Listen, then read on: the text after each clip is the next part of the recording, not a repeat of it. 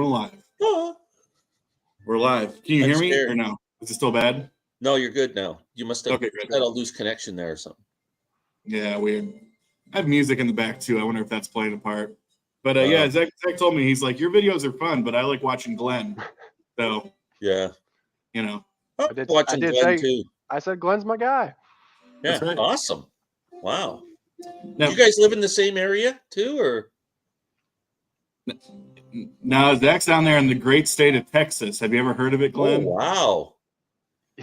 So it's going to be it's supposed to get down to like 18 degrees one night on Tuesday night, right? It's supposed to get a low of 17 degrees Fahrenheit. Oh my God. My wife went to the grocery store today and she was just like, this place is a nut house. Like all the bread was gone, all the water was gone. People are freaking out. And so I just remember it was super funny. 3 years ago, Texas had like an actual big freeze for like 4 days. It was really bad. And I remember about 2 days in, I like put my boots on, and I grew up in Ohio on Lake Erie. And I told my wife, I said, I'm walking up to the corner store. And she goes, well, what are you going to get? I was like, I'm going to get some beer. And she's like all upset. It's all stressful. We hadn't had power for like 2 days. She's like, well, how are you going to keep the beer cold? We can't use the refrigerator. And I was like, oh, I'm just going to put it in the ice outside. Like for me, it was still, I hadn't lived in Ohio in like 7 years, but it was in grade. She's only ever lived in Texas. So she was like, what? Well, how are you going to refrigerate anything? That's awesome. It's funny talking to you, Glenn, and Rob and Jason, because you're all on the Celsius scale. So Jason's saying it's negative 40. But I grew up with the imperial measurements, so I didn't get that in school. Those young bucks did. You young guys are in Canada, but I'm in feet and 32 degrees. That's the way I think. You don't speak in kilometers then? No, I don't speak. No, I have to speak in kilometers because that's just kind of the highway language. You kind of get used to that, but I know my miles per hour. Yeah. Well, we got a handful of viewers here. Obviously, Steve's oh my here. God. Trevor's here. Wow. We got the Sunday night roundtable with us. AZ Mick is here. Now, AZ, is that like Arizona Mick, or is it like A to Z Mick? I'm curious. Now that we have Steve and Trevor here, we should just kind of maybe tell them what they're doing wrong with their live chats on Sunday and why they're not as good as ours. What are they missing? Well, maybe it's the wrong time to tell you, Glenn. There might be a trade involved. Could you imagine if like they said, we'll trade you Trevor and Marsha for Alex and a streamer to be named later. Future considerations. No. In cash. No. I can't trade Marsha because she doesn't like any of the music I listen to. She doesn't like a lot of music that anybody listens to. Yeah. Every time I talk, she'd be giving me a 2. It's humbling. Well, so Zach, actually, this is one of those weird things. I don't know if I feel bad about this, but Zach, was someone who got me into records. Zach was a record person years and years and years before I was. And so when I started just a few years ago, I, reached out to him so many times for questions and, advice and all that kind of stuff. And so, Zach pulled some records, and I want to show off my brother here and what he's into. And he's a very smart guy and he's got a great system. And so I want to, he's probably feeling a lot of pressure, but that's okay. So, wow, let's see. Yeah, let's talk. So hold on. I think we, here you go. Oh man. Here we go. Zach, show us a record and talk about it, man. Oh, okay. Who's the baby in the family, by the way? I'm 3 years younger. Okay. I am 3 years younger. He just looks a lot younger because he's healthy. All right. So this is an artist that I saw live in concert like probably a month or a month and a half ago.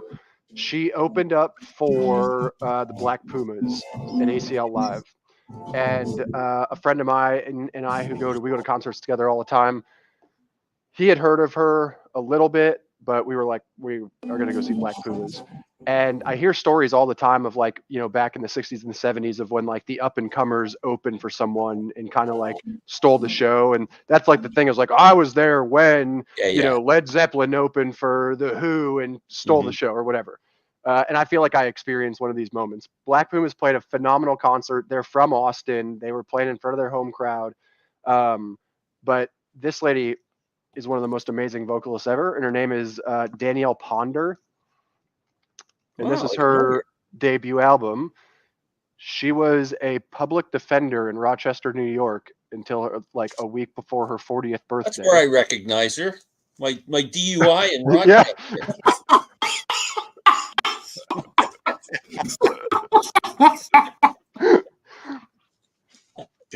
I knew I'd seen her somewhere before. So she stopped doing that through COVID and decided to chase her dream. And this entire album is great.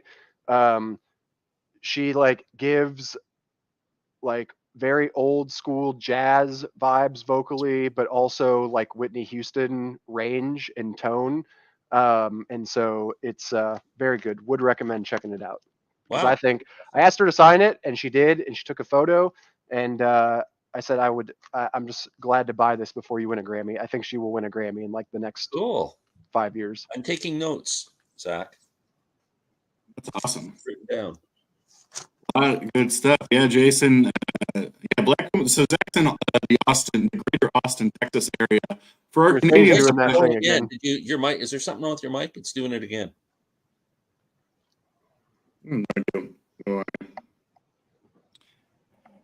Sound any better? Yes. Yep. Oh my gosh. Yeah. Well, thanks, Steve. I appreciate that. But Zach's in he's in the greater Austin, Texas area. So for our Canadians, that is your Alberta. Yeah, we know that. Yeah. Yeah. Big Ted Cruz guy. On his campaign, the whole Ted Cruz guy. I'm kidding. I shouldn't do that. No, he's not. He's no, we kid. I joke. I mean, we actually, Zach and I give each other a political hard time because I say you're in the land of Ted Cruz, and he says, "Yeah, you're in the land of Jim Jordan." I know you guys are both screwed. Surrounded morons. Yeah, and the Pumas are from there, Jason. So I'm sure they probably play there quite frequently. Another band I haven't paid much attention to. I just wrote that down too. I'm going to check them out. Oh yeah, and easy to get into. I mean, they only have two albums, two full lengths. So, Zach, are you in the Austin area? Yeah. I live like 30 minutes north of downtown, and nice.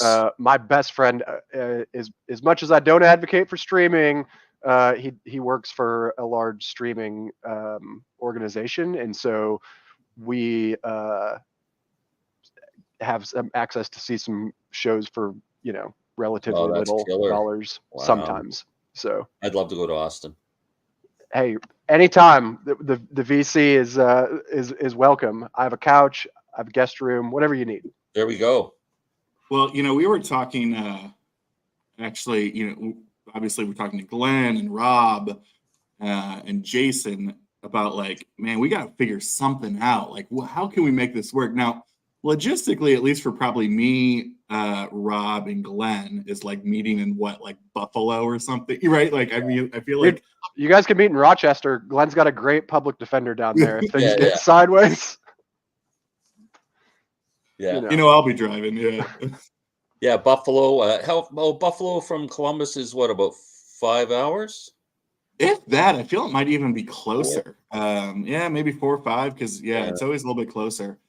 Zach, do you remember? Gosh, this was talk about a childhood memory. But do you remember us going to Niagara when we were probably, God, when it was pouring rain and they were just telling us that it was the mist of the whole time. Yeah, it was just pouring, the worst weather ever, and we're a mile away from the falls. I don't think this is a mist. The mist from the falls. Yeah, that's hilarious. What about you? You get anything, any fun goodies in the mail today, or listening to anything today? Nothing. I've been listening to a lot, and I've been trying to plug in all my collection into my Excel spreadsheet. Spent doing that today. I'm up to the Dylans now, and I got so much Dylan. And then I'm going, oh my God, it's gonna be tomorrow. I'll be all day doing Dylan. Think about it. You're gonna get to Y and go through all your Neil Young and say you're almost there, only to get to Zappa. Yeah, I know. There's like 70 titles there. Yeah. Nuts. Yeah, no, I've just been listening to tunes all afternoon. We're getting a major snowstorm right now. Yeah, gosh, it's funny. It is we get very little snow here, but everybody, I mean, they're calling for blizzards, all these things across the country, and obviously up by you, Glenn. Yeah. Zach was talking, Zach, you'll probably get some freezing rain or something down there, probably. Oh yeah. Yeah. But you know what? It's supposed to stop at midnight and the temperature is going above 0 and it's supposed to start raining. So yeah. Great. It's going to drop big. It is just really, really windy and rainy here. Yeah. It's like in the mid 40s, but really windy. Yeah, it's crazy weather. Is anybody going? Am I? Oh, okay. Yeah, man. Yeah. I wasn't sure if we were going around the horn or what. No, I got a couple things, but it's okay. The only thing I brought, because I wasn't sure, because we talking about Zappa, I grabbed my Zappa vinyl. Oh, hell yeah. We can always talk about that. All right. So I grabbed this one because Alex is my brother. A long time ago, Xbox, there was a game that was called Halo, and we would play a tremendous amount of Halo. And we were probably like 13 and 15 respectively at this age. Maybe a little older, maybe like 15, 17. I don't know. No, I remember being in about 6th grade. Yeah. And you were grade year at that time, Alex? I'm sorry, Glenn. I was in grade 6. I should have said that. Grade 6. Yeah. And so it was super weird in like 2002, 2003 for two like teenagers to be literally on repeat, just spinning this album on a CD. We could both probably hum every flute solo, the whole thing. We would just play this, and I still listen to this like heavy rotation. Great album. Phenomenal album. I just finished my weekends are I've decided that my weekend nights are like my live records night. And I just finished Bursting Out, which is the Jethro Tull live record from '78. And yeah, man, same thing, Zach. I think about that all the time. All the time. That's cool.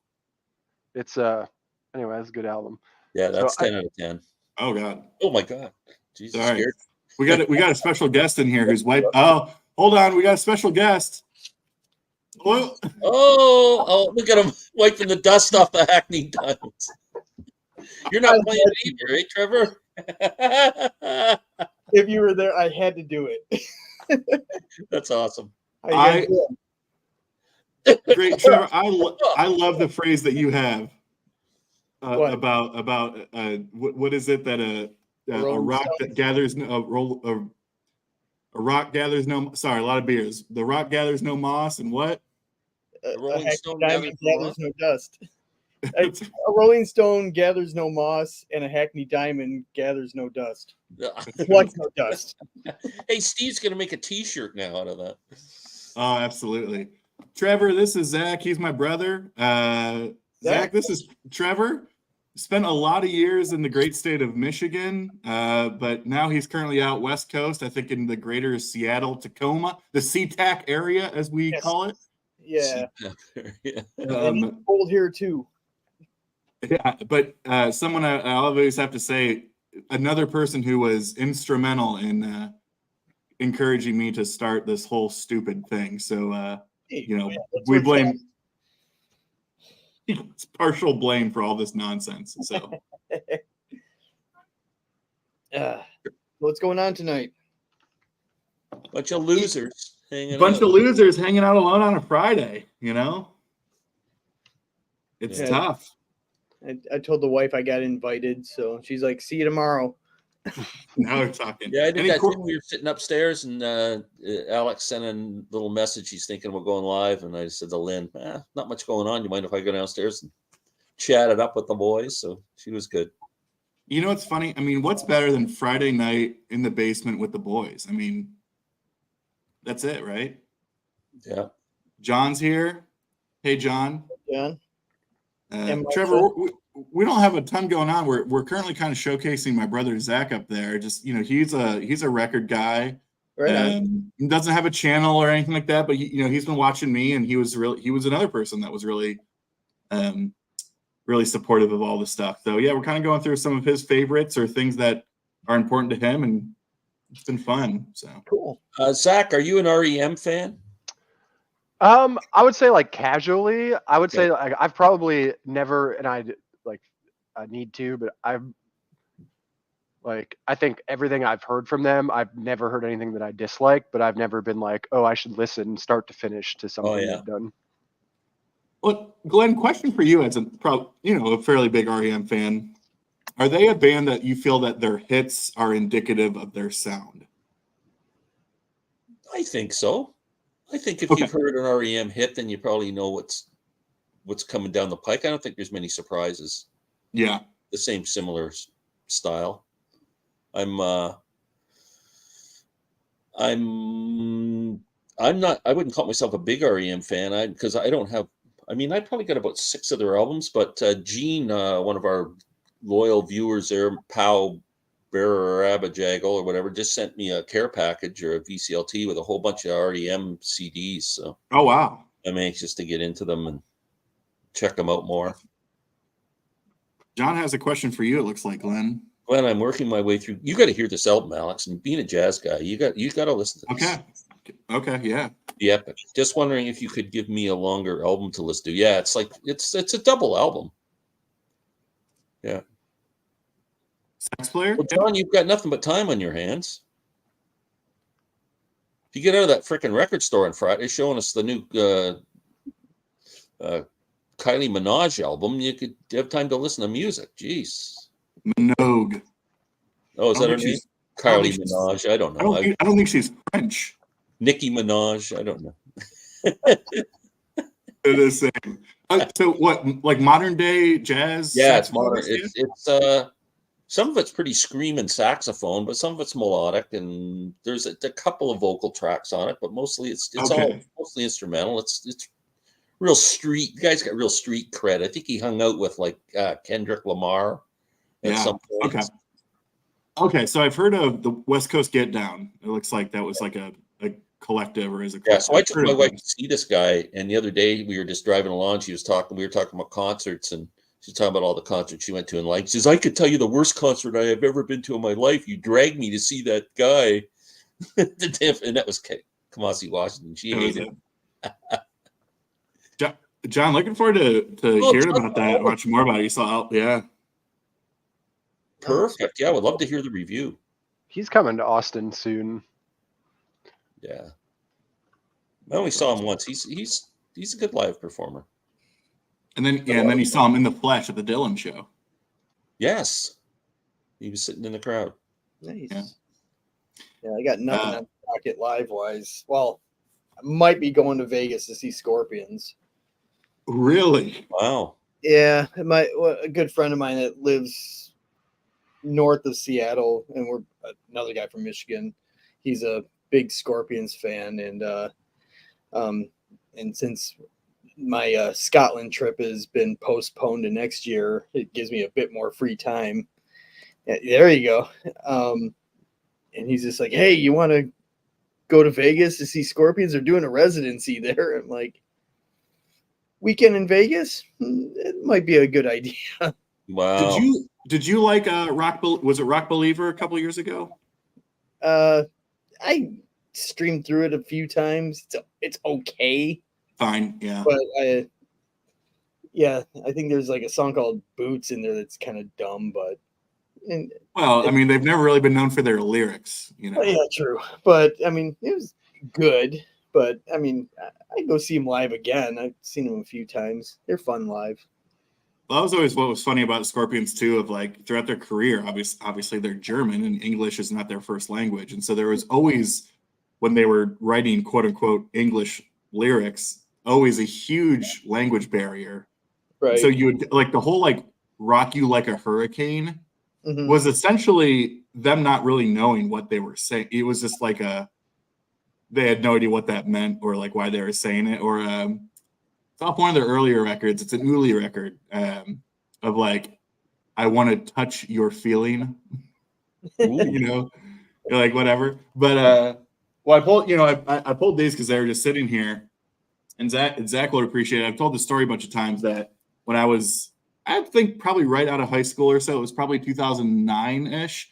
Zach and I played music together. Zach was a drummer, and then I played guitar and stuff. And so when we opened for Michael Schenker, or the Michael Schenker group at the time, in the late 2009 or so, this was like one of those things that was just on the map because it was like, oh yeah, Michael Schenker, UFO, and then he was on the first Scorpions record as like a 15-year-old, Right. Which is just crazy. I mean, I still listen to this, and I mean, to me, I love it, but it's just so weird hearing this and being like, I can't believe this guy. He was like 15, just ripping on this stuff. Yeah, I just heard that album not too long ago for the first time, and yeah, it is vastly different. Yeah, than what you're used to for a Scorpions album. For sure. I still think of that Trevor, the dude that we brought in to play bass for that show with us. Yeah. That was like the first moment I think in my life where like obviously musicians are very good at what they do, like the really good musicians, right? I think that was the first moment that I realized like I will never live in that world. I'm nowhere near that world, near that class, because this guy and he was super cool. His dad was like the singer in like the local rock and roll cover band. And I think Alex had reached out to him. He's like, oh, my son Trevor's really good he plays bass. He'll play a show with you. And this kid just was so good. And he actually still is like a touring musician with like Pink Droid, which is like a Midwest regional Pink Floyd like cover band. Wow. And dude, he kills it. Oh, cool. And he played with us before he was, so. And I always laugh too, because I was so worried going into that because he like rehearsed with us for like a week beforehand. I'm like, I don't know if this guy's getting it. He was like high all the time. And we're just like, I don't know if this guy's getting it. Like, we're worried. And then of course he just goes up there and just kills it. We're like, all right, yeah, we're fine. We're fine. Wow. He had to die just so he could play with you guys. I want to make a response to John's comment that Elvis Costello wore a kilt. Anybody whose name is Declan McManus is going to wear a kilt. Oh, is that his name? Yeah. Wow. I mean, not that I thought Elvis Costello was his real name, but I didn't know it was going to be Declan McManus. Yeah. Is he the greenskeeper in Springfield? Question: why would I make a better brother than Alex? Well, I'll let Zach take it away here. But we probably enjoy this similar music. We could actually send each other things that we would listen to, and I'm kidding. Hey, you don't want to show my Christmas present that I sent you, Zach? It's downstairs. It is. Is he wearing them right now? The socks, or? No, I sent him the for Zach. You'll appreciate this, Glenn. Zach had messaged me a month or so ago, talking about wanting to get more into Bob Dylan, and just kind of it's a very large discography. And I don't want him going out there and buying like Empire Burlesque or something on a whim and thinking it's primetime Bob, but. So I sent him. I had a Vinyl Me Please did a Blonde on Blonde on like a special green or brown, a blonde, whatever. And so I had an extra, and not an extra, but I had that. I have an original, and then I also have the MoFi. So I was like, "There's no reason I would need this." So I'll send that to Zach, and he got his Rainy Day Women number 13 and 69, 35. 12 and 35. Well, close enough. Everybody must get stoned. Yeah. Yes. I think I've listened to that every Sunday morning since I was. Are you liking it?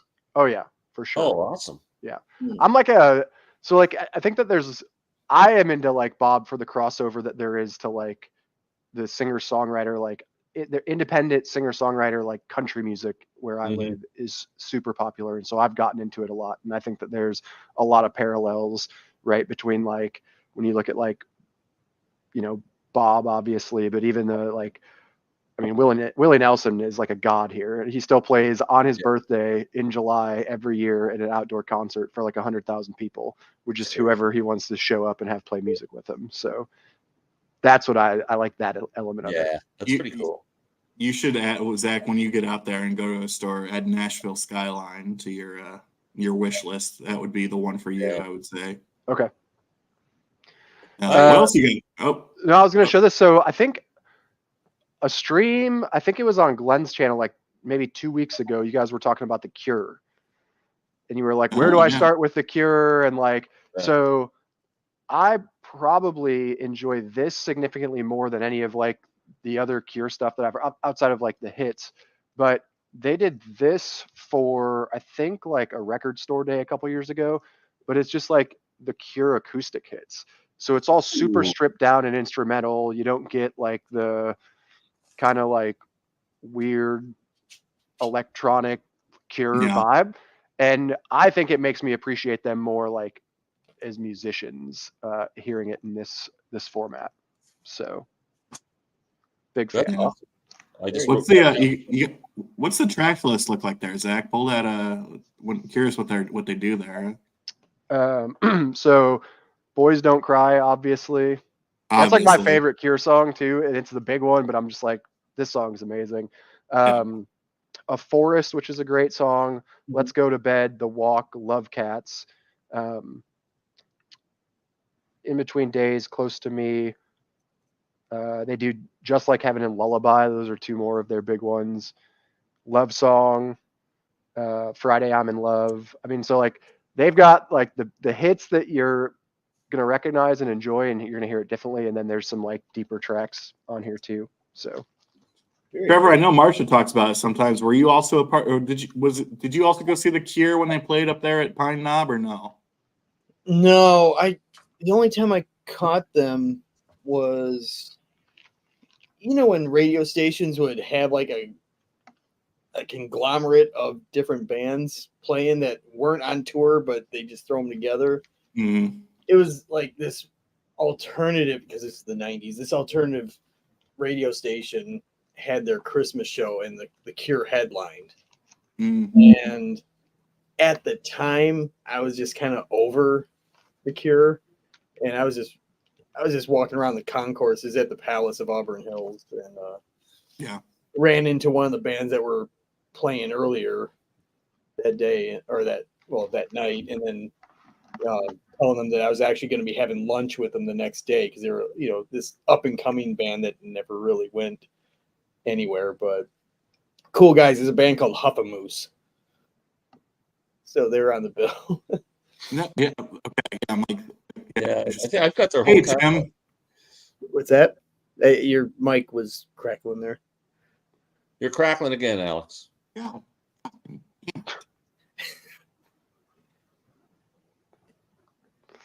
Okay. But yeah, there's just they were a band out of I want to say Philadelphia. Just a regular rock band, nothing major. How am I now? You're fine. Fabulous. Well, here's the when thing. it's right, it's really right. It sounds great when it's right. Pro tip for all the YouTubers out there, Glenn, I know you're new at this. You haven't been doing it very long. I know you're creeping up on just 300 subscribers here soon. If you're going to use a mic, be sure to plug the mic into the fucking computer. I've made whole videos not doing that, and then go to play them back to make sure the sound's okay before I upload them, and then go, what the hell? That's true. Hey, Harry, I know I commented on it, but man, I loved your prog. I haven't watched it. I just saw it tonight. I got to watch it. Well, and he made some and I think this is what I was going for with it. Do you recognize this one, Trevor, from Harry? Do I recognize the song? Yeah, James. It's on this album. It's beautiful. Okay. Yeah. Hi, Harry. Neighbor. Town next door. Yeah. So Harry did the prog tag, and like what I really love. I mean, I loved a lot about it, but it was just so funny to me. He's like, I'm not really a prog guy. And I'm like, I think you are, you just might not know. But he said, and not to throw him, because I thought this was brilliant. Of my favorite question that I ask is like, what's a proggy song from a non-proggy artist? And he said, Good Vibrations. And I thought that was just a brilliant answer. And my other favorite answer was Prog Goes Pop, and he said Dark Side. And I was like, yeah, you can't get much more pop than one of the most popular records of all time.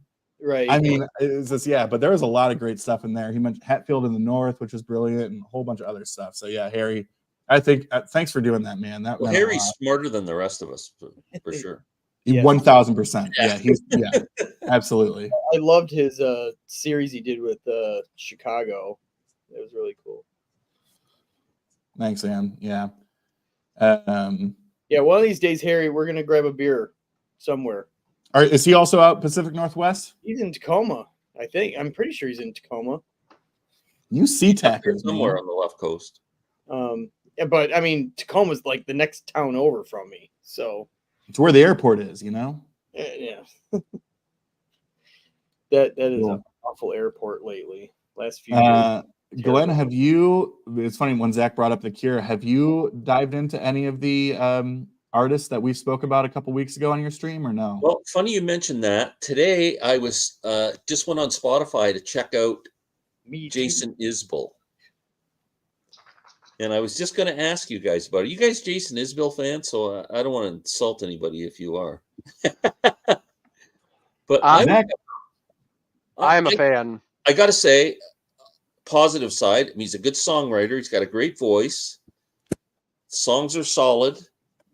It's easy to listen to. It's no problem. I find it too polished for me. Like it seems really commercial and polished. Like there's no edge to it. Like to me, I like a bit of edge in my music, and I don't hear it in him. And I think he's just going to be too poppy for me. I haven't heard anything where I'm going, wow, that's really good. It just sounds like something I'd hear on the radio. I can see that. I don't know if you guys feel the same way about it. Am I missing something? Or well, I live in the world of like traditional Nashville pop country, or I don't live in that world, but like that's what and so I put him in a slightly separate category from that. But I also I would tell you that I agree with when you say that I could see it being too polished or that it's missing edge. Like I think the music is very well written, but I want it to be like a little dirtier. I want it to have like a little bit more teeth, or like I was expecting a little more like oomph, or like chutzpah, or whatever it is. Like it doesn't have that. Yeah, it almost reminds me of. It's very safe. Yeah, and it's like we know the musicians are all amazing and that they want to play it perfectly. Yeah. And so because of that, there isn't as much, maybe like creative liberty or comfort to kind of get out of their comfort zone. Thank you, Zach. Yeah, the one I like the most though, because I've sampled about 4 albums, and it's not really fair. I mean, you're on Spotify on a tiny speaker, and I'm listening to a minute of each song. But the Nashville Sound, I think it's called. That was the album that kind of appealed to me when I went. If I bought an album, that would probably be that one. That's Zach. It's so funny that you said that. Did you guys talk like before? You were like, "Hey, Glenn, no, Zach's coming on, so just lead in with this." That validates me. It validates me though, because when I was listening to the records that you sent me, Zach, I said, "Yeah, I like this. I dig this," but it just I hate not to say dirty, but it has dirt. It has a little bit of that, to it, because that's what my brother Zach sent me. Nashville Sound. Yeah, I can't say anything bad about the guy. The songs are great. The lyrics. So I think that you would appreciate Drive-By Truckers more than you would appreciate. Yeah, I like Drive-By Truckers. So Jason he was like the lead guitarist of Drive-By Truckers. Yeah, that's true. Yeah, he was. And back then he was like doing all the things that rock and roll guys who have gritty oomph do, like partying and doing cocaine. So back then he had a ton of oomph and grit. Yeah. So and then he got sober like it's a bit too polished. It's kind of like the Eagles, kind of a thing. You know what I mean? It's like when you listen to the Eagles. If you go see the Eagles in concert, they sound just like they do on the record. It's nothing wrong with it, but it's just a bit too safe. I don't know. Yeah. Anybody hear of Robbie Fulks? I've heard the name. Unfamiliar. I feel like this is like Sam St. John territory. who's just out there hanging out in the ether. You know, he promises me he's going to join, and then just Who's that? Sam. Oh, he's late. You're right. He probably is. Jeopardy was off a long time ago. That's right. Check out his song "Cigarette State." Robbie Folks. Here- Okay, more Harry, notes. do you put him in sort of Jason Isbell, Americana, folky, country? Like, do you put him in the same category there, Harry? Robbie Folks. Let's see what we got here. Oh, look who decided that he says, all right. You're fine." talking about me. I'm out here typing in my cute little name into Zoom or StreamYard, and you're like, "Oh, he's out there in the ether." The Cosmic Torpedoes in the flesh. He's conjured up. How you doing, Sam? I'm good, guys. How are y'all doing? See, Sam heard our hot take on Jason Isbell, and he had to come and. I was listening to it. I see. I've got you chumps up on my TV screen, and I'm hearing Glenn talk about things. And no, it's funny, Glenn, because I'm not trying to put it down. I'm honestly, well, I it's funny. respect it. The issue for me up until March last year, and I've talked about this before, was that Isbell, his voice for me was the issue. I wanted it to sound more like Justin Townes Earl kind of. I mean, they were good friends for a while, you know, and I would have liked his voice to be a little bit more gritty like that. Yeah. But again, after seeing him live back over the summer last year, my opinions changed quite a bit. I mean, his guitar tone, when you see him live, the grit's there because they take it onto another. Yeah. That could all make all the difference in the world. Seeing a band live. That new album, Weather Vanes, I mean, there's some pretty heavy stuff on there. Yeah. So there's a really good documentary on HBO, if you're into music documentaries, about Jason recording this most recent album, and he's interviewing his band, and his band does not hear the song until they're going to record it in the studio, and Jason comes in and plays his stripped down version of it and goes, "All right, you guys basically have got a couple hours to write parts, and we're going to record it because I want this to be organic." Well, and that's the Bob Dylan method. Yeah. So it's a really, really, I would recommend the documentary, especially Sam, if you're a big fan. Yeah, I've heard good things about it. I just don't want to. Well, I want to put money toward HBO, but I don't. I don't have anybody to pirate it off of yet. Look, nobody will ever top the Judd Apatow doing the Avett Brothers documentary. So, yeah, I got that on Blu-ray. Speaking of Judd Apatow, we have an exchange student that lives with us, and so we've been showing him like movies that I watched when I was a young kid. And so we watched the movie Heavyweights the other day, and I totally forgot that was written by Judd Apatow. That's a Judd Apatow movie? Well, he was not the director, but he wrote, he was one of the lead writers on it. I mean, as a fat man, that movie has always spoken to me. So it's a great film. Harry.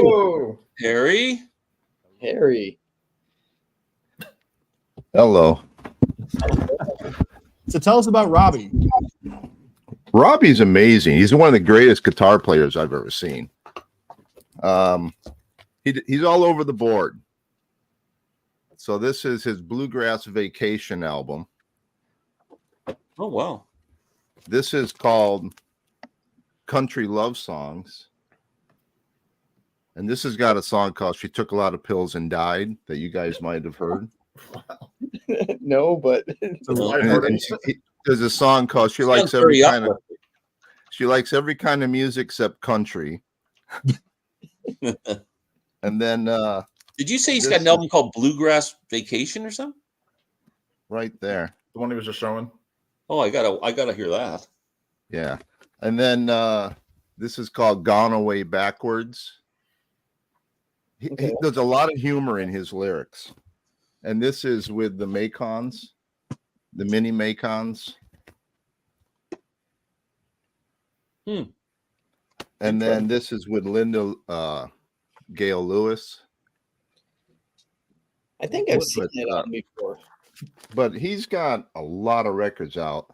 He did an entire album that's nothing but covers of Michael Jackson songs. Wow. And then he did a song called Fountains of Wayne Hotline, which is fantastic. I mean, you swear to God, you think it's You mean- Fountains of Wayne. You mean when Fountains of hear it. Wayne that I had pulled? Seriously. Welcome interstate managers. Seriously, go on YouTube and look up Fountains of Wayne Hotline and Fountains of listen Wayne to it. Hotline. Where's Oh, he it's- from, it's- Harry? He's originally from South Carolina. Okay. In the song "The Cigarette State," he says, "Alabama's great, the song, not the state." You know, Neil Young's Sure. Alabama. Oh, to bash. Yeah. And then he did a song called "Fuck This Town" about going to Nashville and he can't get a deal, so fuck this town. But it's really good. It's really good. He's a great that sounds writer. up your alley, knowing who you listen Oh to. I mean, no, yeah, I like pulled him up already and was like, this is getting added to the list. It sounds. Well, I just checked out Bluegrass Vacation for a second there. It's I'm in. I'm going to buy that as soon as we get off. Yeah, and he tours a lot. He's really good live, very good. Wow. Well, And he'll make a song up right on the spot about something for you. You know, it's pretty. He's fun. Well, I saw that his top stream song is the "She Took a Lot of Pills." It was the #1 song download. So nice. I'll have to check that out later. You were talking about this guy the other night, Sam. I think on Alex's channel, but I love Charles, yeah. Charlie Crockett so much. It definitely. This is not like a listen to this if you think you might want to get into like older outlaw country music. This is. But what's amazing, this was recorded in 2020. Yeah. And I think that you could play this next to like all those old outlaw guys, and this would stand up to it. So, and he's pretty prolific. I mean, I mentioned that the other night too. He puts out a lot of material fast. That's somebody I haven't heard of. He's right up your alley, Harry. Charlie Yeah. Crockett. He's a young, probably in his, almost maybe mid-30s. But he had a really good. I told Alex the other night. I saw him on Austin City Limits. That's where I first really was like, "Ooh, this dude's real deal country." Like he was wearing like the nudie suit and everything. Oh, nice. he has a great Tiny Desk concert too. Have you seen him, Zach? I have not. He's played ACL live. I think he played in like maybe before in like 2020. Like before the COVID stuff, but I've seen his Tiny Desk and I've seen his ACL live performance, and he's very, very good. So what's his name again? I'm going to write him down. Charlie Crockett. Charlie Crockett. Charlie with a Y, Harry. Okay. The brother of Davy Crockett. Yeah. But that was so funny because that was on the record I showed the other night. Or Betty's son. Betty Crockett. Yeah. Voice is as smooth as margarine. No, Harry, have I heard you? Do you like Tyler Childers as well? Do you ever Don't listen know. to him? Don't know. He's right there. He's right there at the Isbell group. Okay. He's probably about 32 or so, young guy. But his voice is like he's got this gritty. He opened for John Prine for a couple of years, but I mean, he does these pretty thematic albums. But he talks about Appalachia because he was born in Kentucky as well. Like John Prine's parents were from Kentucky, but he's able to look at the Kentucky experience from both sides of the aisle, and it's really, really cool how he does it to kind of bring people together. Really, really cool guy. He was also like Isbell. He was, those first couple of records, he was all over alcohol and all sorts of drugs. And then he sobered up, lost some weight, and he's never felt better. Really, really interesting guy. And I mean, he's right, like that outlaw sound. Definitely helps when Sturgill calls you and is like, "Hey, can I mentor you? You're pretty good." Yeah, Sturgill produced one of his. He produced Country Squire. Yeah. So that's why they're not sure. They think that this might be like this most recent album release for Tyler might be it, because the school of Sturgill is I'm gonna release what I'm gonna release and I'm done with the game. Like that's it. So like Sturgill said he doesn't want to release any new music ever again, and so people are implying that Tyler may follow in those footsteps. Really? Because that last record was Rustin' in the Rain from last year. It was only like 28 minutes or so. Yeah, and I thought it was like it was weak. In my opinion, it was weak because it was what it was like 8 songs and one of them was a Christofferson cover. Yeah, and the single off of it I did not think was great. It wasn't great, and even I mean I really liked he put out an album for everybody else. in 2022 called "Cannot Take My Hounds to Heaven," where he's talking about like, if I want to go to heaven, I want to take my dogs with me to go hunt, essentially. But it was essentially that's not a country name. No. Hey, I'm out. Would those be the hounds of hell then? Yeah, right. Yeah, like yeah. But My best friend just ran off with my wife, and I really miss him. But the thing about that record was it was 3 discs, and it was the same 10 songs on every disc recorded in a different style. So the first 2 discs are really good. Like the first style is your straight ahead 5-piece country band. The second record is essentially it's the same vocals, but they've added like horn sections to it, like the band almost, like Alan Toussaint. And then the third record, and I don't know, Zach, if you ever listened to it or anybody else, but that third record was like, it was like experimental. Like it wasn't even like lyrically the same. Like it was hardly any lyrics. It was like just this weird like drum machine. It was weird. And people were saying that it was kind of a money grab because they were charging for 3 records. When in reality, only 2 of them had vocals and they were the same 10 songs on each one.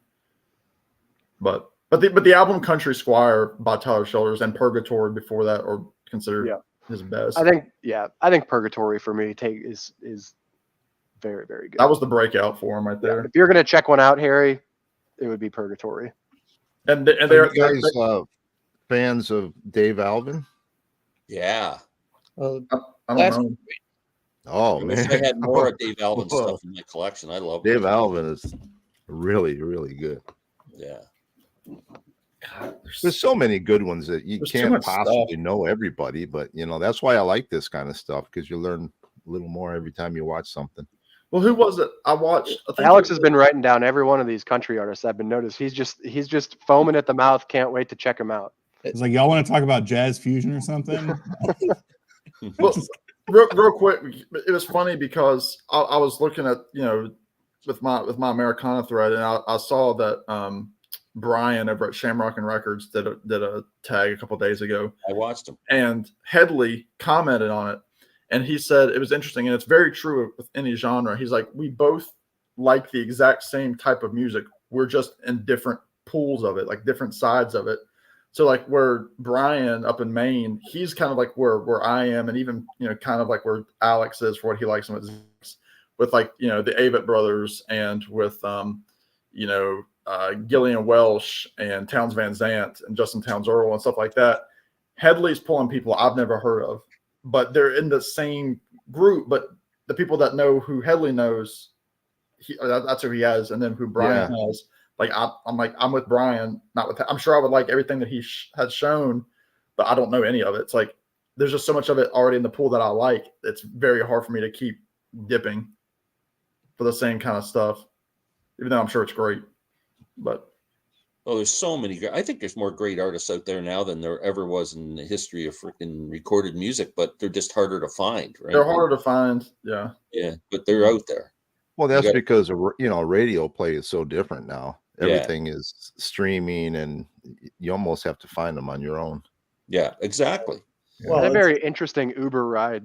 Like 2 months ago, I came home from a work trip, and my Uber driver, we got to talking about music, and he's a professional musician, right? When he's not an Uber driver. And that's the state of the professional music industry, by the way, for anybody that's interested. But we talked, and he had a full on, does a bunch of blog work about how like producing has changed and how streaming has changed and how it's going to take like basically an artist uprising within the streaming world to, actually find access to new music that can be like grassroots ever again. He had like a really interesting conversation about all of it. But, I think that's been something, though, that sort of one of those side effects of the vinyl resurgence has really sort of combated, right? Like we're like people are buying more. I would assume people are buying more physical media now than they have in probably at least 20 years. When you, compare obviously vinyl and CD and all that kind of stuff. So I think, and Zach, you and I have talked about it, but like, a lot of times it's like, if we go to a live show, we go to the merch table and like, you know, if you had $40, you want to buy a T-shirt, you want to buy a record. I mean, neither of them are good deals, but at least you feel like you're supporting somebody. Yeah, the money's going to the artist. Yeah. Zach, I sent it to you, but the recent, it was several days ago, the Rick Beato did a good like 30-minute sort of interview segment with somebody who worked in sort of like the music business side of things, and sort of talking about how politically with like the Telecommunications Act of 1996, I think it was, and how basically it took, for the most part, what used to be all these local independent independent radio stations, and sort of just merge them all into like what Clear Channel and what was the other one? Cumulus. Yeah. And so instead of having, say, you know, 500 radio stations that had a program director that was building their own sort of brand and songs and working with local artists and kind of doing the work, it was basically, okay, here are two companies that are making these decisions in a boardroom, and that's going to get spread out to everybody in all these stations that are Clear Channel or Cumulus. So, yeah, it was super interesting watching that video. I watched it actually right before we all went live, and I was like, we were talking about radio the other night when I was watching the stream, and I was like, it is a well worth the 30 minutes to watch that video as a music fan for sure. Do you guys watch Sirius or listen to Sirius XM? That's where I get most of my music anymore. Listen a lot, and I like it because it's targeted. You know, so you can hear what you want to hear there. See, I learned a lot from Outlaw Country and from Little Stevens and the Spectrum. I listen to Spectrum as well. But the thing that I've found with Sirius is even on Sirius XM, if you listen to just one specific channel, stay tuned, Marsha, for others. But no, like if I'm listening to Sirius to one channel, you still end up only hearing like the same 100 songs. Yeah, I noticed that too. Unless you're listening to a specific, like a host, like when Steve Earle hosts, he'll play all kinds of stuff. Right, and that's why I love, like, because I listened to Tom Petty radio, and at one point I was like, I've got to stop listening to it because I'm getting tired of these songs, because like every other song was Breakdown or Running Down a Dream. Yeah. But then listening to like the Benmont Tent show or Buried Treasure Tom Petty show, that's when I was like, okay, now I can listen to it. You know, this is what I'm tuning in for. Did you know Little Steven was the driving force behind Outlaw Country? Really? For the channel? Yeah. Surprising, but he was. That's interesting. It was his baby basically in the beginning. Wow. The classic vinyl channel on Sirius is phenomenal too. I would I don't know. Who was the last DJ? The one that just passed away. Tom Petty wrote Last PJ about him. Yeah, it was like 2 weeks ago. I can't remember. Jim Ladd. He had really good shows. Okay. Really good shows. Well, and I think that's kind of good news in the sense of there was also the other side of it where you would get these really cool, like rock star DJs that had their own late night show or whatever, and they would just play the same 5 songs as you heard the whole rest of it. Like Alice Cooper is one of my favorite rock stars of all time, but like Nights with Alice Cooper, he would just play the same 6 songs on classic rock radio that were always played. It's the stories that were good about that show. Yeah. But no, I wanted to bring, before we get too far off what we were saying about radio, with before all the conglomerates got involved. I just remember back in the day when radio stations would support local artists and actually play them. Yeah. And not in a specialty show, like within regular rotation. Yeah. And then it's funny now, Harry, you might that antique store on 3rd down. Oh yeah, that's my friend that has that big record shop in there. Okay, Brian. Now, I was in there, and I found this album from a band called The Look. They're from Detroit, and they used to play this song on the radio all the time. We're Gonna Rock, and it was just so funny to find it all the way out here. This isn't even on a major label. It's on an independent label. So it's just weird to find it, 2,500 miles away. Something I used to hear when I was a kid on the radio. That's funny. Yeah, because when I went to the Orlando Record show last summer, I found a album from a Toronto band when I was young, and I actually knew some of the guys in the band, a band called Flood. And I'm down in Orlando on the original album, a promo copy for $5. I'm going, Wow. Nice. Yeah. So Trevor, you're in Puyallup also? Yeah, I'm South Hill. Do you know where the old cannery is? Oh yeah. Do you know right across the street, Captain Jack's? I driven by it billions of times. It never went That's in. every Sunday night. I'm there at an open mic. Oh, right on. Yeah, you should stop by sometime. Oh wow. I mean, I'll do the live stream from there. Set up a Venmo. Yeah. you can go every other Sunday. It starts at 7:00. So any Sunday you're in the area, come on down. I'll try sometime. Yeah. Well, cool. And on the radio thing, I know Glenn, we've talked about this before, but the whole story about how Rush, broke because of a independent radio station in Cleveland. Yeah. That was like, we're in the Rust Belt. We got a hold of this song called Working Man.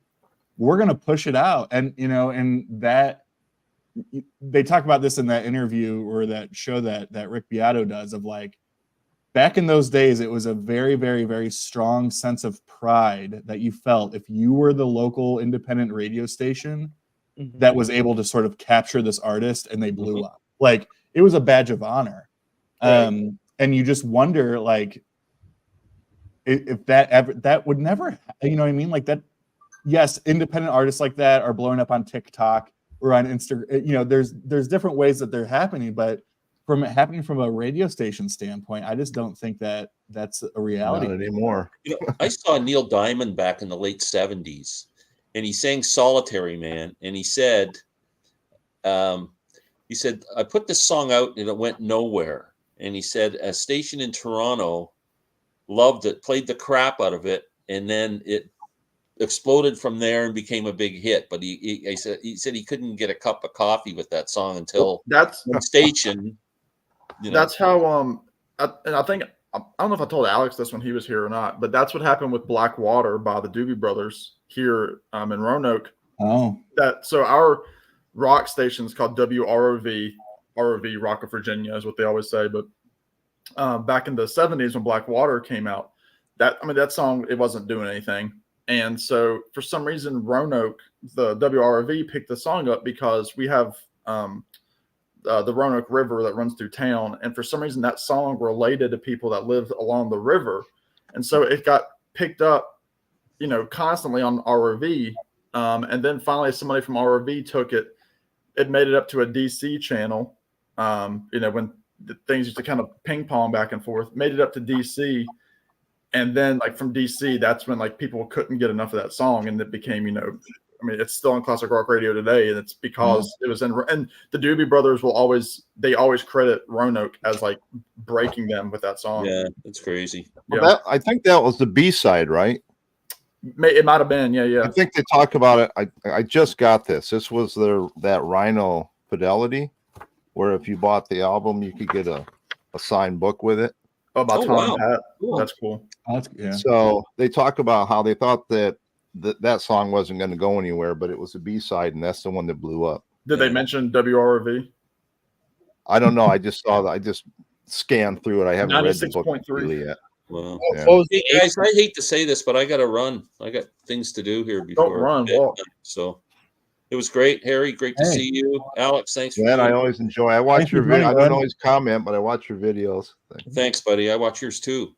Thanks. It's awesome. Yeah, Sam, we'll talk soon. Zach, nice meeting you. Trevor, Great to meet you, Glenn. take care, guys. Have a great Good to night. see you, Enjoy your Glenn. time. Thanks, Glenn. Now we can talk I about see. John I Hartford. see a lot of guitars in the background. I know Sam plays. Zach, you play. Alex, you play, don't you? Years ago, I haven't picked up a guitar in Trevor? years. I have a guitar. My daughter is getting interested, so I'm letting her kind of borrow. What it is. It's a Fender Squier acoustic, but it's shaped like a Strat. Oh yeah.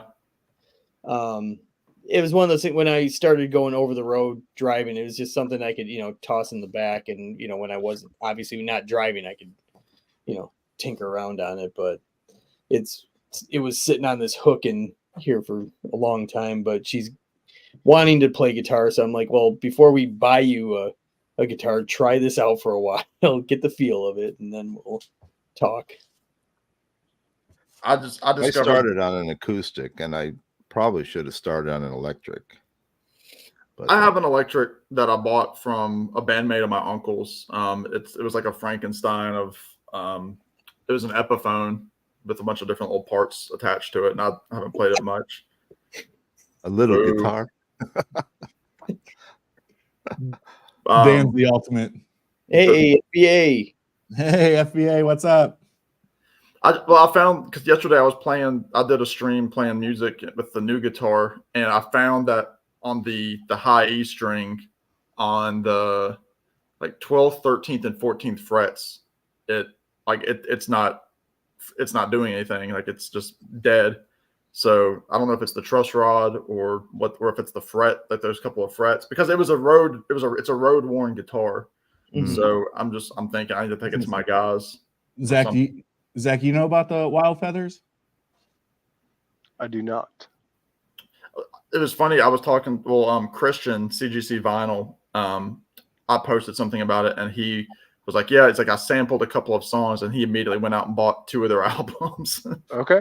But they're very, Eagles influence, Tom Petty, the band. Like, those were the big ones for them. What do you guys think of Brandy Carlisle? I mean, she's local here, but it's never done anything for me. I just don't get it. I mean, I appreciate her, but yeah, it just kind of goes through me. And Obviously, she's talented, but I don't know. It just doesn't speak to me. It doesn't speak to me either. And it's funny because I was talking about Brian at Shamrock and Records, and he's like, I hate to be the guy that said I knew her when, but he's like, that first album, The Story, which had that was like a crossover hit. Yeah, I think it was on some commercials and things. That was like her album. But then she broke out and did all those mega tours and is at Madison Square Garden filling out. And I respect her musicianship. I respect her influences because she loves the real deal Cats. Mm-hmm. Lyrically, it doesn't do it for me. But I'm not a mother in my 40s, so. Your mother in your 30s. I can say I knew Amanda Shires when. Oh yeah. Oh, God, where do I? Well, I probably know her name from a number of areas, but she blew up. She is married to Jason Isbell. Jason plays fiddle in his fiddle player with them. Yeah. But the only one I could do is, not that I knew them, but I remember when they were just a club band, White Stripes. I remember when they were just playing all over town. Yeah. And I did see them once, is right before White Blood Cells came in. They played a club. They were doing like a Detroit tour of 3 different clubs over a weekend. And did you poo-poo Meg White's drumming like a lot of people did? No, I mean it served its purpose. Yeah. That's how I feel. That's another band that never spoke to me is White Stripes. Yeah, I mean I take them or leave them, but it's just cool. I'll tell you, the singles that I've heard recently from the new Green Day album are really interesting to me. Because I don't follow Green Day, and they put out a lot of records, but a couple of songs that came out, I was like, I mean, I have American Idiot, but and the record, but takes one to have one. Sam or Harry, maybe Trevor. I don't, but I'm guessing Trevor and I we're the metal guys. Okay, that's what all right. So, are you guys, or have you gotten into Ryan Bingham at all? I saw him at a small club in Seattle. He is. I think that he would be your style, Sam. He's like a New Mexico country, outlaw country singer-songwriter guy. Plus he's on Yellowstone. Plus he's on Yellowstone. Speaking of Yellowstone, I brought up an album from a band that when we're talking about people that we know, this is an interesting segue. It actually worked out really well that you said Yellowstone. So this band is great. They're from Austin, Texas. They have blown up in the last I would say 12 to 18 months. They sold out Red Rocks as a headliner this year for the first time, which is super epic. But they're called Shane Smith and the Saints. And Shane is very good friends with a friend of mine, and so Shane was great. We went to Red Rocks and actually saw him this year and got to meet him and spend some time with him. But would recommend checking these out. It's like country music meets like Mumford and Sons. Interesting. So I'm trying to put that Have you together. guys heard of Max Gomez? No. Max Gomez is out of New Mexico. Another good singer-songwriter. He's really good friends with, he's a young guy, but he's being mentored, or was being mentored more or less by Michael Martin Murphey.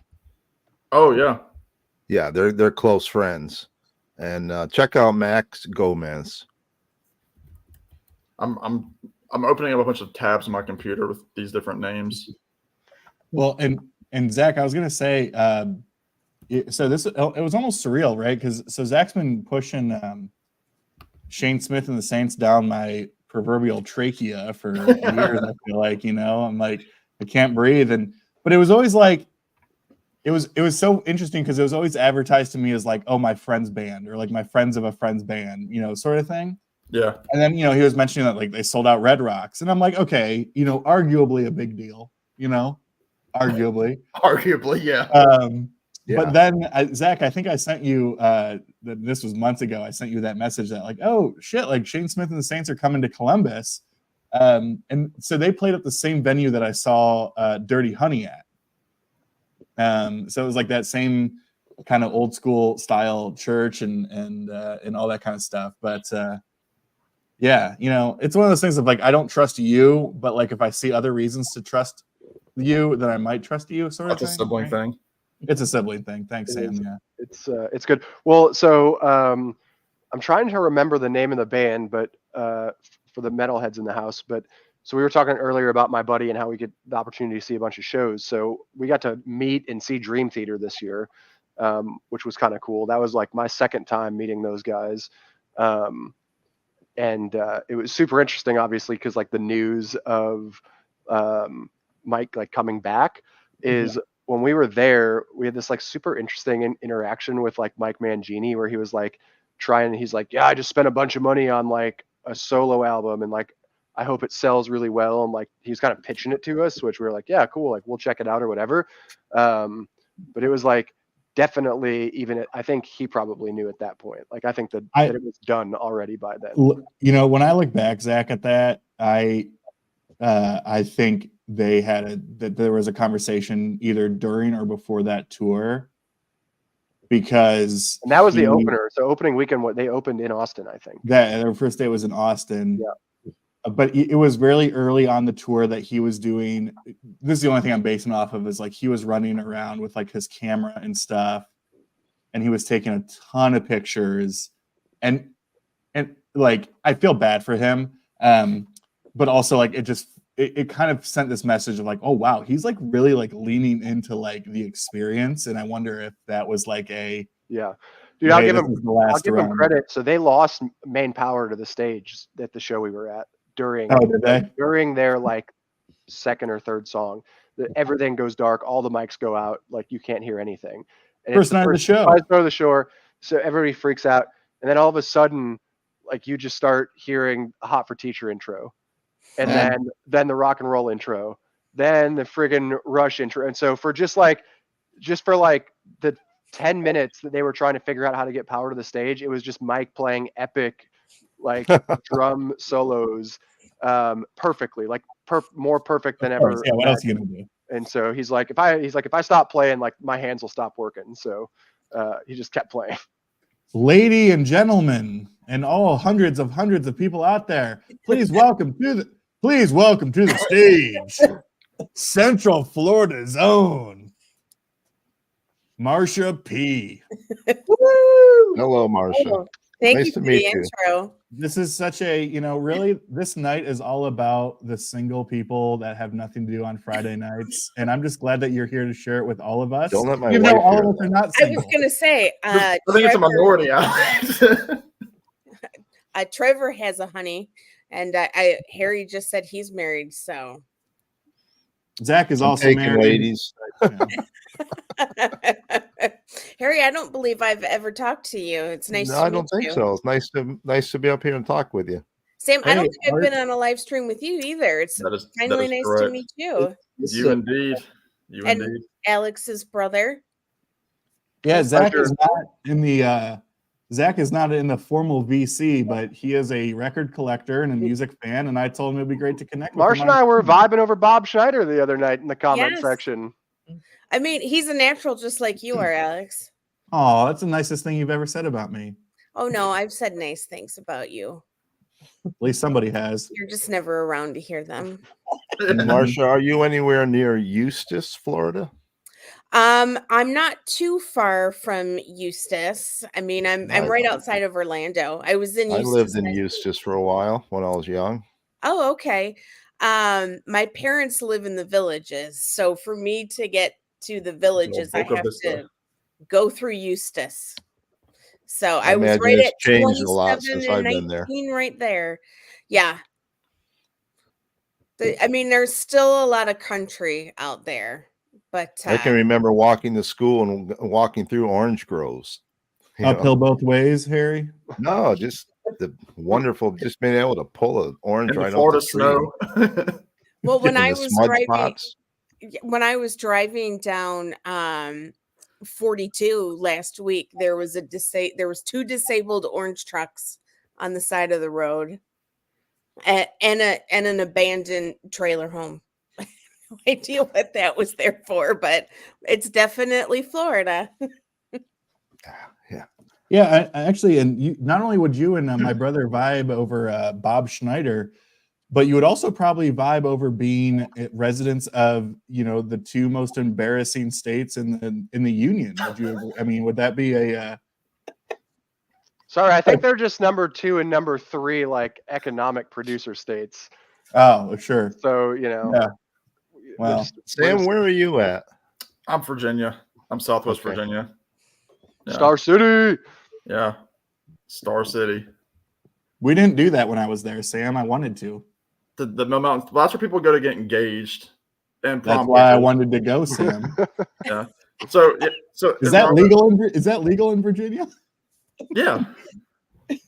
Well, for If 2 we days. did- if we did? Never mind. No, there's in Roanoke. There's a big. I mean, like the main attraction is called Mill Mountain, the Mill Mountain Star, and in the 40s, it was put up as a Christmas ornament during World War II to give the citizens something to look at during the bleak times. And they loved it so much that they left it on top of the mountain. So it's this huge neon star that they'll change, colors throughout the year, and it's become the sign of Roanoke. So like, I know Glenn just did his room tour, and he has a little ornament that I gave him that has the star on it. So it's called the Star City. I know 2 things about Roanoke. Number 1, it's called the Star City, and number 2, the inventor of the Snurf board And started in Roanoke, Virginia. The Snurfing. Smurf? Snurfing. It was surfing on Never snow. heard of it was a surfboard that you would use when it snowed, and it had a rope on it. And that was like the proto snowboard. You mean a sled? No, you stood up. I had one of those. Yeah. And it's Does he also it was also the childhood home for years of Wayne Newton. If those are interested, people are interested. Oh my Wow. God! It's Wayne Newton. And so, but Sir. Ding, ding, I ding, am a ding. We have a fan. winner. Said the secret word. Wayne Newton. but From it's now fun. on, whenever I hear the word Wayne, the name Wayne Newton, I'm going to think of you, Sam. Well, it's funny because I saw Bob Dylan in early December. I saw him in Richmond, which is about 3.5 hours from me, and then I saw him here in town with my dad. And obviously Dylan's famous for not speaking during the shows, but during his band introductions, which is the one time he actually spoke, he's like, "Thank you." He's like, "It's nice to be in the childhood home of Wayne Newton." And then he goes, "Mr. Las Vegas." That's all he said. Yeah, Dylan doesn't talk much. No, I love it. Yeah, my the extent of Wayne Newton for my generation was probably Uncle Eddie in Christmas Vacation, or I'm sorry, in Vegas Vacation, when Wayne Newton's hitting on Clark's wife. Yeah.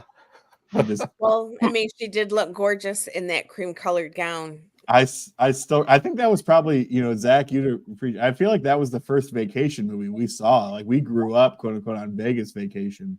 Yeah. And so that whole thing where she's like ordering like a million items in room service, and then she looks at that dress and she goes, "Cancel it. I'm going out." Doesn't her dress say Waniac in that movie too? I hope so. I still think about though the Uncle Eddie taking him to that casino, the one with the crazy buffet, Yeah, and then like all the really ridiculous games, like they're playing War and like Heads and Tails and Changing 500. The other thing about Roanoke is we produced Tiki and Rondé Barber for NFL fans. Okay. Oh, I didn't know that the Barber brothers were from I there. they mean, went Cave they're Spring High very School. handsome. So Yeah, and was it Rondé just went to the Hall of Fame? Yeah, because which one played for Buccaneers? Bucks was Rondé. Rondé played longer. I think it was Rondé. Because it was Rondé the corner, and then Tiki was the running back. Tiki with Buffalo. Tiki was Buffalo. Yes. He was a running back. Yeah. Tiki was a running back, and then Rondé was with the Bucks as a corner. Good job, Yeah, Alex. because he won with John Gruden. Yeah. So they come back and they do like football camps for high school kids quite cool. often. And actually, Rondé just came through and he was put into like his high school's Hall of Fame, or like it was like a full time something. I know it's like one of those things that you never really know, but they always presented as like a very like charismatic, community serving like type of like athlete, whatever you want to call it, right? Like it was always like one of those, like they always presented that way. Yeah, they're good. They're good guys. They I think their mom still lives here. Nice. Zach, you got another record over there? Oh yeah. I got a lot of them. He's got a couple. So this is Zach is showing us some of his prized possessions here, some things he's passionate about. So it's who a picture of has you. the bigger collection out of the brothers? Alex. Alex, okay. Take out the prod. Collection of what? Who has the bigger collection? Alex. Okay. What about the jazz? What about all the other genres Marcia doesn't like? But I do have one box set that Alex really wants, though. Do I? Do you? Yeah. Oh. That's it. It's We'll talk about that one. it's Gonna leave us hanging. that Huh? Grateful Dead concert from Paris, like '74. Yeah, you gave that to me. No, I have a second copy of it. Why? Hey, Oh, I Zach, must show your damn record. Okay.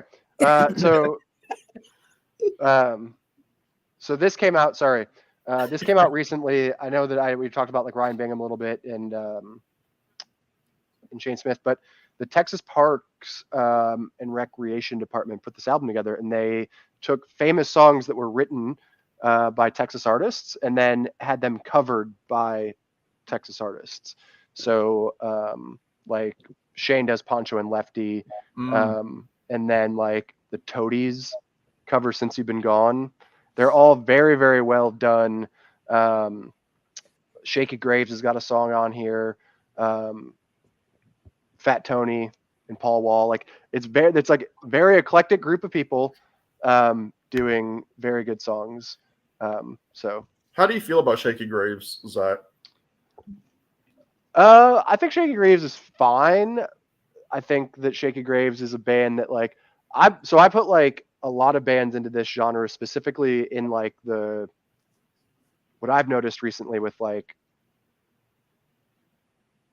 I don't know, what I listen to a lot, like singer-songwriter, Americana, whatever, is like there's a lot of fine stuff. And maybe that's just because I'm over listening to it and I want to move away from it because I'm like, I think it's fine. I'm not like Yeah. over the top. Yeah. See, I saw him open for Head and the Heart September in 2022 in Richmond, and they put. I mean, it was like a full hour set, and I mean they rocked it. I mean, they went the whole time, but I was like, it wasn't for me. Like it was just like, and like there was a girl there that I was sitting near. She just thought it was like wonderful, and I was like, yeah, it was I mean, they knew what they were doing, but like I didn't get it. I didn't fully understand the lyrics. It just I don't know. I feel the same way about St. Paul and the Broken Bones. Like a friend of mine just saw them recently, and I was like, "How was it live?"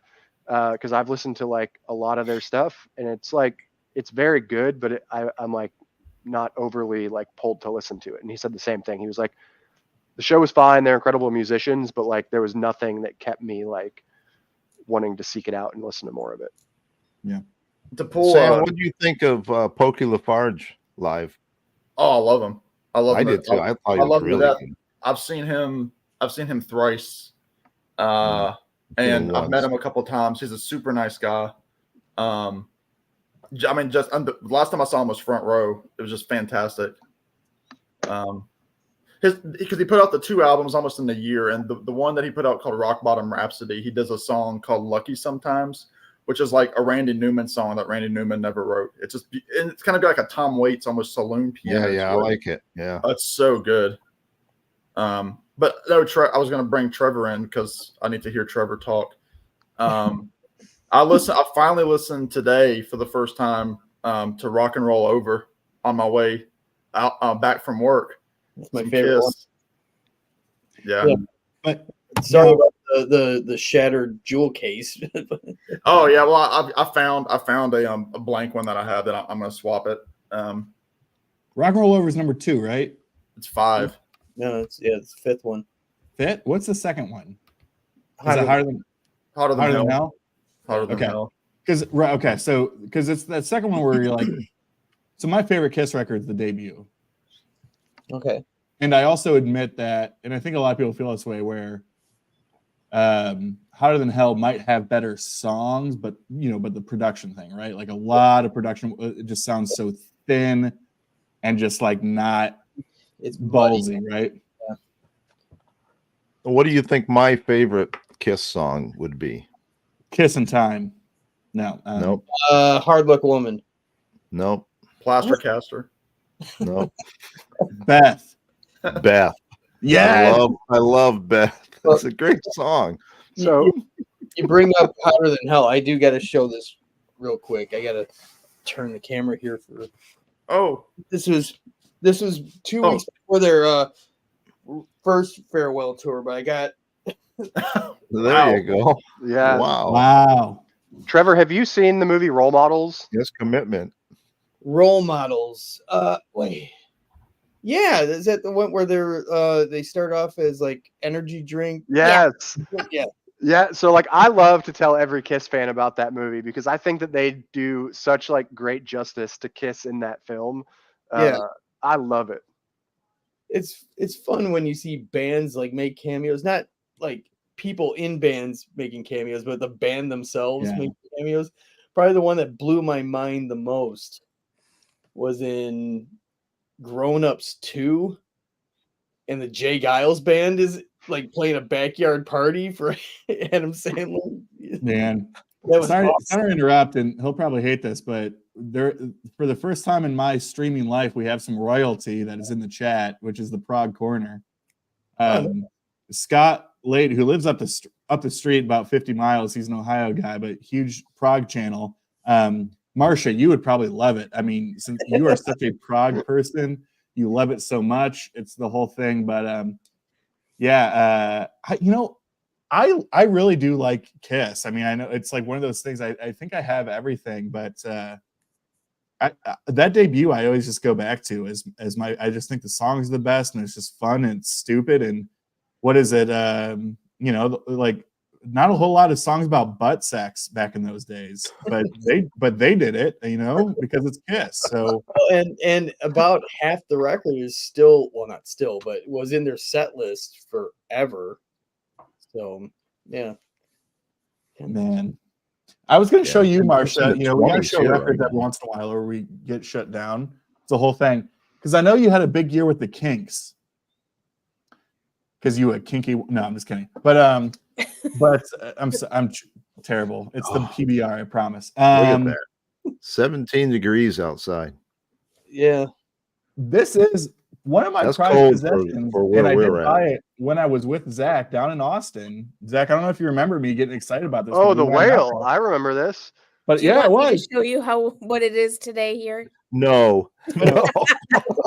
Oh, the Yeah, okay. But What's the temperature in Florida? let me It's let real me cover up cold. the city. Oh, 75 degrees right now. yeah. That's disgusting. It's almost too hot. And probably later on it'll be 11 here. So I will say it rained all day. well, Good. that's Anyways, every day here. So you have the village, the Kinks are the Village Green Preservation Society. yeah, but Marcia, it's not just do I have the Kinks are the Village Green Preservation Society, but it's the original first U.S. press on the Yeah. or reprise two-tone label. I saw it. I saw your thing. I'll be honest. Do I'm you feel jealous. that's not your like favorite or like an overrated record in your opinion? Oh no, I mean I like it, don't get me wrong, but it's not a lot of people, it's their favorite Kinks, but for me it's something else. So what do you love the most, huh? It's something else. Oh, but I think I said this in my video. I mean, I know you don't watch my videos, Marcia, Harry got what I was trying to say. I like low budget. but something else Later. might be my favorite simply on the weight of Waterloo Sunset. I mean, it's like that's Well, it's, I mean, it opens with David Watts and it has Death of a Yeah. Clown. Death of a Clown's so good. Marcia would be proud of me. I did listen to some Kinks yesterday. Oh, Well, okay. So So what I- it's Chronicles just to kind of get a Ooh, that's great comp. so something else is my favorite, then Arthur. Hmm. Then probably Lola. And then I think it's Village Green. Sorry to hear Or that. no, Muswell Hill might be my third. Hmm. Which is Yeah. Well, Yeah. I've never tried to rank their albums. That would be difficult. I didn't So know tough. Catherine was in Seattle. She just So commented she lost a hummingbird. It's too About a cold. hummingbird. Yeah, Is it's she also in darn- Seattle? I Catherine Hess, are you in Seattle as well? I guess so. If you're in the Seattle area chasing birds. We're going to be doing a VC gathering at my house on June 2nd for people in the Northwest. Hi, Rob. let me get my calendar out. Put that on I your was gonna say, calendar. that's a lot of you up there. You got So, Mazzy and so you got- yeah. who's all well, that was the thing I was wanted to ask you, Harry, because I never hear his name in the videos, but P-Town music. Oh, that's Uwe. Uwe. He's Now I from know- Germany. He's from Germany, but he lives in Puyallup. Yeah. Let's see. The second, that's a Sunday. Okay. I will put that in my calendar. BC get together. Cool.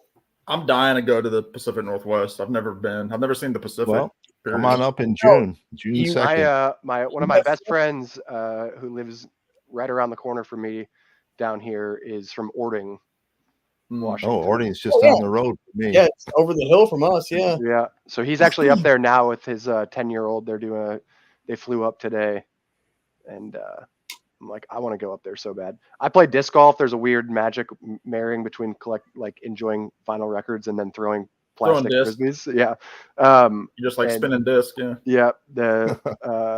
The disc golf scene up there is insane too.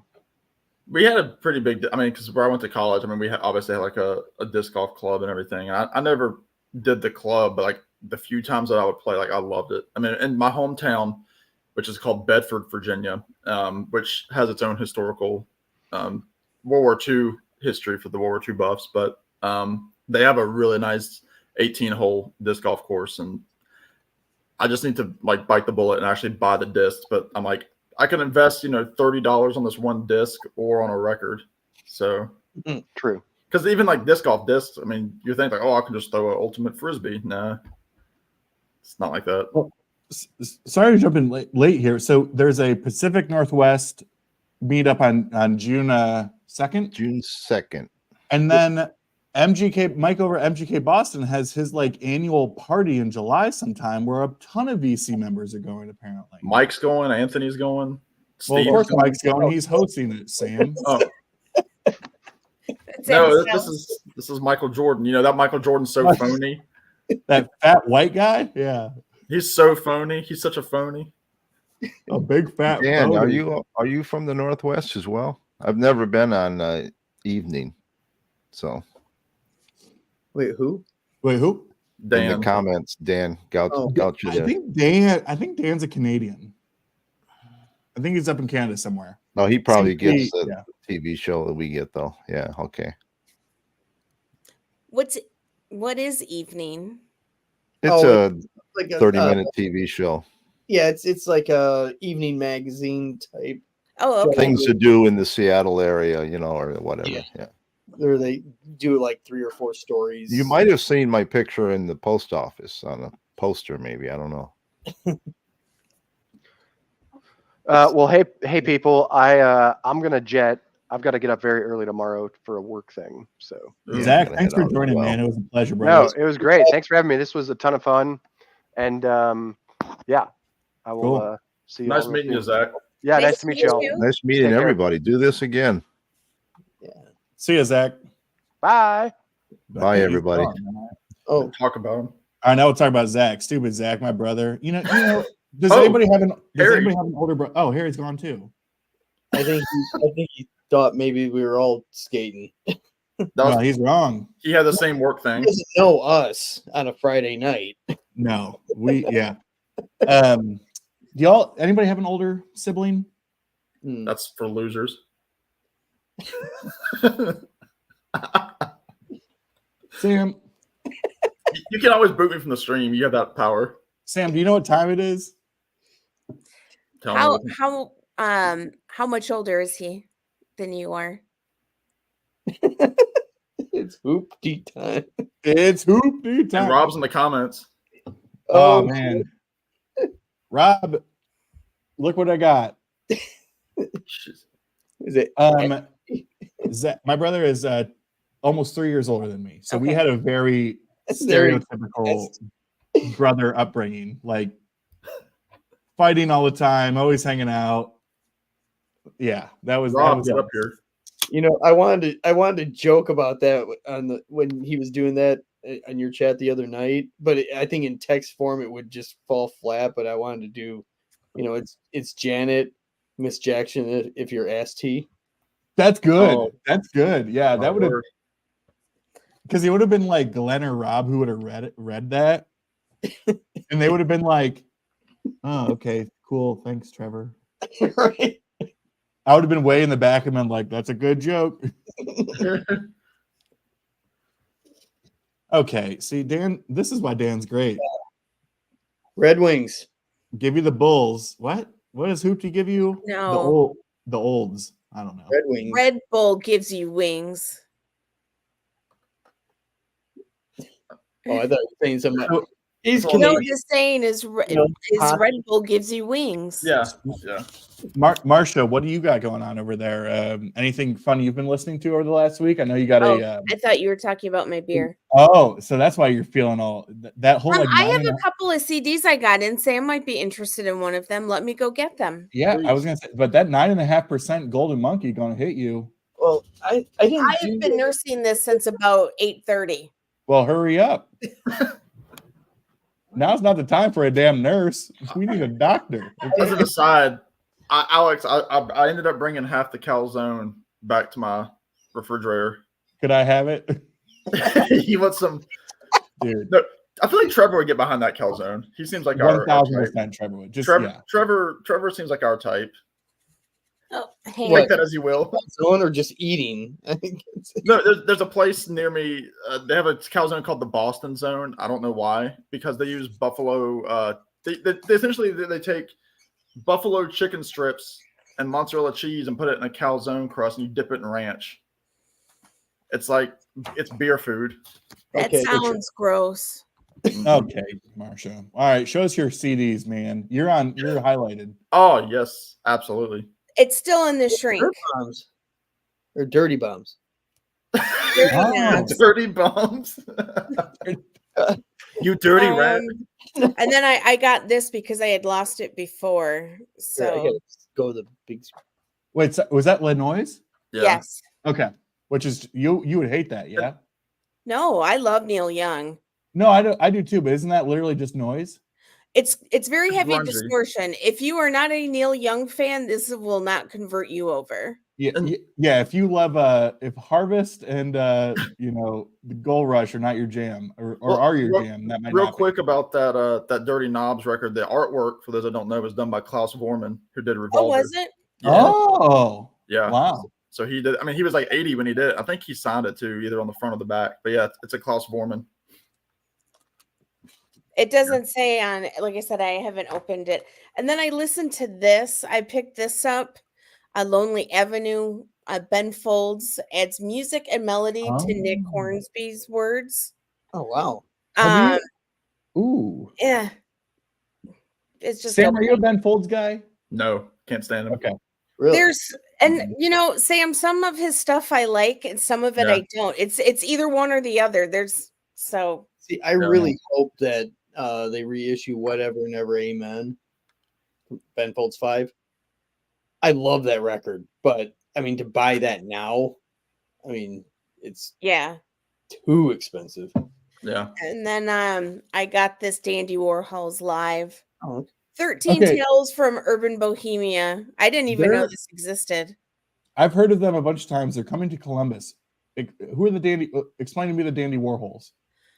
I mean, they're 90s, early 2000s band. They're great. Stupid ass name, great band that I ignored for far too long Was because that- they have a stupid name.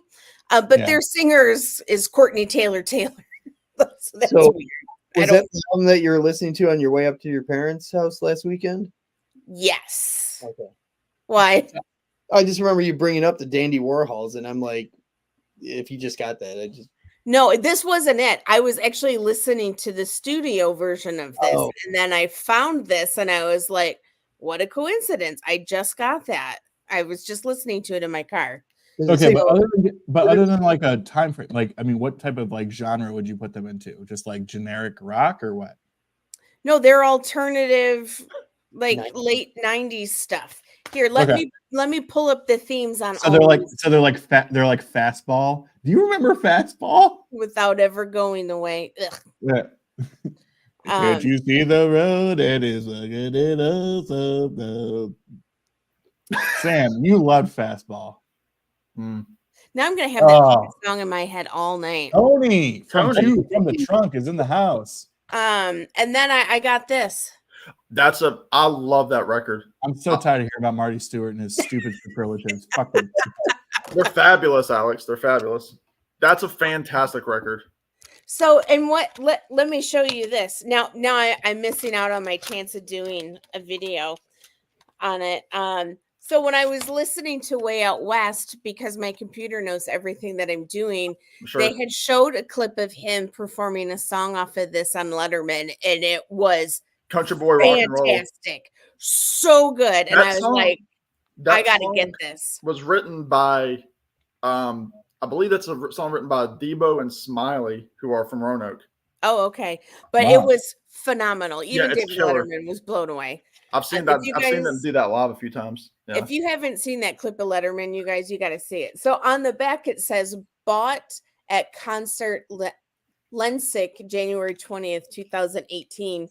And then there was the ticket in here. oh wow. So the That's lady gave away her ticket Oh, or, cool. or gentleman. So it was Saturday, January 20th, 2018 at the Lensic, which is in Albuquerque, I believe, or Santa Fe. Yeah, that So- album. The song on that Ghost Train 4010 is also very good. But I mean, that's the Superlatives to me are like they're one I of the best mean, bands out there. Style icon for sure. Yeah. Yeah. That jacket in the back. I want a jacket like that. I think he's about my size though. He's He- pretty petite. Isn't When you he? see him on stage, you're like, oh yeah, he's like 5'7". Dude, that's like 6 inches taller than stupid Jason, though. Take that, Jason. 5'7". I hope he's still out there in the gallery, just sitting there. There's some solid picks, Marsha. I think I got some more stuff too. Yeah, show us, man.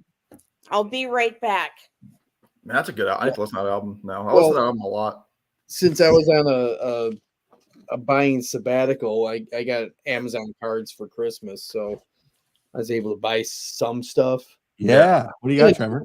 I think so. Actually, all but one I showed in my vinyl tag video, but this really great live Killing Joke album. This Yeah, is the anniversary. a band I was never into, but they've gotten a lot of people have been talking about them since their guy died, right? Yeah, their guitarist died back in November, but yeah, I've been listening to them for. I mean, is this what, post-punk? Yeah, it's post-punk stuff. They're like Okay. one of the originators of it. Yeah. And then of course the Dust Collector. I got that because I streamed it. I just didn't buy it yet. So It's still a great album. We need to dig deep into Glenn's hatred of that album. I listened to that album yesterday. It's fantastic. it's fantastic. And then the 20th anniversary of a match and some gasoline from the Suicide Machines, like Oh, wow. guys I know from back home. So that was a nice one to have. And then I got some more sleeves. And I don't know if I brought this up to you. I know I brought it up to Steve. I just got these gatefold. Gatefold sleeves. Yeah. Do you guys use those? Mm-mm. Man, there's only a few that I'm trying to get used to them. I'm just used to having the records, like, inside and the back and stuff. But So you're leaving the record. You leave the record in there with the gatefold sleeve. yeah, Okay. but I did replace it instead of the Yeah. paper. I do the Gotcha. Actually, oddly enough, Dan, this is kind of a big. I don't know if you're inside my brain, and I'm curious. So Oh yeah. I recently, so both of these bands have always been on the periphery, but I just never got into or knew about. Like, I was never against them. But what an album that just kept on coming across my mind and across my recommendations and all that stuff was what is it? Yoshimi Battles the Pink Robots Pink or whatever Robots. from Flaming Lips. And so I literally just yesterday bought the 5 LP box set that they put out 20th anniversary. And I think I paid like $75 for it, 5 LPs. So it includes the album, I think a bunch of demos, I think a bunch of extra shit. You know how these things are. right. And I kind of freaking love it. You know what I mean? It's just one of those things. I don't know. Flaming Lips are one of those bands. I just don't know how bands or artists that you struggle to pigeonhole into a genre. I typically have a lot more appreciation for that reason. And they're kind of one of them. But I listened to the record earlier today and I loved it. Hey, Well, it's better than being inside of other things. Okay, Sean. Okay. That's another one of those bands that have like such a vast catalog, which is kind of like, we were kind of tossed around the idea of doing a Zappa for, an intro to Zappa for the novice. Glenn and I are doing that soon.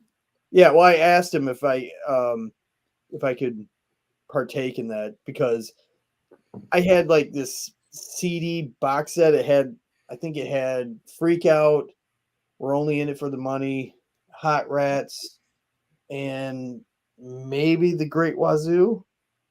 Well, and it's like that's the thing is that you have the Freak Out is a totally weird 66 psychedelic weird Right. record. Hot Rats and the Grand Wazoo are jazz fusion records. Mm-hmm. And We're Only in It for the Money is somewhere in between. Right. And it's just not, it's. And then I had this strictly commercial comp too. But When are you guys gonna do that? That's a great question. I messaged him a couple weeks ago because I want to know so I know not to watch. Okay, Marsha, I appreciate you being here and all your support. But I'm sure Sam is right behind me in that sentiment. I tried. My friend, I have a friend that I visit from YouTube, and he's a big Zappa guy, and he was playing some in his car back in December when I was visiting him, and I was like, I don't get it, man. I don't get it at all. I don't. Why does it hurt when I Okay. pee? Okay, Marsha, you got more. What's up? This was the one I was listening to in the car last week. okay.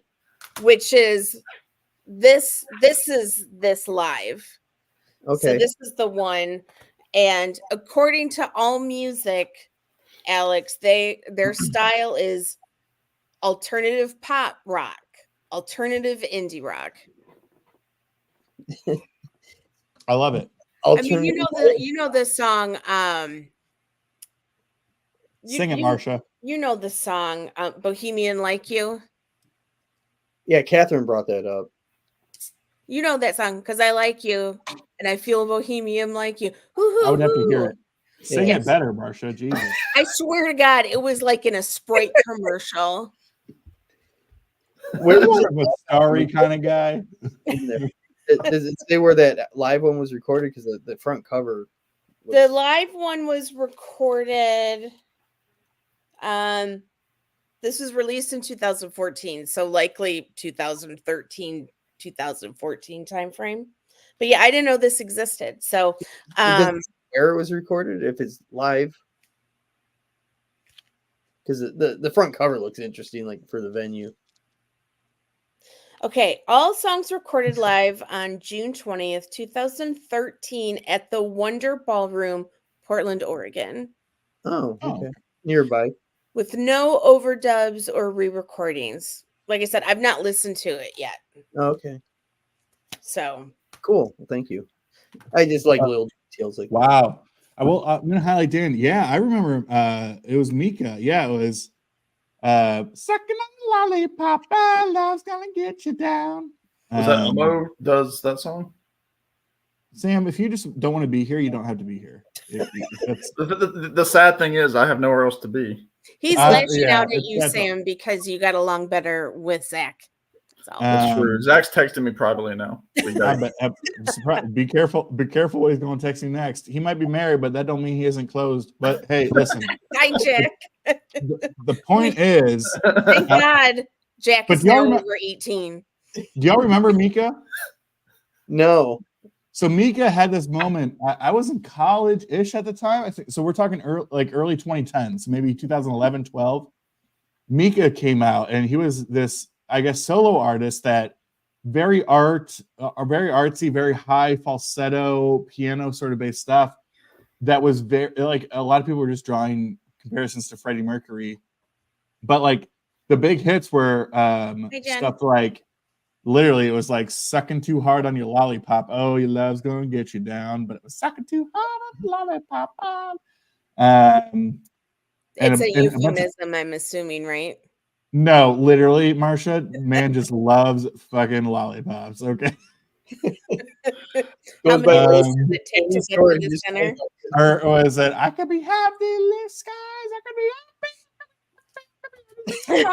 I mean, it was like. This is his whole shtick. I'm surprised y'all don't know about Mika. Well, Sam, sorry I don't have my expensive Gibson guitar to sing along with my me. dog started barking. Right, yeah. All right. The other things I got this blonde redhead 23.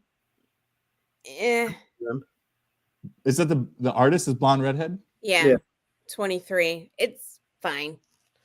And then I got this J Mackus and the Fog, which is supposed to be like an acoustical version of Dinosaur Jr. It just sounds like substandard Dinosaur Jr. songs. Which is already substandard. Oh, how dare you?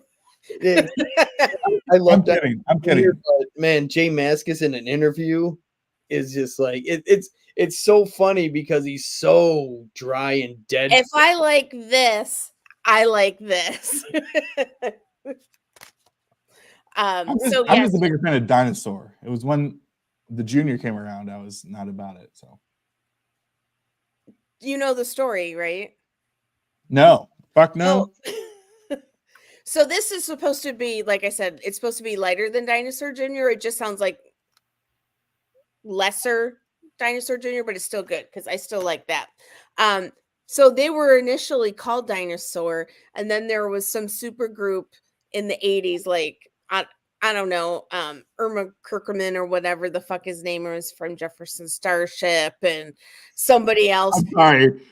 Irma Kirkman. What the guitarist from Hot Tuna. I can never say Yorma his Kirkman. It's name. like it's Yorma, like what, Kirkman or something.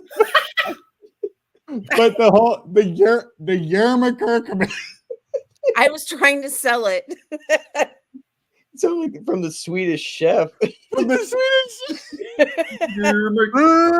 Yerma Kirkman.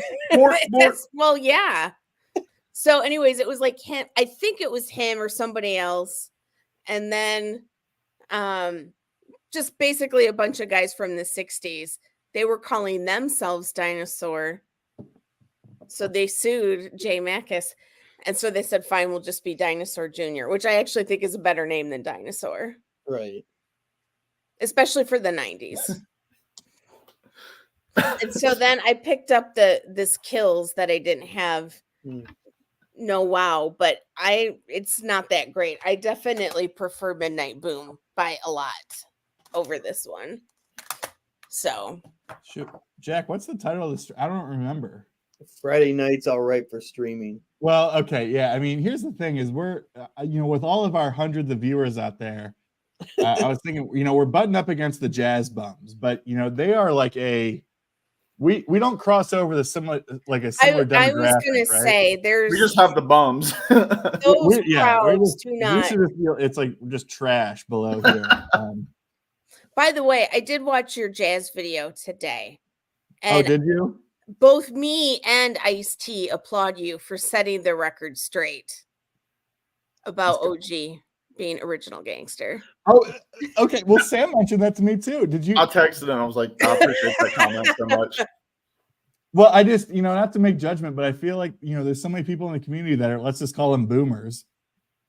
I think I think they owe residuals to Ice-T. Yeah, that are like, here's this 1976. This is an OG A1, A2. Like I went the dead wax. This is a Maka Moccasin. It's an OG, and I'm like, something tells me this man don't know that means original gangster. All right. I could be wrong. I'm making an assessment here, but I could be wrong. I wonder who started it in the VC. I mean, I know it was an Ice-T song. Well, OG, that's like the kids use that. Like the kids are like, he's an OG. Right, but Ice-T had a song called that OG. Oh decades ago. Yeah. But I'm saying, like, I wonder who started saying OG in the VC. Like, Right. I wonder who the first person was and how it got to Probably somebody with grandkids that they didn't know. They're like, these are my OG Jordans. I'm like, ooh, what does that mean? They're old school. Okay. Dan, I'm not overly familiar with Gus G. He was like, I think he was like Ozzy's band or Arch Enemy or something, or he was like a Berkeley guy, wasn't he? No, I want to say he's from Greece. Well, he could be both. He could be both. I'm not saying he could be from Greece and also be in fucking Ozzy's band, Trevor. No. You said Berkeley guy, and I'm like, I don't think he's out of. No, like Berkeley College of Music, not from fucking Berkeley, California. Okay. Here's the thing. I have 0 Hot Tuna records, and I feel like I need them. Jason, get up here, man. Jason, Sam, I don't know if you're getting the same vibe, but I feel like Jason's just throwing us through the ringer, man.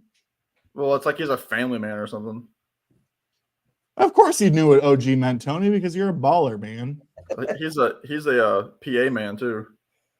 Does that mean Pennsylvania man? Yes. Yeah, okay. He was in Ozzy. Dream Evil, though, not like Dio Dream Evil, right? Was that Dio? Like that was like the first bands that kind of take names of albums and make it their band name. Yeah. Marsha, anything else? No, that's it. That's all I've got. That's okay. As far as new stuff and stuff I've replaced. Alex, I did have this too. The Milk Carton Kids. Oh, yeah, I love them. Monterey. Yeah. I saw them live last year. It makes me sleepy. I they're mean- lovely, but it's definitely not when you're in need of something to Mm-mm. give you energy to like take your Christmas tree down. Well, what's funny is like I don't know if you've ever seen like their live, like any live performances, but like It's still up. That's why. mine is on as we speak. But Take no, it down, Sam. Jesus, literally. It's coming. It's the milk carton kids are cool though because like their monologues between songs, they're very very funny, and so they joke about like they're like here's another song to make you cry, but then that they go into like this long spiel, joking, and like making the audience crack up to keep the energy there. But don't they? see, I probably would like that in person. And it's just the two of them on one mic, like in suits, like the Everly Brothers. Yeah. Wasn't there? They never had like a big hit, but wasn't there more popular songs? Michigan or like a Michigan song? Yeah, Michigan. It's called Michigan. It's like the "What am I supposed to do now?" Yeah. Michigan's in the rear view now, but yeah, whatever you just said too. So that's why, yeah, that's what I said, Sam. And they Jesus. have this a really good song. It's called Charlie that they do. That's a Chuck? beautiful song. I love them. I mean, I think them and like what is it, Kings of Convenience, but I think they're from across the way, aren't they? From like Europe somewhere. I don't know them. Kings of Convenience is another one of those. I hate to make this comparison, but just for the sake of the argument, like these sort of like new, like Simon and Garfunkel style, people of like, we're just a couple of singers that harmonize super well and just, yeah. But yeah, Marcia, yeah, if you're like, trying to take down a Christmas tree or trying to pregame or trying to, I don't know, like This is forget not your it. sorrows, I don't know that milk carton kids are the way to go. Nope. I did not know that when I put it in that it was going to be, because I have heard them do covers of stuff, but I don't think I've ever really heard them do their own material. Yeah. They had a viral version of "Wish You Were Here" by Pink Floyd a few years ago. I could Yes. see that. I'm Yeah. familiar with that. They've covered a couple of Everly Brothers songs that I've heard them do. And they were on. I think they had some parts in like the Inside Llewyn Davis like group, like the Coen Brothers movie. Oh, okay. Oh yeah, and Jack, to your comment, absolutely. I mean, those the first two ELO albums are overwhelmingly prog. I think, and side two is like a side two track one. I think is like an 11 or 12-minute song. I think on ELL 2. Yeah, but even after that, even when they went pop and the whole thing, there were still progressive elements. But especially those first two records are really prog. All right, what is Dan referring to? Well, and this is the problem and the opportunity with Dan is you just don't know what it could be. I guess the last track, yeah.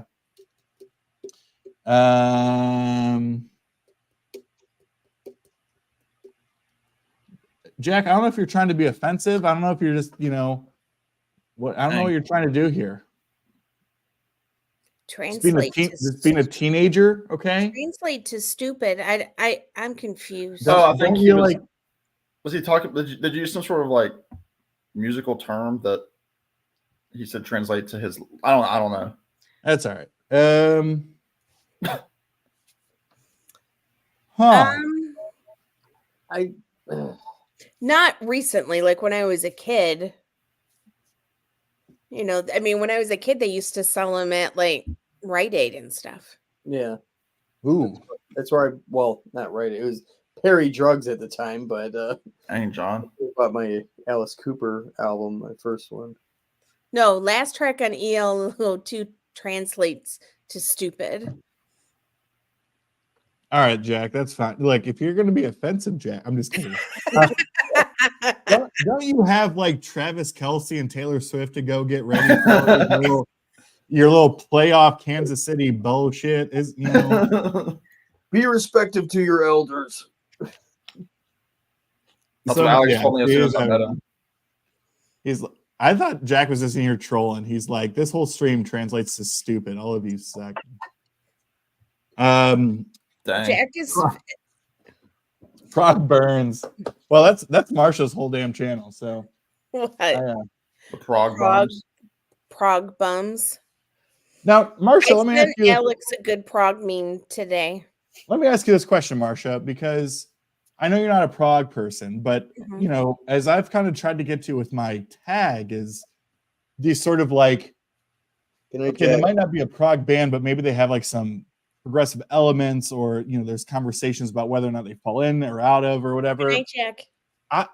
I know you've talked about this before, but I don't remember what you said, and I'm struggling. Maybe it's the Hoopties, maybe it's the PBRs, maybe it's Sam. It could be anybody or anything. How do you feel about Brian Ferry and Roxy Music? Roxy, I'm a fan. you don't have to put Exhibit A. Is somebody singing Roxanne in the verb of Roxy? Roxy. Somebody, you mean Sting, i.e. me? Sam, That's been your word tonight. Just saying. Sam, don't make me call you a probie officer. Oh, okay? do you have this? This is great. This So is that's awesome. is that the live record? It's an EP. It's EP. I don't have that EP. No. This is phenomenal. And I do have the live record, but I don't know where it is. Well, because that's the trash cover with like the green in the back and then like the record all over the front, right? I have Viva, but I'm looking for where the hell it is. I must have put Yeah. it in the wrong Okay. spot. So you got a great collection there. And then I have Flesh and Blood over there, and I also have Boys and Girls over there. And I have That For Your Pleasure, yeah. I hate The Well- Strand. That is terrible. You hate what? I'm sorry. The Strand. Ugh, Oh, Stranded. ugh. No, The The Strand? Strand. The Strand is where I used to get my hair cut in suburban Ohio. You're talking Stranded.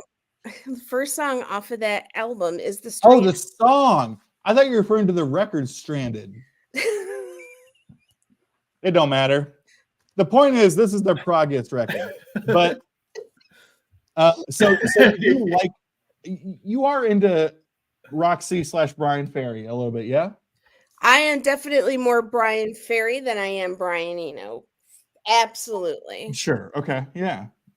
Because I had read a quote somewhere that had said, the issue between the Bryans was that Ferry wanted to be beautiful and Eno wanted to be weird. And I went the beautiful route. Well, and that's I don't love Roxy Music. I really like them.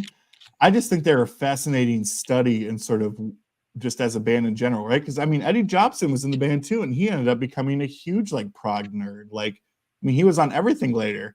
Well, I know that Brian Ferry auditioned for King Crimson. Oh, could you imagine? And they Could were you like, you're great, but not for us. You need to Could go you out and do imagine? your own thing. But I think that's what I was trying to get at with my prog tag, which I actually think you could have answered, by the way. Well, give me the questions again, and we'll see if I can do it. Well, I just think so. I will say too. I said this when he was up here earlier. Is that Harry? I think did a really great job. Not that there's a right and a wrong way to do it, but like the whole thing I was trying to go for was like thinking outside of like when we say prog, and instead thinking of like, oh, is this music progressive? Like, and I think art rock falls into that. I think, there's so many different examples of things that would fall into that. But you think like, would you call Peter Gabriel solo prog? Yeah, maybe kind of. Well, but here's why I'm not so much into prog, because I don't like jazz either. And both of those things, because you could probably guess I am, ADD, and those things, they wander and they go everywhere. And I like melodies and harmonies. I like things that are, kind of constructed. I don't like all the. Do you like radio friendly early 80s Genesis? No. Well, I mean, I like Abba Cav. Yeah. Yeah. And Sam loves Invisible Touch. It's his favorite song of all time. No. It is in my top songs of all time. See, What you all talk amongst yourselves.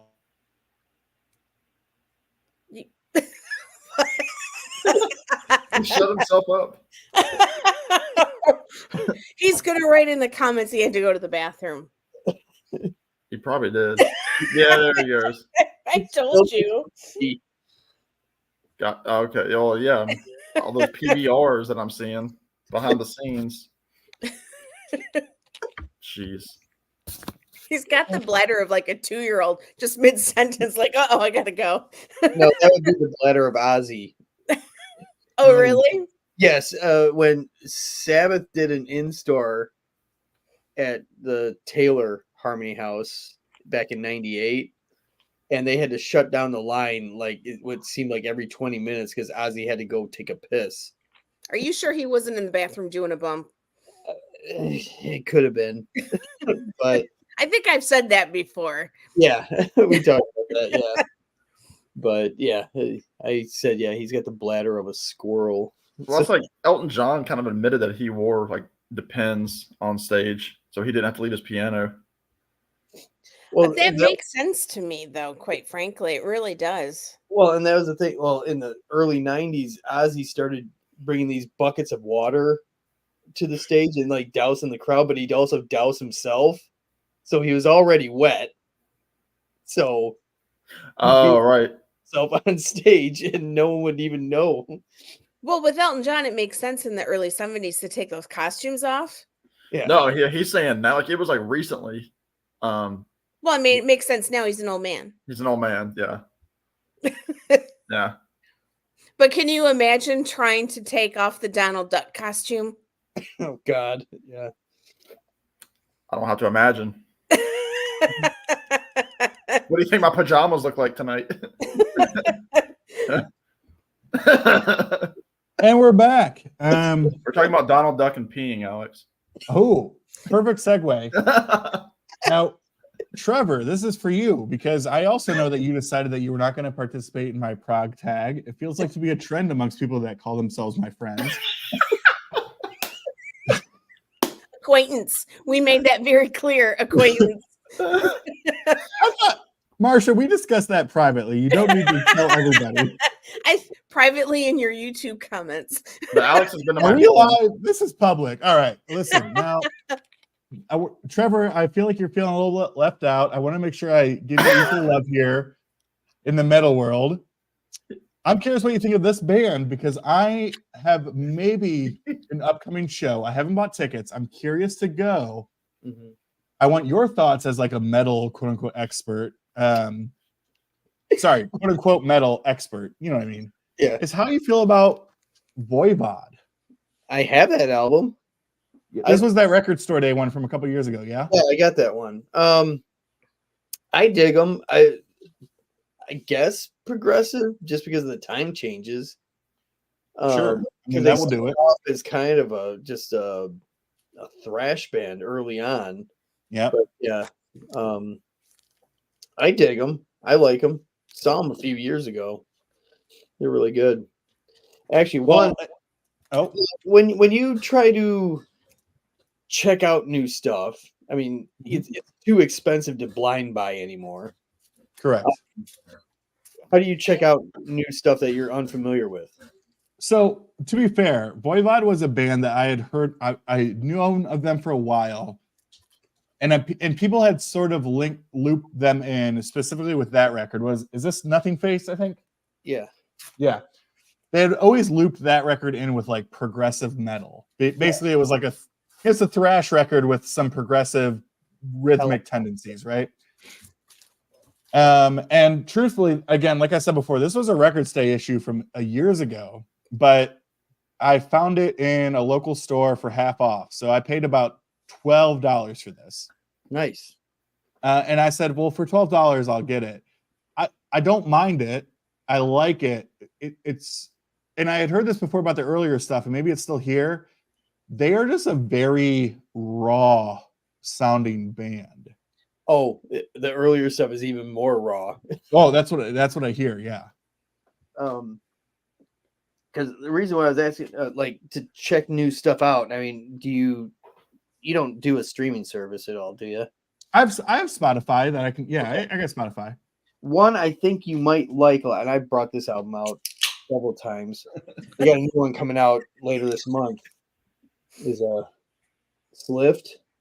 Slipped? Yeah, they're French. It's a 3-piece. I think they might fall under prog a little bit, but more Okay. like modern psych. At I times, like that cover. I love it too. I think it's just amazing. Yeah. You can't tell the lyrics at all because it's so reverbed. It's insane. I saw these guys in October of 22, and out of the hundreds of shows I've seen, they took the top one of my favorite show I've ever seen in my life. Yeah. You know, Wikipedia calls them acid rock, psych rock, space rock, and stoner rock. Yeah. Yeah. I would I'm in. suggest taking it, stream it once, check it out. Absolutely amazing. They got a new one coming out in probably a week or two, and this is from like 2020. But yeah, I would highly recommend that one. Gonna catch up on comments here. I got multiple duties over here, folks. Almost while Catherine, you I forget, Catherine. I feel like we were kind of connected during the tag, and you might have brought up your love of Peter Gabriel too. She did, But, because yeah. that's what prompted me to bring passion to the. Yeah. Okay. Which I've never heard, Marcia. You still haven't heard it? No, but I think a lot of that is just because I have this thing where I like, although I can stream and do stream, I feel like with someone like Peter Gabriel, I'll just buy the damn record. Well, yeah, I mean, if you know what you're gonna get. I don't know if that's on vinyl. Yeah, it's on Amazon for like $25 or something. Oh, it is? Yeah, just a recent, like reissue sort of thing. Because but it's like 65, 70 minutes long. That's why I'm like, I don't just know. like me. see, here's somebody Okay. should be backstage. You see that, Alex? Oh, look at that. Oh, it's Jay. Hey, Jay. I Yeah. just said, If I Oh. turn this sideways, does that work? Yeah. Yeah. What about your phone? What? You're so funny. hi, Jason. Absolutely. Nice to meet you. Nice Now, to meet you, here's what Marcia. Marcia- Trevor on screen for the first time. Yeah. Look, I refer to myself as a bridge builder, an influencer, if you will. It's what I do. I bring people together. Do you? But Marcia, what's funny to your point about I always want to call it the Passion of the Christ, just because The movie, it's easy to get them confused. Absolutely. I totally agree. it's I just was a worried bad about that joke. the entire time I went to do, yeah. Yeah, because it's like, have you ever heard Peter Gabriel's Passion, the story of Jesus Christ and getting crucified? Like, no, it's not. But what's interesting to me is that it's pretty much a fully instrumental album. Yeah. I mean, he throws in a couple of woo, woo, woo, woo, woo. Well, don't we woo, all? woo, woo. Yeah. That's about it. But it's very much like a world music album. Yeah, which that's always been part of his sound, right? Like, I mean, he was bringing in Right. these. Think about Biko and all these different songs that had like these, kind of African influence rhythms. Biko, and- my favorite Muppet. All right, Sam, you want to go? Sam. Don't you Okay, have like give me the Cole's notes on Peter Gabriel. Like, give me a Wikipedia first paragraph. Who's Peter Gabriel? Where'd he come from? Where's he at now? Genesis, penises on the head, left, shot the monkey. Hold on, Whoa, because hold on, because I got Marsha's distracted been with that second drinking. one. Because Marsha's been drinking, she said shock the monkey, not shot the monkey. That's the Sean Connery version. I said shot. Like Peter Gabriel shot a monkey in the face. What is?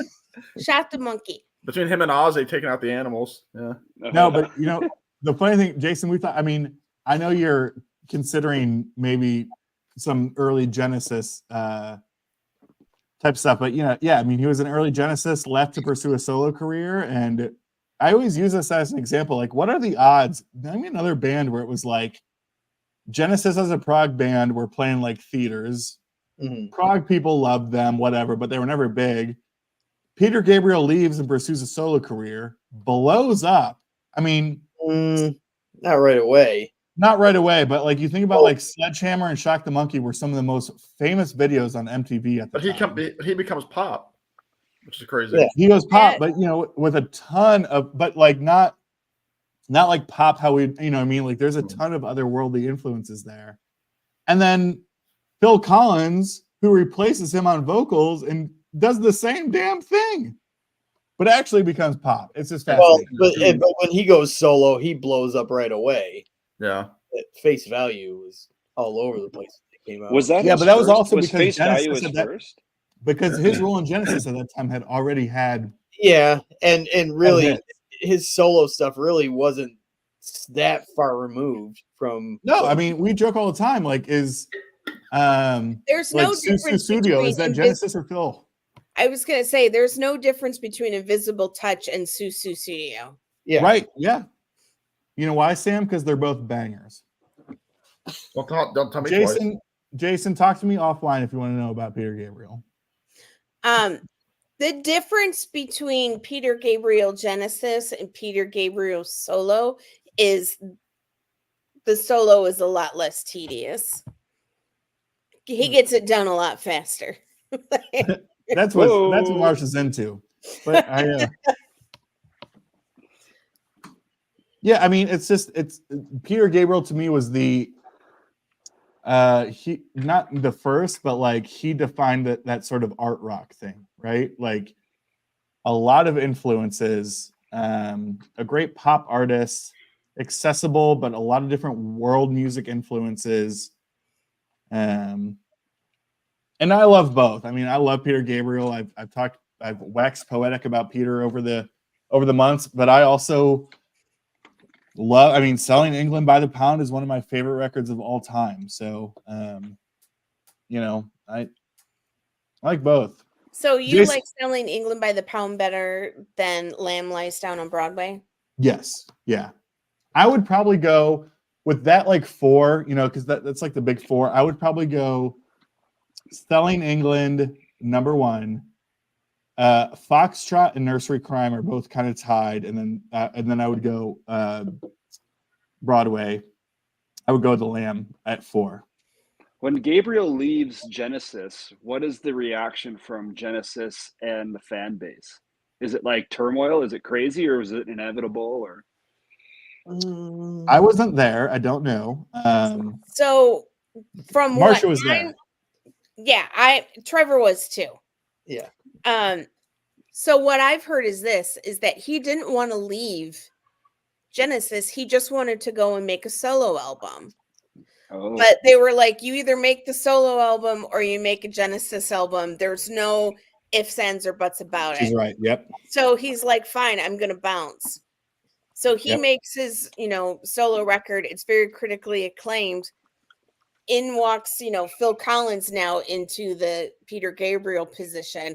Then Phil Collins is like, I want to go make a solo album in Genesis and be with Genesis. And Genesis is like, great, come back when you're ready. So then Peter Gabriel is like, well, what the fuck? I wanted to do that. And I guess Genesis was like, well, we learned the error of our ways. I think probably the thing, and I know nothing about anything like this, but I know that they went through dozens of singers before they're like, oh, we should try the guy behind the drum kit to be our singer that looks like Ernest T. Bass from Andy Griffith.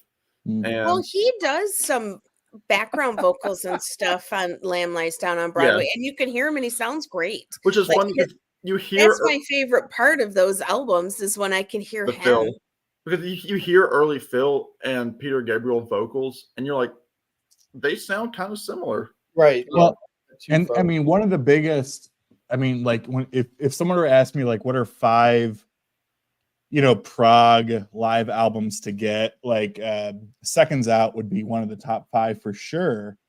And Seconds Out is a great Genesis live album, but it's Phil on vocals. And what's funny is that because of how Genesis blew up, when people were getting into early Genesis, they started with Phil singing a lot of those classics. And so it was almost like a reverse sort of thing of like, oh wow, like I had to get used to Peter singing like Supper's Ready or these like old school Genesis songs.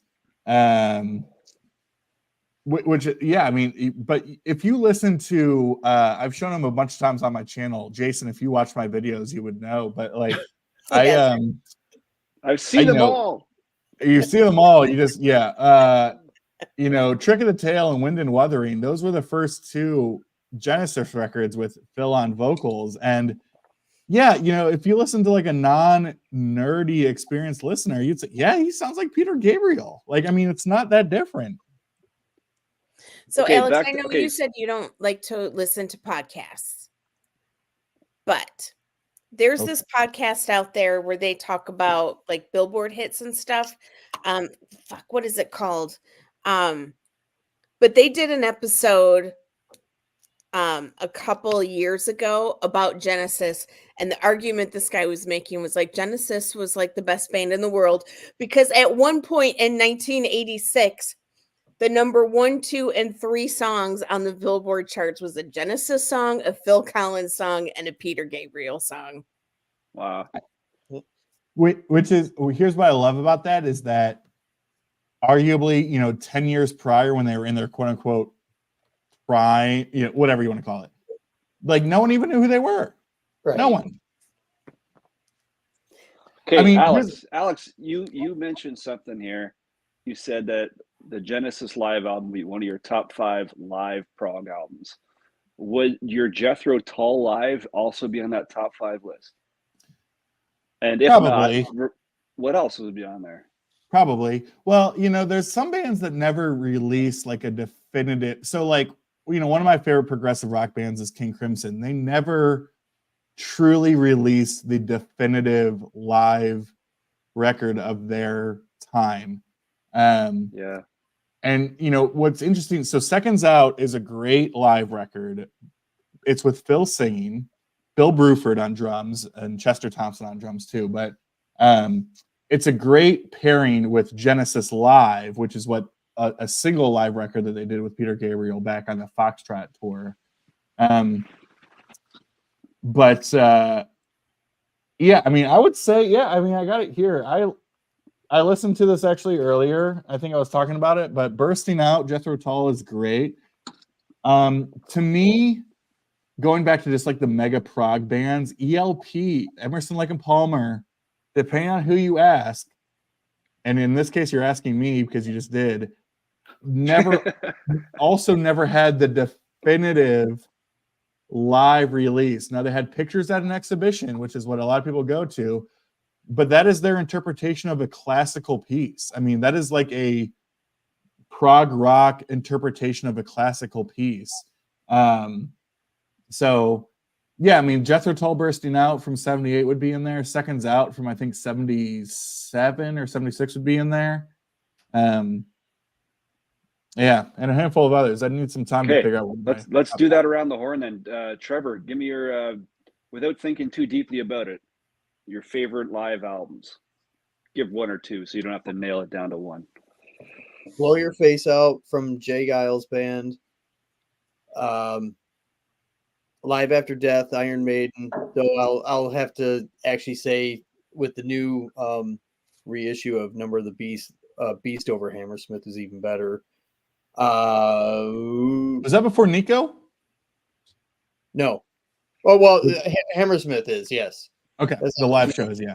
Yeah, and then I would have to. Oh God, I just had it in my head. What was it?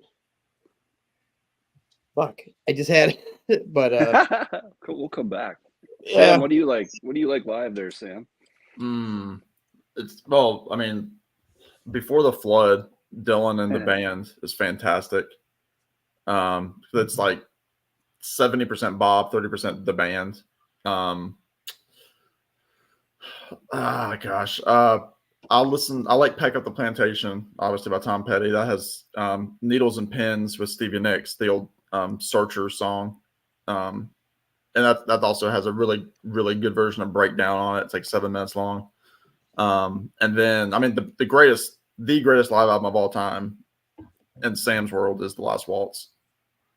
Oh shoot, yeah, it's kind of hard to do that. I don't know that I would agree, but I certainly wouldn't disagree. Yeah, it's in the conversation. If my opinion, Rock of Ages is better. Oh, from the band. Okay. In terms of, I mean, because to be fair, with Lost Waltz, you have to deal with like, "Come Dry Your Eyes" by Neil Diamond and "Coyote" by Joni Mitchell. But Yep. I really wish one of my favorite. Maybe I'll do a video on this. So I think they did. I think Neil or they did themselves dirty. Was one of my favorite underrated like $2 live albums ever is "Hot August Night" from Neil Diamond. That's a huge album. He freaking rocks. Yeah. Rocks. I think it's from like the Greek Theater or whatever out in LA. I mean, just rocks that album. I love that. And I feel like when his turn comes up on Last Waltz, it just sort of is like it's like a smoke break, right? Well, it's because he brought a shitty song. Well, I'm not saying that Robbie. That was because Robbie produced the Robbie album. was producing that album, yeah. So it was his name is just as big on the album cover as Neil Diamond's. Come dry your eyes. We're coming to America. All right, so I'm gonna say another. Do you listen to the band podcast, Sam? No. Oh, you'd love it. Who are the hosts? Are they people that I should know? No, it's just this independent podcast maker out of Canada who like deep dives into the band. He did like 5 episodes on just the Last Waltz. And he just puts them out when he's ready to put them out. So like right now he's right around, I want to say 1979 in terms of like exploring what everybody's doing solo wise. Last Waltz, yeah. Yeah. Interesting. So it's so in depth. Wow. It's really good. Sam, for you or maybe others, if you're into it, thoughts on the band after Robbie, Stage Fright. Oh, like, do you get into like Cahoots or? Yeah, I like Cahoots a lot. That's got "Life as a Carnival" on it. Okay, which I love. And obviously, I like stuff like Acadian Driftwood. Like, I love that song. Yeah, Northern Nights, Southern Cross. What was Acadian Driftwood on? Was on Northern Lights? That was the last Robbie record. No, the last Robbie record was Islands.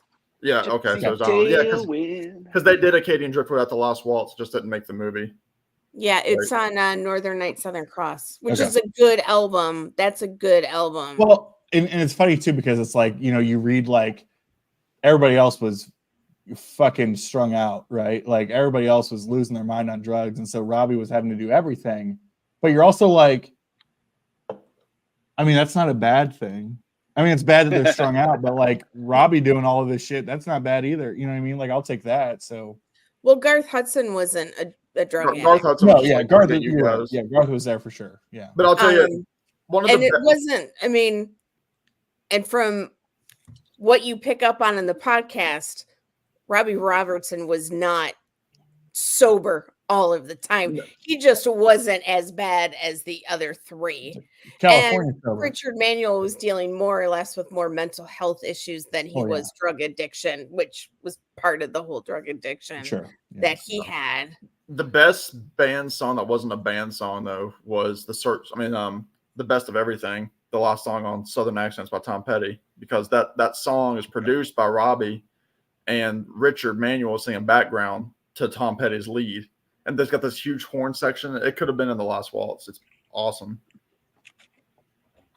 I'm going to highlight this from Catherine. So when I was growing up, everybody has these memories, but I remember being a kid and driving around in my grandmother's car, and she had a tape. She had a cassette of Neil Diamond's greatest hits. And so, like, Zach, who was on earlier that you all met, him and I kid you not, could recite these Neil Diamond greatest hits songs, like Song Some Blue, Brother Loves Traveling, Salvation Show. I mean, like the boat that I wrote. Oh my gosh, there were so many. Like, we grew up on that stuff, and when I hear that on a hot August night, I'm like, I get taken back. I love that stuff. One of those artists that I truly regret never seeing live. Did he retire? Or no, he's still out there doing it. No, did he retire because I think he's got Parkinson's? Yeah. Oh, Neil does? Yeah. That's sad. What do you got there, Marcia? This is Neil Diamond early classics, and you can get this for like $1. This is the album I should be listening to take down my Christmas tree. This thing, it's got Cherry Cherry, Do It, Girl, You'll Be a Woman Soon, I Got the Feeling, Kentucky Woman, Red Wine, Shiloh, Solitary Man, Thank the Lord for the Nighttime. I thank the Lord for the night. I love You all Got those. to Be Me, I'm a Believer, The Boat That I Rowed. This thing is awesome. This is one of the best greatest hits ever, except for this terrible cover. Yeah, it's I a think bad I had cover. that same album just with a different cover. Thank It's God. really, really good. I love 60s Neil Diamond, and his 60s records are expensive. What about his Christmas album? Ugh. It- Oh fuck! Sam, you out here Aye, creaming your aye, shorts aye, over dream. fucking Bob Dylan's Christmas album. I like You Bob gotta Dylan. respect I music. think Neil Diamond. I'm not a Neil Diamond fan. at Here we all. go. Here we go. are you really? No, I'm not a Neil I Diamond mean, fan. I love his 60s stuff. Like, he wrote A Little Bit You, A Little Bit Me. Come on Yeah. now. Sam. I like that. I love the Monkees. I like that Racer, song. Joe's in the house. Hi, Joe. We love Joe. Vote that I, Joe. Joe, let us know if you want to come up here, man. We love you, brother. So, anyways, I like 60s Neil Diamond. 70s Neil Diamond, I get lost I could do because like, 60s easier. I don't like I Am I Said. You Don't Bring Me Flowers. Ugh. I was about to, I am. There you go. Said. Yeah. Thank you, Alex. I haven't heard that forever. Oh, See, I love that shit. even the Dude, I'm chair. all in. Yeah, it's the chair I part that am gets my me. pride. What's his Love song on the about- Rocks. Ain't no What's surprise. this whole song just about drinking Pour wine? me a What's the drink name and of it? I'll tell you some That's right. lies. I got that back here too. Look, Joe, let me know if you want to link me in. No, Okay. Forever in Blue Jeans was great. I'm down with Forever in Blue Jeans. It's when he gets into the really schmaltzy 70s stuff. Vegas Neil. Yes. Yeah, there you go, Trevor. Yeah. It's to Divorce. It's too Vegas. It's too Vegas. I want to hear Alex do I Am I Said a few more times. Yeah, please. Well, Heather. there's so many. I'd have to look at that cassette track list of God. Those songs. They're coming Again, to I was America. probably 5, 6, 7, and sitting there singing "Song Sung Blue" and Turn I mean, on your heart light. Song. "Song Blue, weeping like a willow." I mean, there was so. I'm so not going to many. be satisfied until Alex starts singing "Turn on Your Heart Light." Well, and I'll still say too, Brother Loves He Travel and doesn't like Salvation. ET. That's what's happening. Right. Yeah, that was. Wait, Did you say ET? Did you say ET? Yes. Yes. He wrote "Turn on Your Heart Light" after he saw ET. Yes. Turn on your heart light. Let it shine wherever you go. Ow.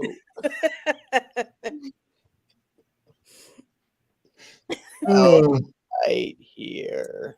now we're talking, Joe. Get on your hair and makeup and do your thing. Taproot Manuscript. I don't know if I know. Is that a Neil Diamond record?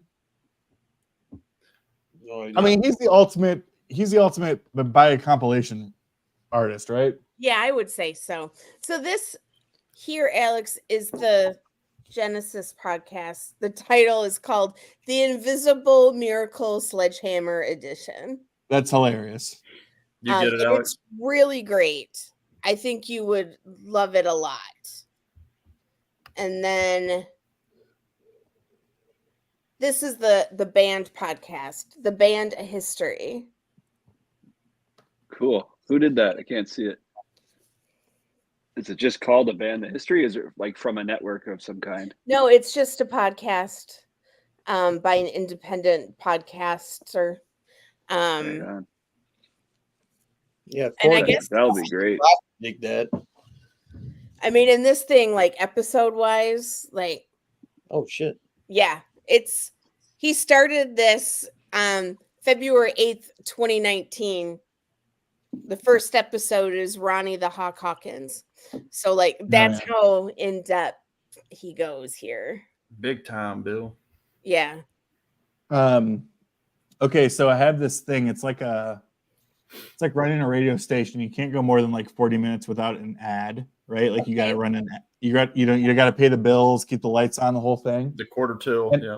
And I guess I have like, this is, since I'm a live streamer now, I'm a host, I'm known in the VC. There's hundreds of people watching. Let's get you monetized. Yeah, we're trying to get monetized. In fact, let me just go ahead and refresh this. I don't know if you know this, Marsha P, but I'm at 291 subs.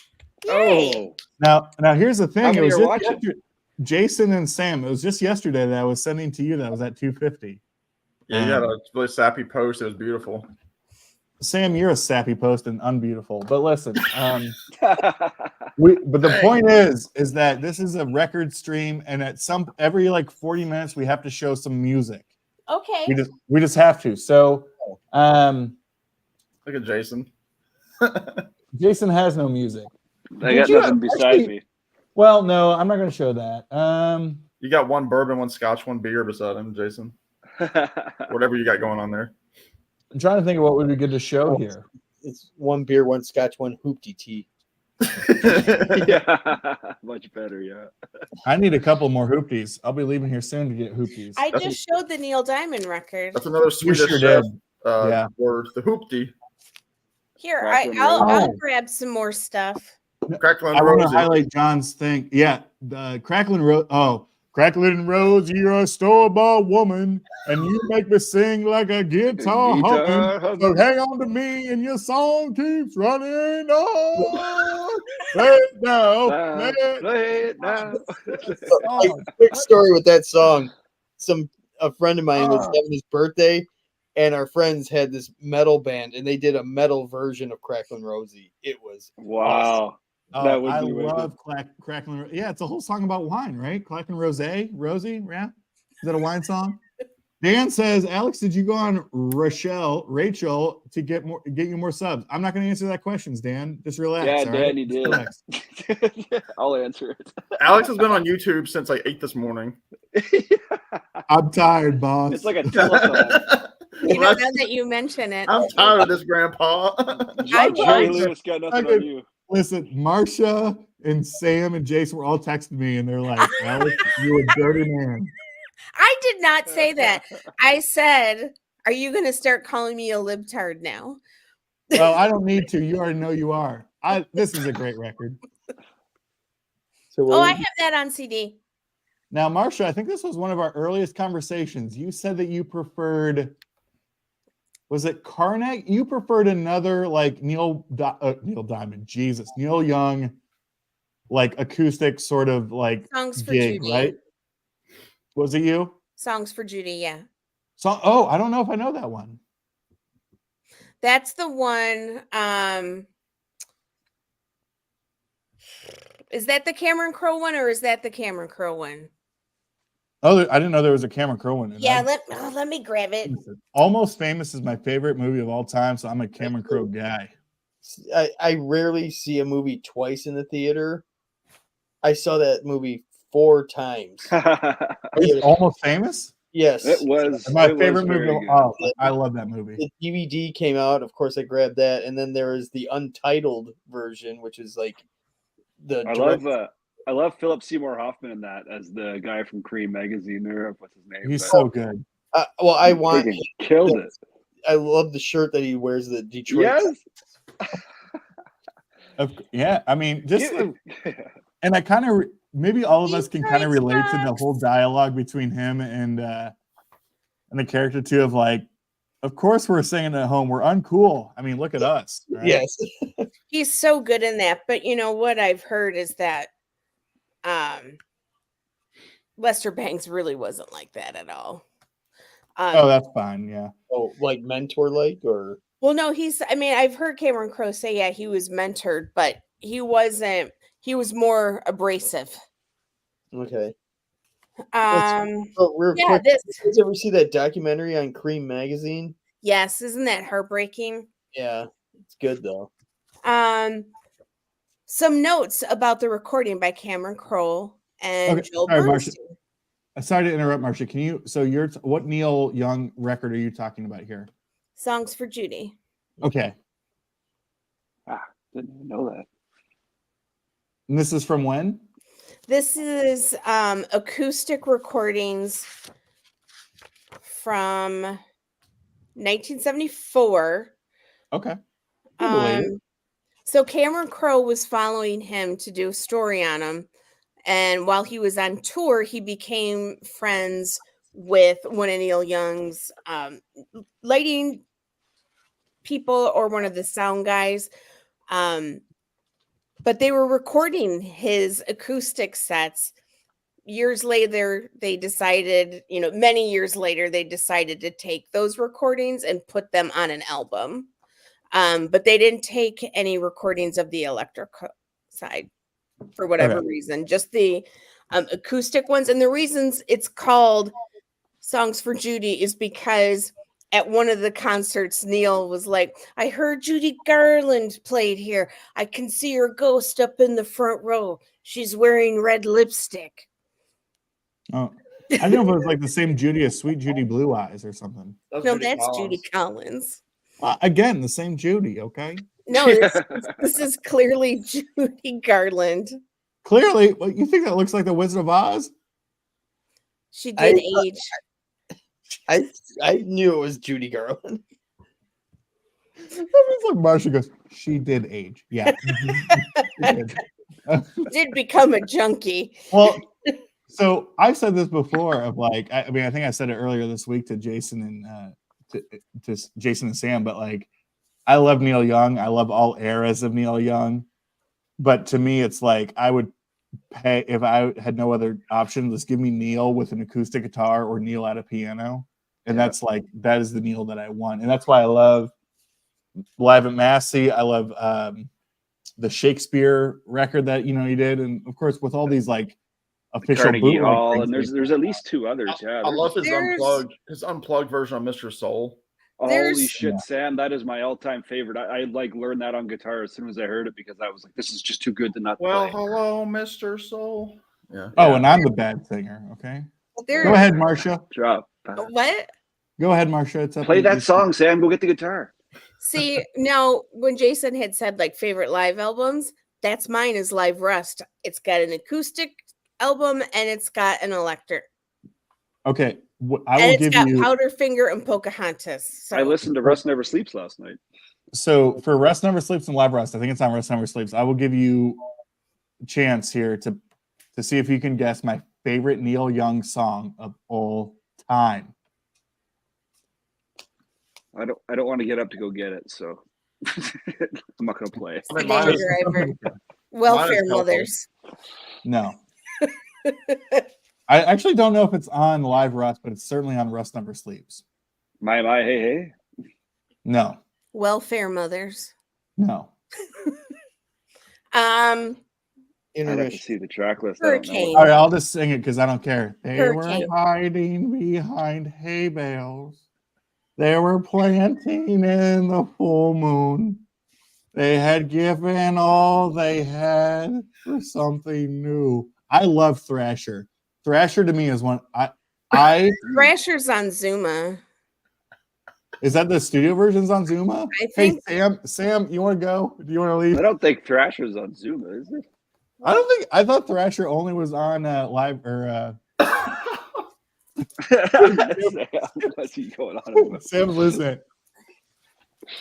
They were lost in rock formations or became hard dense mutations in the sidewalks and in the station. The viewers just dropped his -1. We're going up, Jason. You don't even know. I thought you were about the key. The key was going up. Well, so Legend. So I don't know if any of you. I mean, that's a deep cut, right? Like people don't talk about Thrasher, but that's good. I think the rumor is, it's one of those songs that there's like 50 million people who are like, "What's that song about?" Allegedly, and if you look at the lyrics, they claim that Thrasher was about him leaving CSNY. Wow. And just sort of, but then there's a lot of like other like more like spiritual type. Like where there's the line in like the third verse that talks about the aimless blade of science / the pearly gates, which is one of my favorite lines.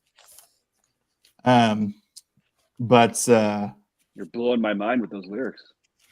I love that. I mean, Sam can laugh at me all he wants because that's what he does. He feels better about himself when he he puts others ridicules down. and he picks at you until you. All right. I always Well, point at it's the little not- man. Yeah. It's I'm a big man. So what do you? All right, there, Marsha. Hold on, we're gonna highlight you here. it's not on Zuma. You were right. I don't So know if this- it's on any studio record. I think it's just on. This is Rush like number one of my 3. least favorite covers That's of all a bad time. cover. That's a bad cover. Is that your worst cover in your collection? The artwork I probably like the least. Yeah. The worst cover in the collection was that version of I want to go Thrasher look we for just heard. mine. Okay, Sam, you're done. Go ahead. This one's better. The backside's better.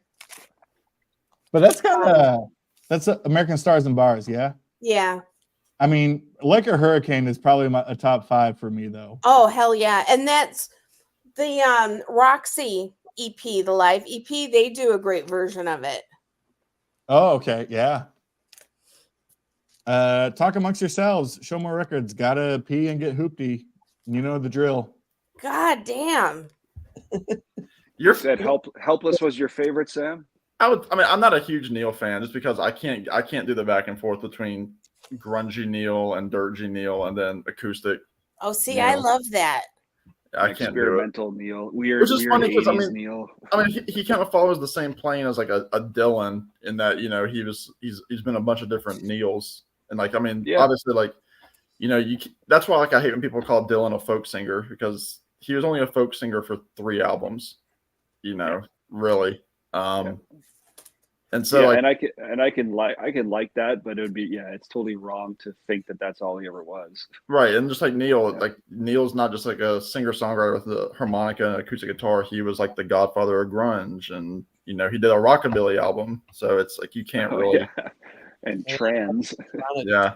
And a country record. Yeah, and then all the Earth records with Promise of the Real and Lucas Nelson.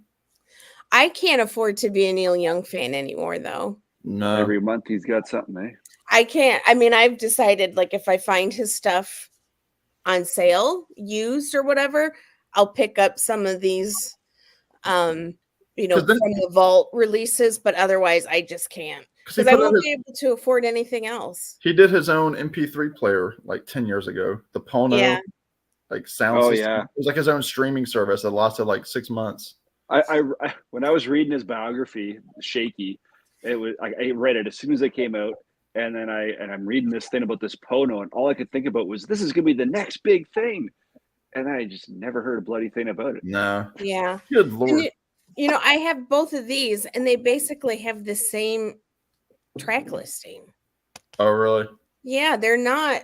I mean, this Yeah, has a got lot On of the Way those- Home, Tell Me Why, Old Man, Journey Yeah. Through the Past. Because Helpless. they're all that same era. They're all right before and right after Harvest, right? So like the Yeah. Carnegie Hall, the Young Shakespeare, they're within like 2 or 3 months of each other. I think Yeah. it's A like Man it's like the Needs a best Babe. time of his career, in my Yeah. opinion. But Cowgirl in the Sand, beautiful, yeah. Heart of Gold, After the Gold Rush, Human Highway, Tell Me Why, Mr. Soul, Ah, Mr. A Man Needs a Maid, which Yeah. That's the one that I can impersonate well. Is that Barry Gibb? A man needs a man. Afraid. Yeah. So how should we do this? Like whack-a-mole style? Just grab an album and just talk about it? yeah, pick Absolutely. 5 albums at random, gentlemen. Well, I'll tell you all because it's 11:48 on a Friday. So yeah, my I'm next- going. when I hit 300 hoagies, which for the unfamiliar out there, that's my term for subs. It's like a sub joke, like a sub sandwich and a hoagie. It's a substandard joke, yes. All right, Jason, Sandwich between the rest of his content. Yeah, Jason, you can also go. that's a lot of baloney. You know what I mean? So we have discovered Alex is a mean. Trying to get that lettuce. You know.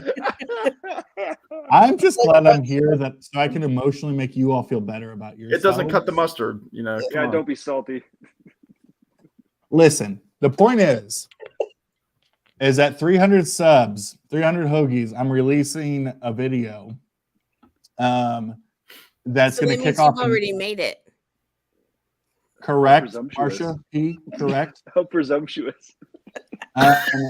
But it's gonna form because I've been sitting on it until I had a good moment to release it. But it's gonna Did kick you off make a it new after the first series. video?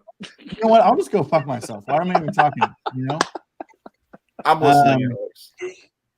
But it's gonna be to kick off a new series that I'm gonna do with YouTubers and other guests. I don't have a good name for it. I need like a creative director. So like somebody who's creative. So not you, Sam, not you, Jason. But somebody who can like get like I've tried to like chat GPT this, it doesn't really work. I need a name, but basically it's like it's me and another person. It doesn't matter who it is, and we just talk about 5 records that mean something to us. I came up with a bunch of names for our I wanna do that. podcast. Yeah. Oh, go ahead, Marsha. What do you got? Let me steal something. Well, I came up with some names and then it spiraled into band names for different genres. That doesn't help me. Well, no, some of them are good. Okay. So I had said if we were a white jazz soul funk hybrid band, we should call ourselves the Appropriators. And That's hilarious. Keep going. I'm going to keep my prog band name to myself because that was my most favorite. That's a good one. All right. Racer. So I thought if we were a power pop band, we should call ourselves the Ring Lights. If we were a ska band, Smoking the Herb Tarlicks. All right. Well, Marsha, you've been no help. But my point is, okay, so the whole idea of this show, is that it's like me and Jason or me and Sam, me and Marsha, me and Trevor, whatever. And we just sit and have a conversation about 5 albums. We just pick 5 albums that mean something to us. And we just talk about 5 it. each? That's the whole show. And so I'm like sitting here, I'm like, oh, do I call it like a take 5? I'm like trying to think of some creative name for it. Well, take 5. That's pretty good. Yeah, but it's a name for an oil change place here, Jason. Oh, I didn't know that. That does. Sound Thank God Joe is here to help me out Hi, because Joe. I've just been getting trolled on for the last 3 hours by these clowns. Well, I'll do what I Joe. can. I can't promise anything. I'm going to chat GTP this or whatever it's called. I forgot. I was on there today. I'm not going to say anything. Marsha, do you need another golden monkey, my friend? No, I've not even finished the same one I had me when I got on here. Well, I that's thought, your I problem. thought at first she was going to say, well, Joe's here now. I'm out of here. I'm leaving. Fabulous 5. Yeah, I gotta do some kind of like take around 5, but to me it's just a laid back conversation with I started thinking about this, like no matter who you are in the quote unquote VC, like no matter there's no parameters. It's just like pick 5 albums that mean something to you. Sam, I go back to when I was visiting. I'm gonna say I'm visiting you. No, I had a work trip and I saw you. But Yeah, right. when I was over hanging out at your place and it was like we were doing that video together and it was like, Sam, pick out a few albums that just like mean something, right? Because I feel like maybe this is like next level, too many hoop tees deep, but like Count 5. That's good. we get into this habit of like wanting to pick out records that are My chat Commercially- GPT, it came commercially back with successful or like super critically successful. And it's like, no, like I just want to hear people talk about things that they're passionate about, right? Yeah. Like, that's the whole point. Has anybody suggested 5 for fighting? oh, that's I'm more Well, than yeah. a bird.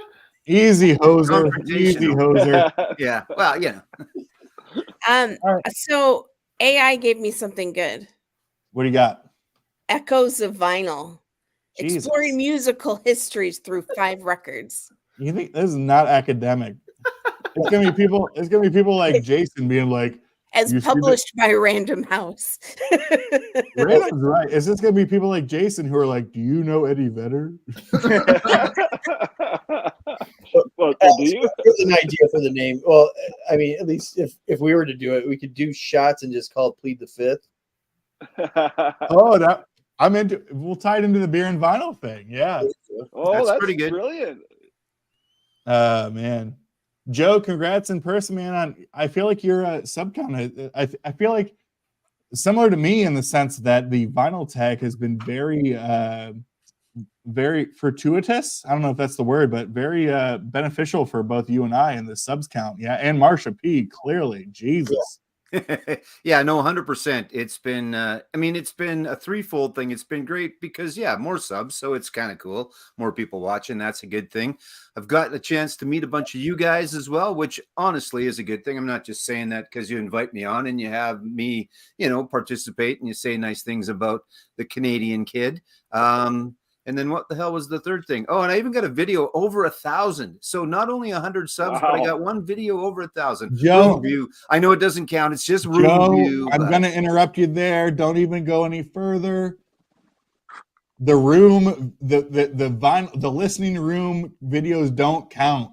I know. That's what I'm saying. I said that. I said it, and then I said, but I know that doesn't count. I get that. I do. I understand completely. Why don't they count? Yeah. Because it's like, because Alex doesn't have a listening room. Okay. I think that's really what it is. Yeah. Jason, you don't even post videos. You're on like the same schedule as Marsha P over there. Okay. I'm gonna do one as soon as I get my tree down. No, I'm gonna do the 80s tag that Stephen Schnee did. Oh, there's an 80s tag? You know what I heard? I heard there's an AC/DC tag too. Ooh. Oh my God. Well, in about an hour and 5 minutes there will be one anyway. Oh, oh no. So wait, Joe, you originated the KISS tag and now you're gonna do an AC/DC tag?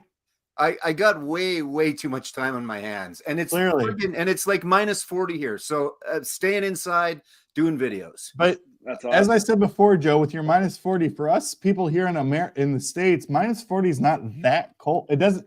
Minus 40 for people in the States is very different than minus 40 in Canada. do you want me to tell you again it's 75 degrees out right now in No. Orlando? No, we don't want you to tell us that. Well, yeah, sure. You can tell us Marsha, that. we don't need to learn about times in the land of Satan, okay? Fair enough. Catherine, I'm trying to watch the chat as well as listen to you guys, and I see Catherine saying that the tag has helped her, and I watched hers, and hers is very good. And then I watched her Peter Gabriel one the other day as well. It was also very good. Catherine's cool. Yeah, I mean, and that's why I think Racer, like we were talking before, like I know people roll their eyes at some of the tags and stuff like that, but like I love this stuff. Like there are so many channels. You're one of them that I was just introduced to that. Because of the tag, you know what I mean? Like, I just think it's awesome. This is why I said in my video that the vinyl tag was my favorite video, because it opened up a window to a whole bunch of channels that I knew nothing about. Mm-hmm. Yeah.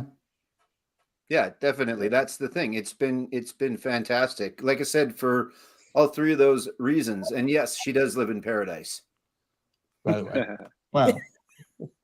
I mean, the weather's nice. The weather's nice. The weather's nice. Yeah, that's right. We'll go with that. So what are we talking about? I just kind of got on. I heard you guys talking about Neil Young, and then I think there was Neil Diamond, and there was a lot of shots taken at Neil Diamond, and then there was Neil Young. So Neil Finn, we talk about. I was going to say those guys. It's a Neil theme. Yeah, all things Neil, all the time. Okay, well there you go. So Neil Finn, then, right? He's one of the Finn brothers from Split Ends and Crowded House. Go. Discuss. Oh, that's right. Yeah. Don't dream. All right. So I have. He just cuts your singing off instantaneously right away. Well, this is not a new thing, Joe. Okay. Yeah, that's fair. He's been doing this a lot. I went to a rhyming dictionary and it says here, Friends Live. Friends Live about 5. Are you still trying to support my little video idea? Yes. Wow. Well, I appreciate your help, but that's a bad name. I know, isn't it? Yeah. You're welcome, Catherine. So we were picking, so there was something like we're going to go pick out 5 albums and then we're going to discuss. Yes and no, Joe. So I was talking about when I hit 300 subs, which maybe is in the next, I don't know, week or whatever. that I'm going to kick off a new series of. They're just like one-on-one sort of interview conversations with anybody, right? So it could be a friend of mine, it could be a relative, it could be a YouTuber. That's just, pick out 5 records that mean something to you and you just talk about it. So nice. I was trying to think of like a cute name for it, but I've struggled with it. So I've counted on Marcia to help me out, but she's come up with some pretty poor names herself. So, and it was the hoagie. There was something about hoagies in there, wasn't there? Correct. Yeah. So because I'm a very lame, unfunny person, when I'm talking to Sam and Jason, I refer to. He thought my names were bad, and he came up with hoagie. All right, Marcia, listen. But all right, Marcia, listen. It's a joke. It's a joke on subs, like sub sandwiches. Oh no, I got it. I know what it was about. Would you prefer like a grinder? Like what would hero? A hero. Yeah, I bet you would. Grinder something completely different. Not that I would say so. Yeah, Jason knows about that. Completely different. So with it, here's a Crowded House record. That's Neil Finn. Yeah. That's Neil Finn. Oh yeah, it is. Neil Finn's done some collaborations with Eddie Vedder. Just saying. He's done collaborations with everybody. Yeah. Neil Finn, yeah. He was in Fleetwood Mac. Because he joined the iteration of Fleetwood Mac, yeah? I just said that. Thank you, Sam.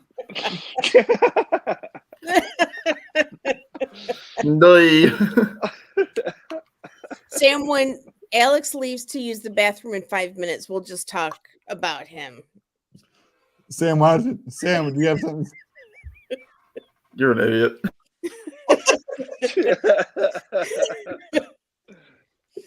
Dan, 5-inch. Yes, I agree, Catherine. That is a very good song. Dan. I was always more of a Split Ends fan than Crowded House, but then I listened to a couple of Crowded. Well, we lost her completely. We lost both of them right at the same time. Well, what happened? I don't know. Sam's kind of. Oh, there he is. But Marcia's just gone. Poof. Gone. Oh, sorry, we're all fucking up. Oh, there we go. Are you quite done, Alex? No, I don't think he is. Sorry, I didn't mean to comment on your Flick Meatwood story, but I think Alex has got a case of the giggles. Someone's got to. Poop, there it is, So what is that like a spiked iced tea or something? Is that correct? Okay, Harry. Listen, Harry. I want to say this. I was so appreciative of you joining us earlier today, and then you left because my brother was leaving, and you just associated. You're like, well. Oh, so now we're getting to the root of the problem. This is a sibling rivalry thing. The root of the problem, Marcia, is my brother was leaving, and Harry was like, "Oh, if the cool guy's leaving, I'm just going to leave." And I called it earlier when I said you were just lashing out. Yeah. He will never be back on another stream. Wow. I love it. That was cool. Good choice having him on. You sound like Chris Farley when he interviewed Paul McCartney. That was cool. When you said that the love you make is equal to the love you take, did you mean that? Yeah, I did. That's so good. That's cool. That's cool. I think he said that's awesome. Like reading the paper. So I bought. Oh, yeah. What do you got there, Joe? I bought some stuff this week, and it just happens to be their first. Well, I think their first North American. There was a different cover and something different in Australia, but this was the first one. And I'd never heard it before, and I'm a big fan. And I came across it, and it was just in beautiful shape. And yeah, so that's kind of cool. It's good. It's different. It's not 6 months in a leaky boat, that's for sure. But it's pretty darn good, though. So.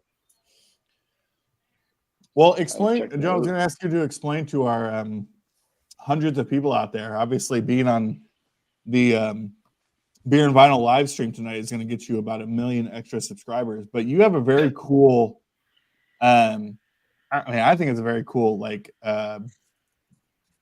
show theme about like what's in common with these 5 records or whatever, right? Yeah. You want to talk a little bit about that? Well, I think it's, again, I go back to the tag helping out. It's something that I've been doing since I started. I think I had one video before it, and then I started doing the Fast Five thing because I thought if I can come up with something where people will come back and participate a little bit, that might be something cool. So yeah, for those that don't know, and I think everybody here kind of knows, but anyway, I will take 5 albums and try and find something that ties them together. Well, not try and find something. I pick one album or I pick a theme, and then I find 5 albums that have that thing. Or what I do sometimes is I get somebody to pick a number between 1 and 48 because I've got 48 different bins with albums in them, and then a number between 1 and 30 because there's about 30 per. And I take that one, and then I try and find 5 that go to 4 others that go together with it. So it's kind of cool. Some people have been playing along, and yeah, it's okay. I don't know if people want to work or if people want to call it that when they're watching these, but I thought it would be some way to get people to participate a little. I think it's cool, like brain work, right? Like thinking, because I mean, that's the point, right? Is like you would think of like, oh, like, is there a song or a producer or a lyric or something like that they would have in common? I think that's cool, like trivia brain work stuff. Yeah, it's sometimes it's a bit of a stretch. Sometimes it's just in my mind that there's something that ties them all together. But really, in there always has been something. One was fairly obscure because it was female artists that I have seen live in concert. But I said at the beginning it could be something that I say, and I said before each one, and I saw her back in, and I saw her, and I saw her. So yeah, I mean, there's people playing along. There's people that are just watching. So it's been good. It's twice a week or whatever. It takes me the 10 minutes it does to tape. It takes me a little bit of time to pull it together, and away we go. Well, and you said it's called Fast Five?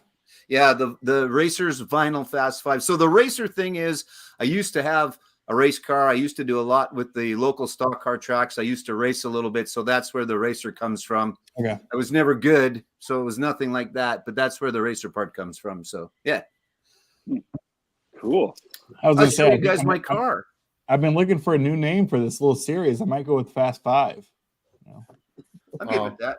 There's my car. Just kidding. You won't get sued by something. Yeah. Oh wow. Oh, that's cool. Yeah, it was cool. What's down there? Right. And you're in what, outside of Saskatoon? Regina, which is the other larger city in Saskatchewan. Saskatchewan, which is the province. Saskatoon is the bigger of the two cities. Regina, the capital of the province.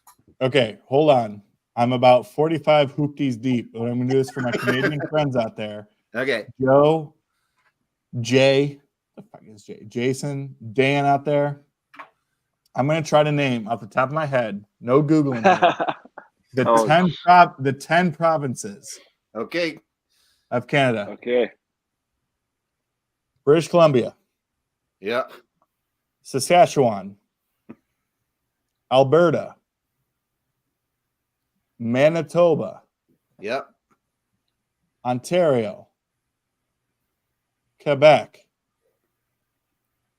New Brunswick. Newfoundland, Labrador. Oh, we got them both. Bonus points. Prince Edward I didn't Island. expect that. Yeah. PEI. That's the one we forget. Shit, I'm forgetting one. Is it an obvious one? No. Or is it? No, it would be one of the harder ones, I would think. I don't know, Jay, what do you think? It would be one of the harder ones. I guess the Maritimes are the hardest because they're the smallest. Nah. Maybe. Okay, It's sorry. the one. It's the one I'm hold from. on, you said Nova Scotia. Yeah. Right. Nova Scotia, yeah? I didn't think you said that one. So yeah, that's what I So, that's the one. when you said Maritimes, Nova Scotia, because I was thinking Halifax is out there, yeah? It is. Okay, I'll say 9.5 because I got all 10. And then you got none of it. The Northwest Territories Correct. and the Yukon Territories. How the hell do you know all that? Come on, let's go. All right, you win a box of Timbits. That's right. You get a 2-4. You get a 2-4 of Stubbies and a box of Timbits. Nice, Man. Joe. That's my Canadian history coming through. Fellas, nice. this is when I'll dip out. I've got to be up in a bit. All right. Yeah, I'm gonna Love take you, off Sam. too, Enjoy Jesus tomorrow. All Indeed. Cheers. I'm Thanks, going Sam. to. Bye, I'm everybody. sneaking out. Take care. Goodbye. Joe, what's the are you getting hammered in weather out there? You got wind, you got cold, what do you got?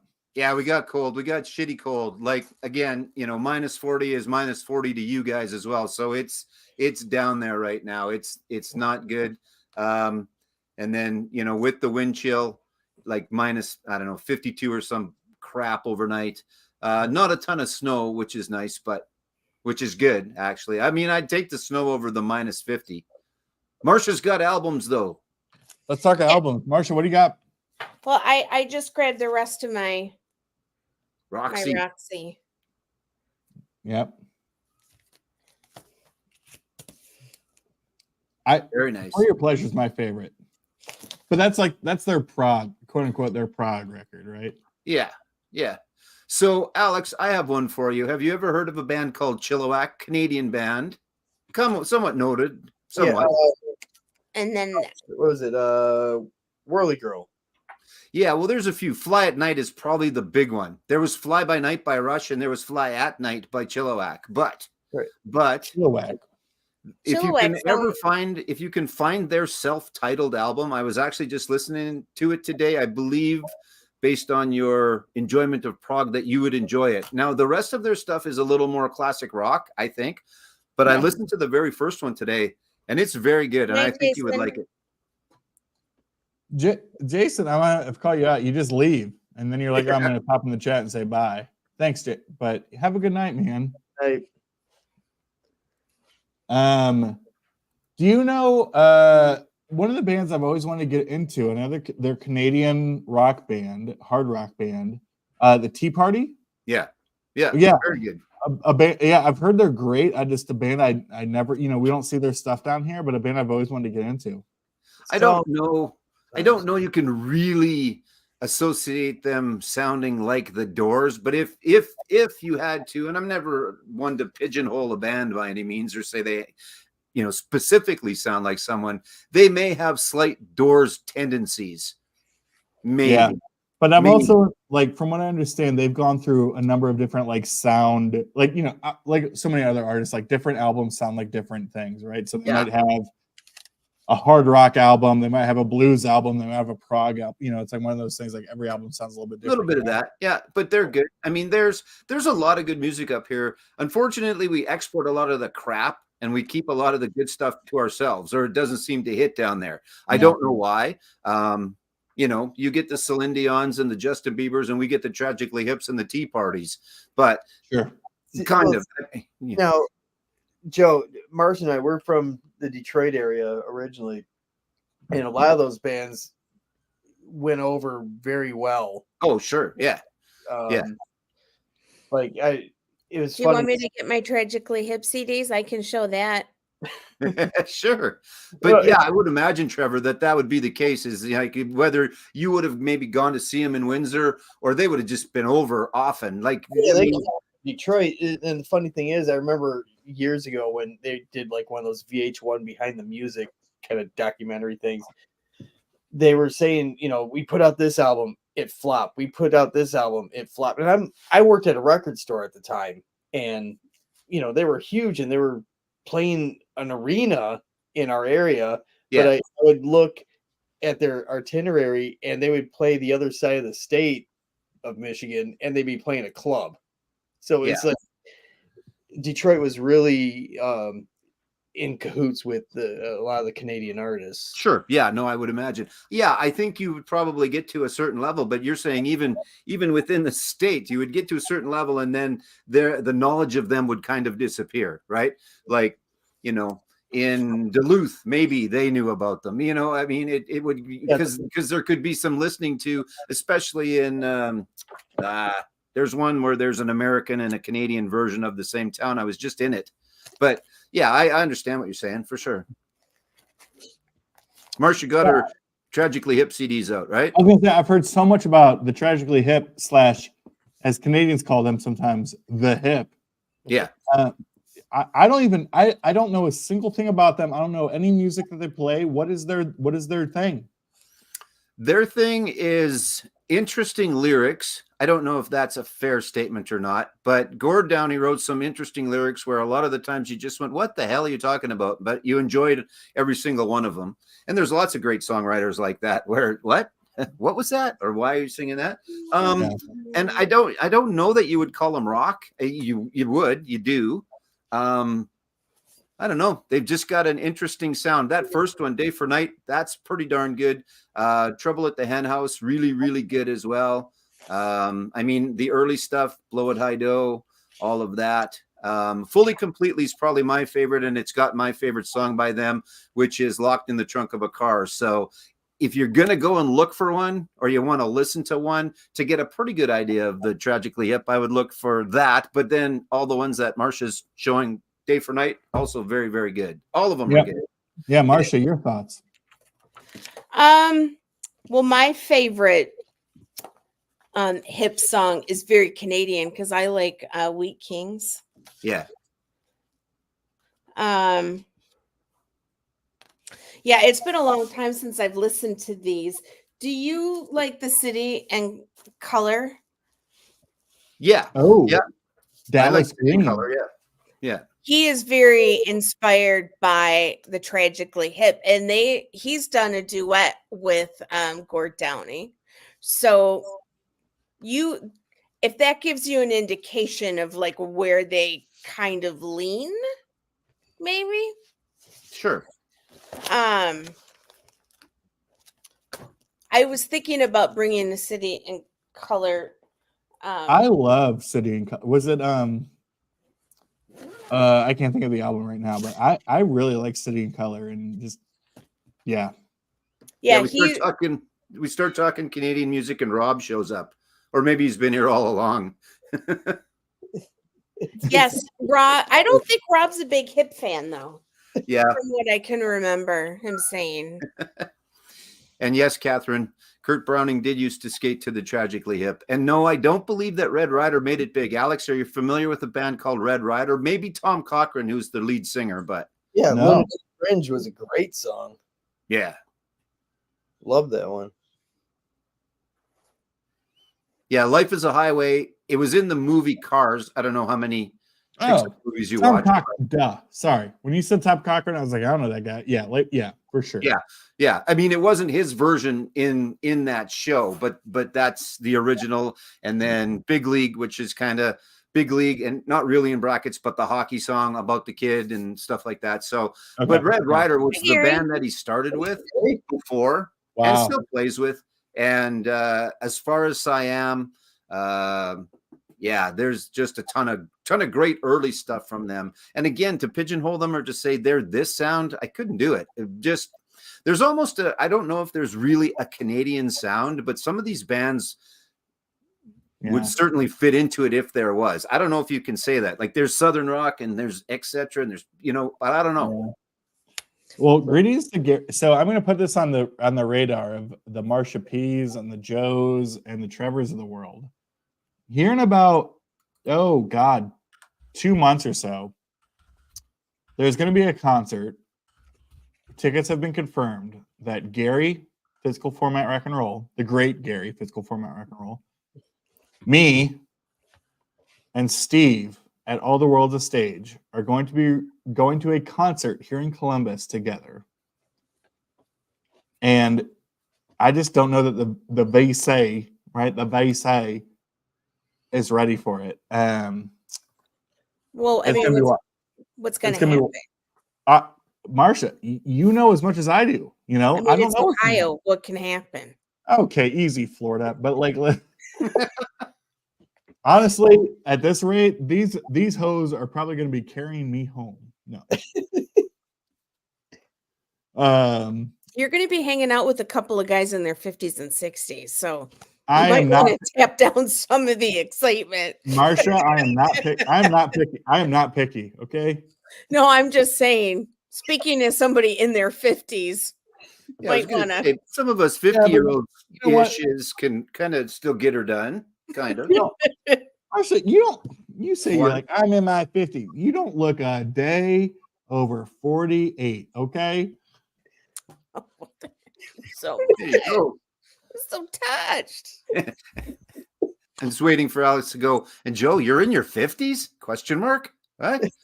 Joe, I know better Well, than that. I man. mean, Gary, you're only like what, 4 years older than me. I'm just being truthful. Although Steve has said he has trouble sleeping, so Yeah, he sleeps about what, 3 hours a night? yeah. That's what he said. Yeah. Well, saw and that. yeah, we'll get on like a text thing when I'm at work, and I get at work at 4 a.m. Well, But- he's 2 hours ahead, right? Yeah. Well, Great. he gets up when I do it. Well, okay, he gets up at 4 a.m. when I get up at 2, which is the same time. And I'm still sleeping at 7. Yeah, rub it in. Oh no, that's me just saying I sleep in and I miss my alarm. I'm always running late. I almost slept through my alarm. Carol woke me up. Well, Garrett, I mean, that doesn't. When I was talking to him a couple weeks ago, he was talking about working with the, basically using his in to get some tickets, all that kind of stuff. I bought my ticket. Gary, I think that show is going to sell out. A lot of those shows that club do, and I think that show being it that it's like the 3rd year anniversary celebration thing, I think it's going to sell it. But you know what? Whether Steve's there or not, I'm excited to see you and everybody else, all the people, and it's going to be great. What is it? KK's Priest. It's KK's Priest and LA Guns. And mind you, before Marsha, it's still Tracy, right? It's still Tracy and still Phil Lewis. Yeah. So it's in today's world for an 80s band, it's about as original as you can get, right? They probably got some like random drummer, but like I don't know that I would have gone if this didn't present itself as like, oh, Gary's going, oh, we could get Steve to go, like all that kind of stuff. So yeah, and great point. And Burning Witches, I think they're all female out of Switzerland, Sweden. I was going to say, if they're from Sweden, you know Steve is there. Yeah, Steve would be there for sure if they were from Sweden. I think they're from Switzerland. Gary's going to correct me. So, but you know what? It's cool. There's actually a fair amount. There's like 4 of random people in Ohio, similar, I guess, up there in the Pacific Northwest for you, Trevor. Like there's some people that just live up there. In the BC or whatever. So people just live places like I think a few people live up here. I mean, the traffic shows it. Yeah. Well, and Gary. So Gary is. Gary's pretty damn close to me. He's in kind of like rural Ohio, but outside of Columbus. And there's a couple of other people that are also in the area. So yeah, Gary. Here's my favorite thing. When people say we'll catch up offline, what that really means is that they're going to catch up online.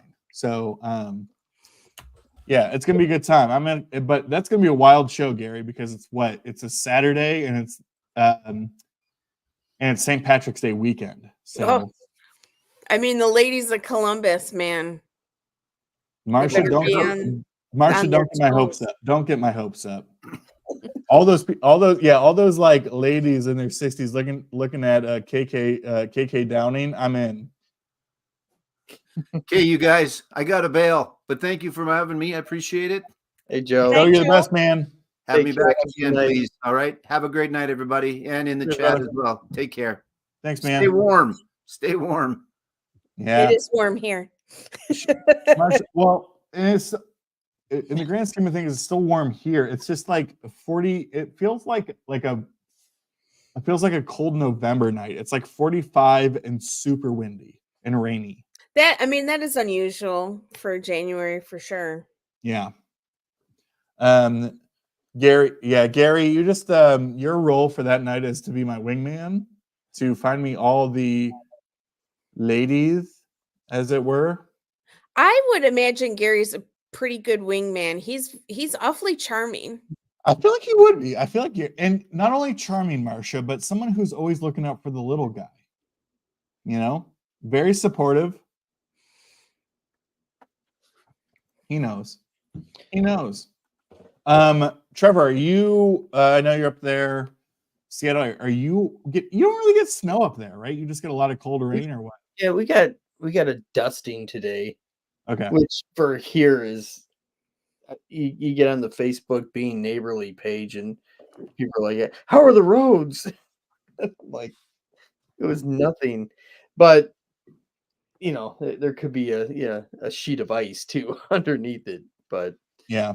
not too bad. It does snow. There was a few years ago, we got about 14 inches over a Wow. weekend. Yeah, it was pretty bad. And at the time, I was driving a Kia Soul, and I'm like, I'm not getting through that shit. I'm not going into work. Fuck that. Yeah. Marsha, are you supposed to get any? I know I was talking to my brother earlier who's in Texas that they're supposed to get some super cold temperatures. Going to get really cold there at all in the next week or so? All right. So I'm looking at this. It's 75 right now. Yeah. And tomorrow, even though it's already 12:30, the high tomorrow is supposed to be 66 and the low is 48. So as I'm looking at this per hour, it's doing this. It's getting, yeah. Yeah. So all the milk and bread are out of the stores right now, right? No, just kidding. So by 9 a.m., it's supposed to be 62. So it's actually, going to get colder. And then by 1 p.m., it's supposed to be 61. So it's getting colder as the sun comes up, actually. And then Sunday is supposed to be 63.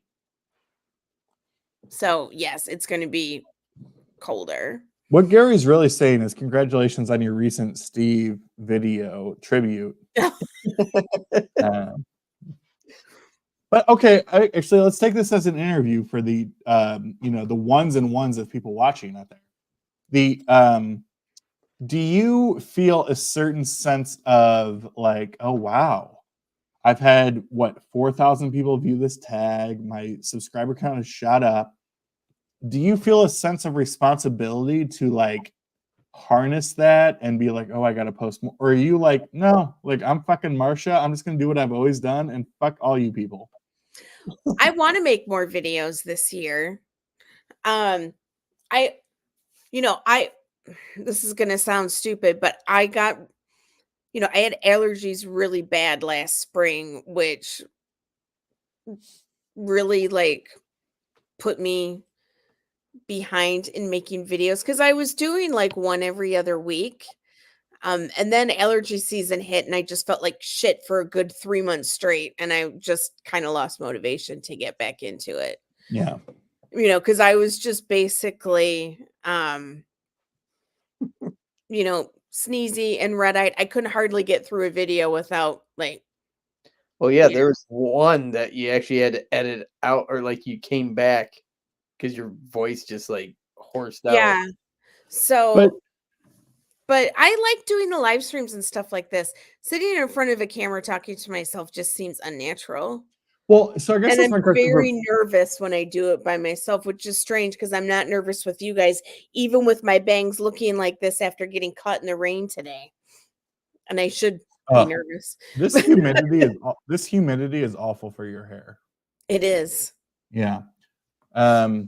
Well, and I guess like a question for both of you who have been doing this a lot longer than I have, but like, do you sit there and like pontificate over like the types of videos you want to do? Or is it more just like, oh, fuck it. Like, here's a random idea. I'm just going to post something. Like how much I stress and pontificate? What do you do over this kind of stuff? I do because I don't have as huge of a record collection as you do, Alex. I've got like,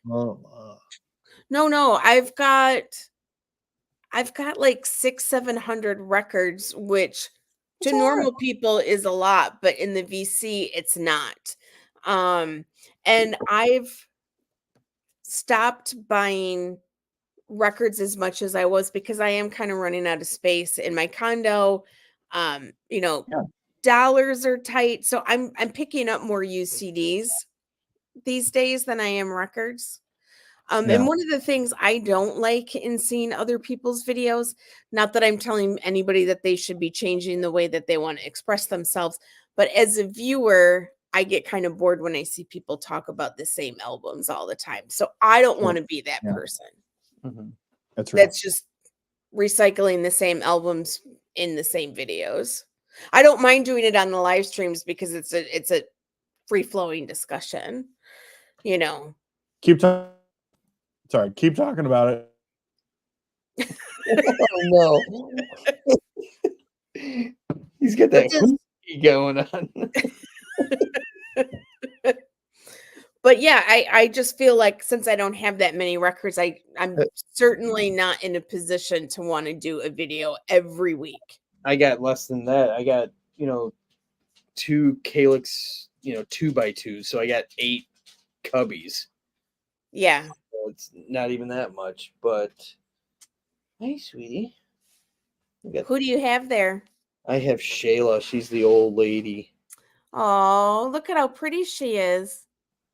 Is that one of those cream golden retrievers? Is that it's she was kind of a mix of English cream and an American red. Oh, she's so pretty. Yeah. She's 12. Yeah, sweetie. But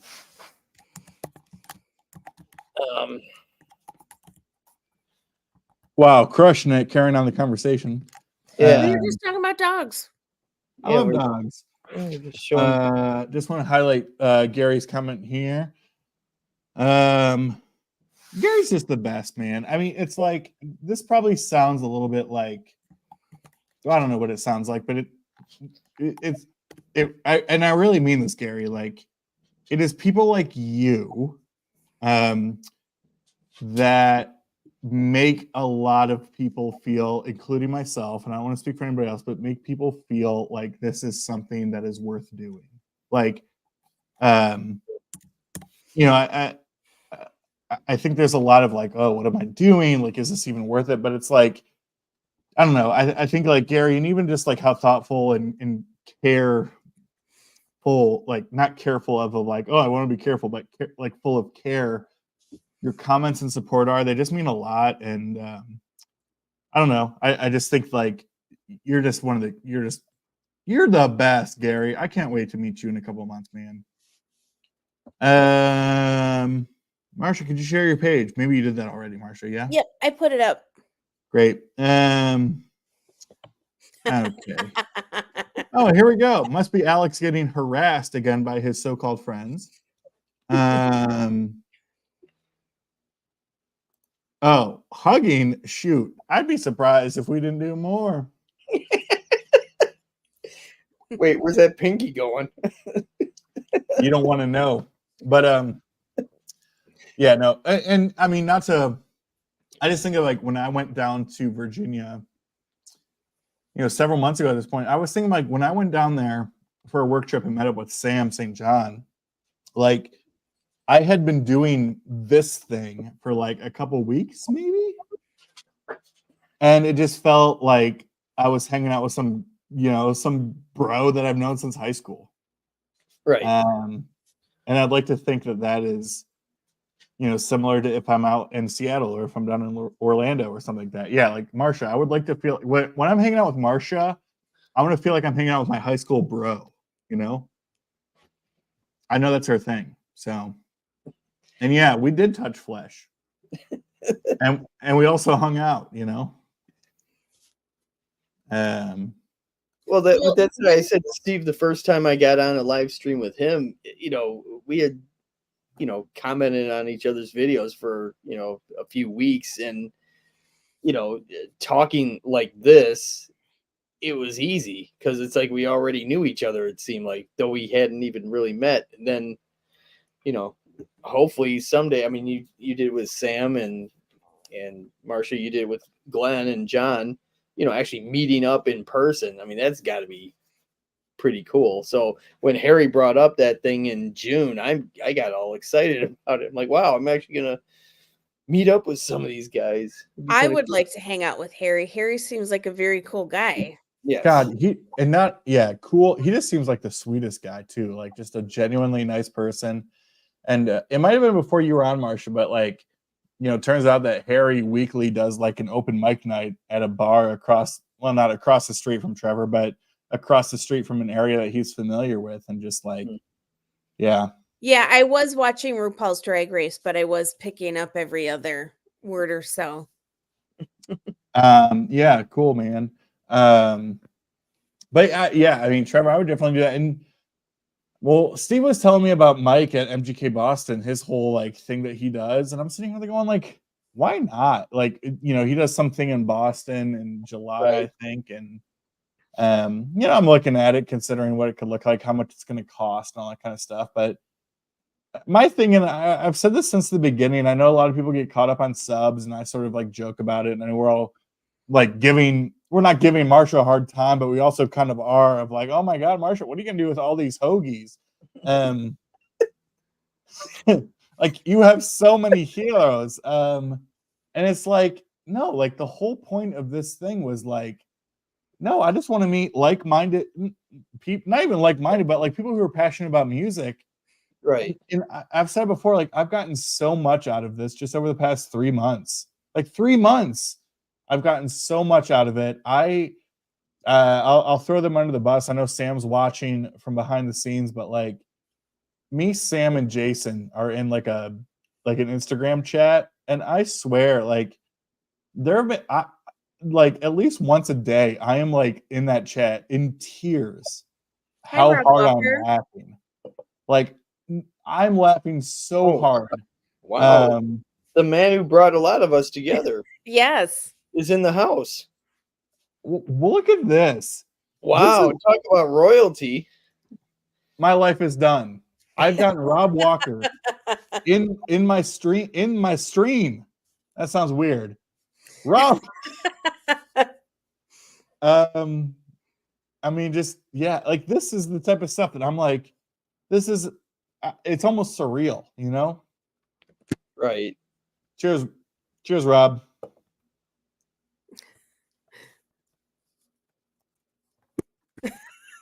Okay, Sam.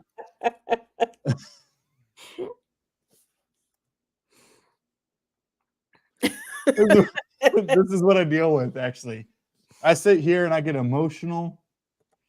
I you know, reinforce feelings, and then Sam that just does this thing. Yeah, you've been in my stream. Holy shit, it's Rob. We all said that at the same time, actually. We all did this. Rob, you know, we got to ask you, man. You know, this is like the unofficial interview. I mean, you've done this vinyl tag, I guess, over the last several years.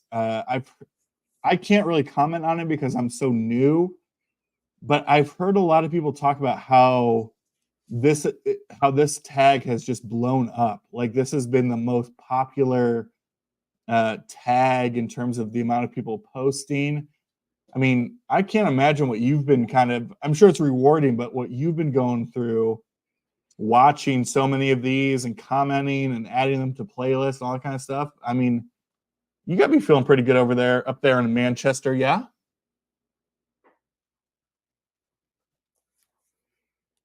We'll find out. Yeah, we'll find out. It's okay.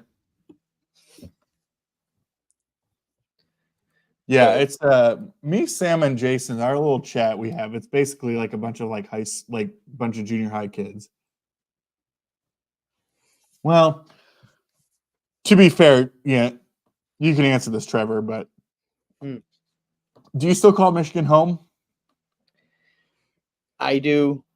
Yeah. I'm told, no, this is your home, but it's yeah, I still say when I go home, but this is my home too. I mean, I've been here 14 years now, so it's been that long. 14. Yeah. So it doesn't feel like it. That's the weird part, but that's just getting old too. Time just flies. Yeah, Marsha, when people ask you what's home for you, what do you say? I say Florida, especially now that my parents live here. Yeah. Because before, when they were in Michigan and I'd go back at Christmas or summer vacations or whatever, I would say I'm going home.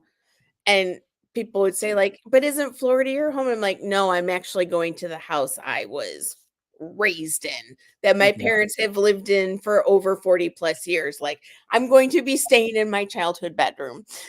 You know. Now, did you move to Florida for your parents? No, I moved to Florida before they did. I moved to Florida for work. I worked for Farmers Insurance. And back in 2004, there were 3 hurricanes that hit the state of Florida. Yeah. So they had sent me down temporarily to work, because that's my line of work, is insurance. And I kept coming back because they were, paying me extra and per diem and all of that. And then I came down in January of 2005 because I would work here for 3 weeks and then I go back. And then, I came down in January and it took me 6 hours to get to the airport because it was snowing. So all my travel plans got all messed up, all of that. So by the time I finally got into Orlando, got my rental car, got over to Lakeland, met my group for dinner, I was just, beyond annoyed. And one of the guys that I was working with was like, there's 2 openings in Florida if you're tired of the snow and all that bullshit. And I was like, really? And they totally saw how I was in a vulnerable state and was just ripe for the taking to move from Michigan to Florida. Do you would you want to move anywhere else in, you're in the greater, I think, Orlando area. Like, have you considered I'd rather be in Tampa, or are there other places, or you feel pretty good there? Well, when I first moved here, I lived in Melbourne, which is out on the coast. In Australia? Melbourne, Florida. Right, okay. Pronounced the same as Ben Rankin's Melbourne. So I lived out on the coast for the first 4 years that I lived here. And I liked it out there a lot because that's why I moved to Florida, and everything was to live on the beach and all of that. Yeah. And then I lived in Gainesville for a year and a half and hated it. Yeah, I've been to Gainesville. I work, I work in higher education adjacent work. And so I've been there a couple of times. It's a mix between a college town and kind of It's very family oriented, and it's also very much college town. I'll be right back, guys. Yeah. That's great. Sorry to interrupt. That's great, Rob, right? God, 252. Is this where we say bless your heart? Rob, I know you're out there in England, but when people say bless your heart, if somebody from the States says bless your heart, usually it's like they're taking pity on you. It's not like a compliment. It sounds like a compliment, but really what they're saying is oh, we feel bad for you. It can also mean F you. I didn't want to say that to his face. Marshall say that. But I live in the South, so yeah, you're right. Well, and I said this to Joe earlier. I've discovered, I think it's Joe, Catherine is still in the chat. There are so many channels that I discovered that we're doing this tag, and yeah, it's just awesome, man. I know a lot of people have told you, but I just really appreciate you doing that and doing it over the last several years, and it's just cool. I love it. Well, I want to, and I could be wrong on this, Rob, but I want to say last year, it seemed like people were getting videos out slower, whereas this year people were ready for it. They were like, let's go. It seems like so many of those videos rolled out within the first 4 days, which is great. Yeah.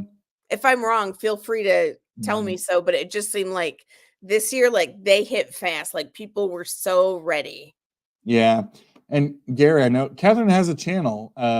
She'll probably put it in there, but Catherine was one of those channels. We sort of, when I say we discovered ourselves, that sounds overly poetic. It's not that true, but yeah, Catherine's got a channel. She's got a great channel.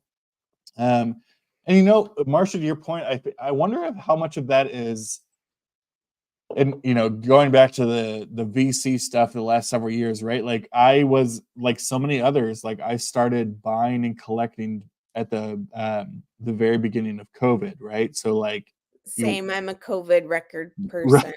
And so like I wonder how many of us are out there of like, oh, we started back in 2020 or 2021. We started buying, we started collecting. In 2022, 2023, we started watching people, you know what I mean? Like how many of those things is sort of like built up. And then finally we got to that point where we're like, you know what? Fuck it. We're just going to start a channel. It's going to be great. I want to highlight this. Here's the thing, Gary, we'll talk offline. There's not a ton of breweries up there. King of Clubs in Columbus is not in the best of areas. The irony of your comment is that the King of Clubs is right next to the Anheuser-Busch plant. So literally right across the street is you'll see like the Anheuser-Busch towers. But I got a place for us to go, and it's going to be a good time for sure. Sam is still in the comments, which is weird because he said he had to go, an hour ago. Bless your heart, Sam. Heart needs bleeding. Yeah, Sam says that type of stuff. Okay, yeah, great. Yeah, Catherine's awesome. Catherine's got a great channel. Very cool stuff. And yeah, and you know what? I mean, I like, and granted, we might be in the honeymoon phase, but I'm all in on all these like other, tags that are going on, right? Like I love like the fact that there's like a Beatles tag and an 80s tag and a prog tag. Whoever made that one is a fucking idiot. But like, it's like all these different things that are going on. I love them. I think it's great. I don't know. Trevor, are you going to do the metal tag? I haven't even watched one yet. I don't think I have enough. I know this sounds weird. I might not have things that qualify, but then again, I could probably just be like, yeah, I don't have anything. So, well, I don't know. I mean, who am I? I've been here for 3 months. Who am I to tell people to fuck off and do a different tag? But like, to me, the whole idea of the tag is like, regardless of how specified towards like the genre or whatever it is, like to me, the idea of a tag is like, how can we make this open and inclusive enough for as many people to participate as possible? Right. And so some of the questions that are very like, show an album with like a dragon sucking on a dick. It's like, I don't know. Like, I don't have any dick sucking dragons on any albums over there. I don't have either one of those things. Right. You got dicks, but no dragons. but like, okay, like, why? Like, I don't want to show you my dick sucking dragon. He's fine. He's cool, but I ain't got him. Yeah, but you gotta put a post-it over it though. I mean, if dragons want to suck dicks, I am in no position to judge. I just don't own any of that artwork. Listen, as a dragon, it's like we blow fire, we suck dick. It's like it's a whole thing. But it's like, why would it's like this is not. I think the whole point is that. I mean, I think I'm a metal fan. I can show metal records, but when you get so like specified into the nitty gritty, it's like, well, this just makes people want to not participate.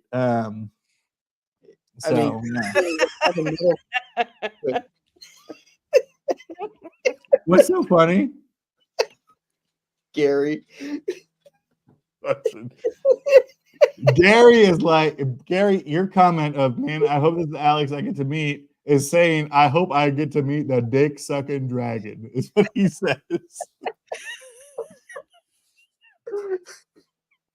Within 3 days, I think, yeah. Yeah, this is it is growing, I think. And also the more it's growing, but I also hear about more and more channels who are on like a hiatus or taking a break, which I totally understand and totally support. But I also think the reason the tag is growing is because the questions are good. Yeah. Because if the questions weren't good and they were harder, I mean, they're not softball questions, but they're not way out there. Going back to what you had said, Alex, where people just don't have Say it. a bunch of stuff. Say it, Marsha. What do they got? Appendages. But you know, because like the question to walk into a cover, which Stevie told me was his question, like that's a great question that goes for any genre, any album, anything. You know, I mean, I didn't have any 7 inches, but that's just because, you know, I can collect vinyl, I can collect CDs. I have no space for it in here to start bringing 7 inches into the house. Yeah. But I mean, yeah, you make a great point. You didn't even make the joke, Alex. Listen, 7 inches? Shit, never heard of her. I mean, if Rob would have been out here, been like, show your 3-inch record, I've been like, I got about.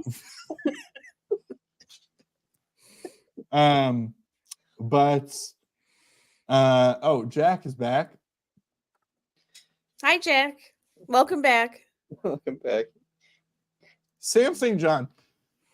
Again, I had a great time visiting Sam St. John months ago, and he decided he's going to invite Beer and Vinyl to his apartment to record a video. And I was like, where are your beers? And he's like, I got this diet iced tea. Okay.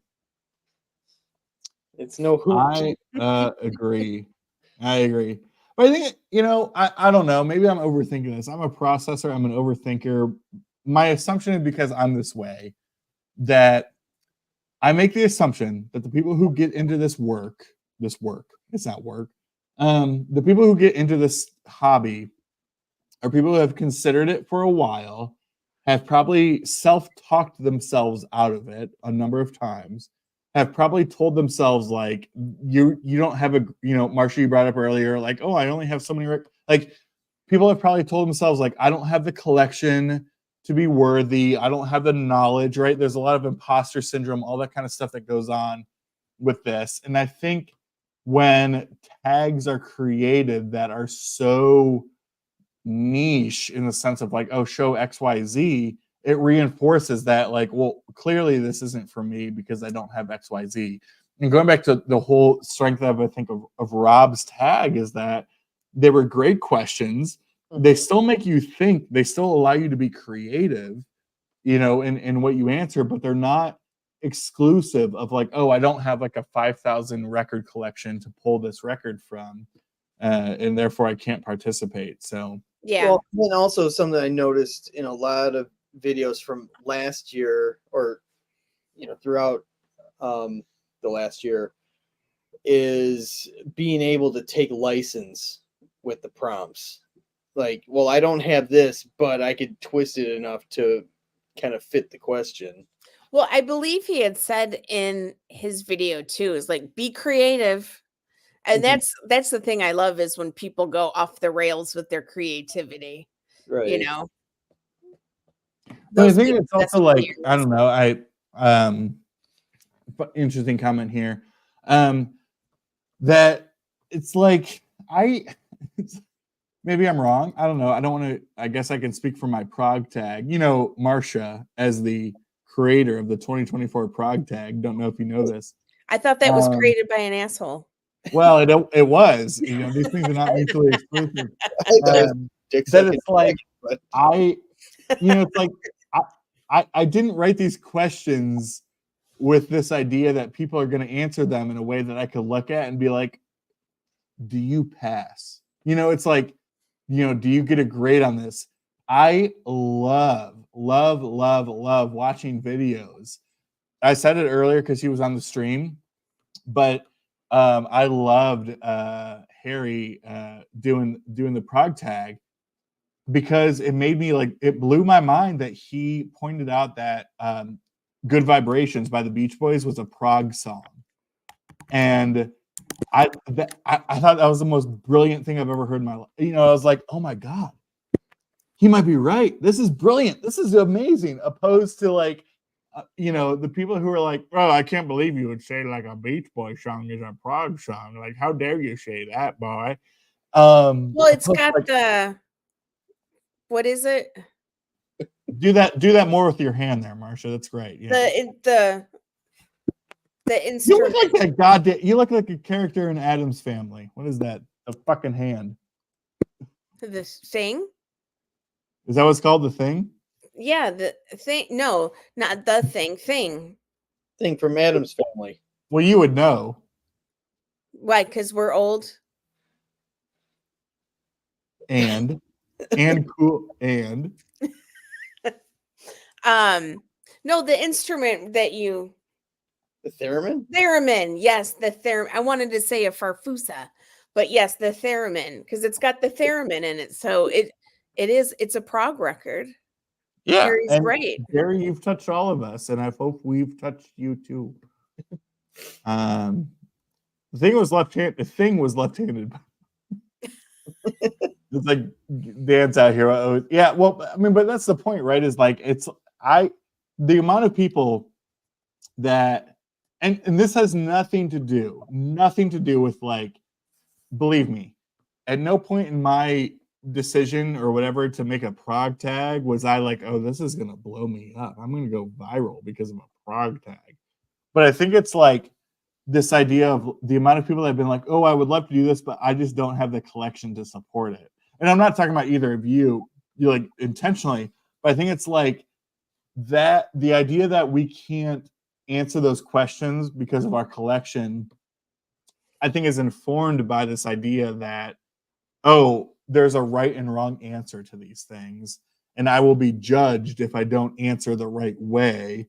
And again, that's why I loved, like, Harry specifically. Like, he blew my mind with a couple of answers that I was like, even as a prog fan, I was like, damn, that's a great answer. Damn, that's a good answer. I mean, didn't he used to own a record store? Probably. I love Harry. I think Harry's one of the best people ever. I mean, I want to say, like, his musical knowledge goes way, way, way, way back. I gotta. Oh, 9 Inch Nails. Jack was asking what the last spin was, and I had this on earlier. Oh, okay. No one is home, and I can play it loud. My last spin. I gotta plug in my laptop, or I'm gonna. Yeah, I gotta get my quarter. The night is young. We're rolling on 4 hours here, people. Hey, I think mine Call was me George Borden. I think so far I got the record with the 4.5. So, You say 4.5, I can relate.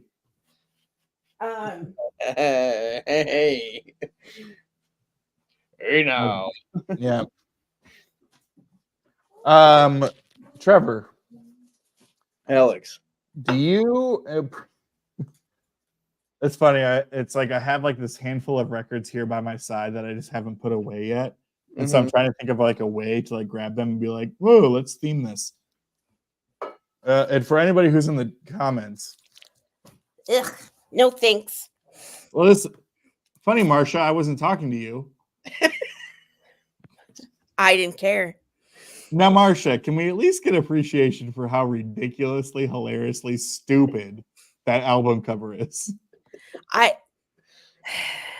So, when I was young, I would read Rolling Stone magazine and, records they would recommend. And that was always in there. And I was always like, I'm just so turned off by that cover. Why would I ever? He's kind of hot. Isn't he kind of hot? No. He's kind of hot. And the name? Yeah, Captain Beefheart. Yeah. All right. I feel like Dan Gauscher out there, you got to tell me what you think of this record. Good night, Catherine. Good night, Catherine. Hi, Catherine. Thanks for hanging out. Let me know next time, Catherine. If we're ever doing this event, you want to jump up here, let me know. Bye, Rob. Have a good day at work. Oh, I guess it's what? God, it's like 5 a.m. over there? Yeah, 5 hours. Whew.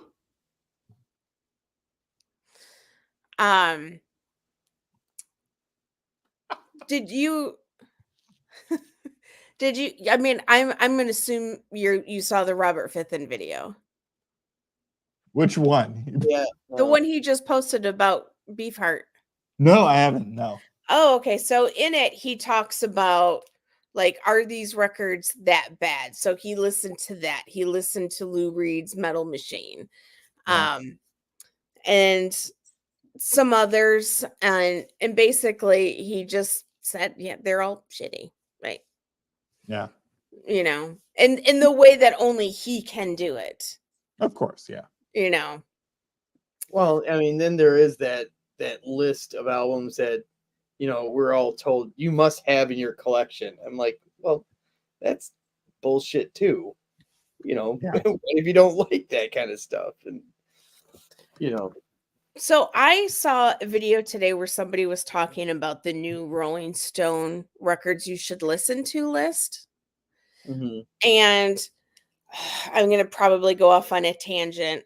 So apparently they removed some albums and added some new ones in. Like they added in the Olivia Rodrigo record, Harry's House, Folklore, and some other newer titles, and took out some older stuff.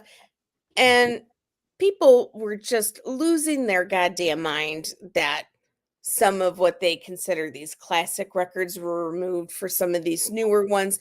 I read a comment where somebody had said it's like replacing Meryl Streep with somebody who starred on MTV's Teen Mom. I'm like, no, it's not either. Just because you don't think Olivia Rodrigo is valid doesn't mean that she's not. Like, I hate when people talk about like the state of music as being bad and awful and blah, blah, blah. No, you're old now. Pop music is made for young people. It's not made for you. You're not their target demographic. It doesn't mean it's shitty when it's not for you. Like, I hate that kind of shit. Well, it's just, there's a meme that I always see on, there's a Facebook page for, Marsha, you remember WABX. Yeah. Which, you know, obviously a lot of those people are, you know, older than us or close to our parents' age. Yeah. I mean, my mom was just talking about WABX when I saw her last weekend. Okay. So there's always a meme that pops up is it's like, yeah, it's not that, well, something about just today's music just sucks. And I'm like, well, no, it's just not being served to you on a silver platter like it used to. You actually have to put in a little effort. And the thing is, it's at our fingertips. You could find stuff. Well, I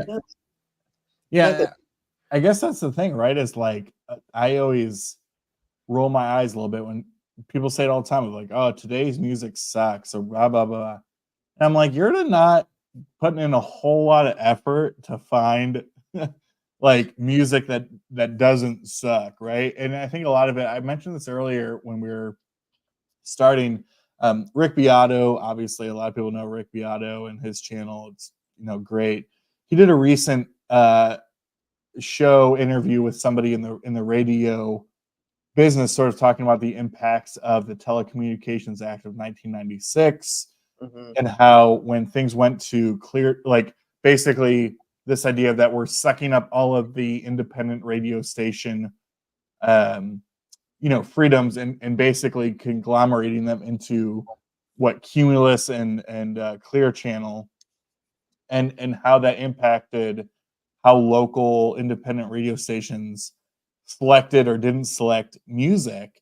And it was fascinating, but it's true of like, like, I guess you understand that like pop radio right now is genuinely the same across the board and controlled by a couple of people in a boardroom. Right.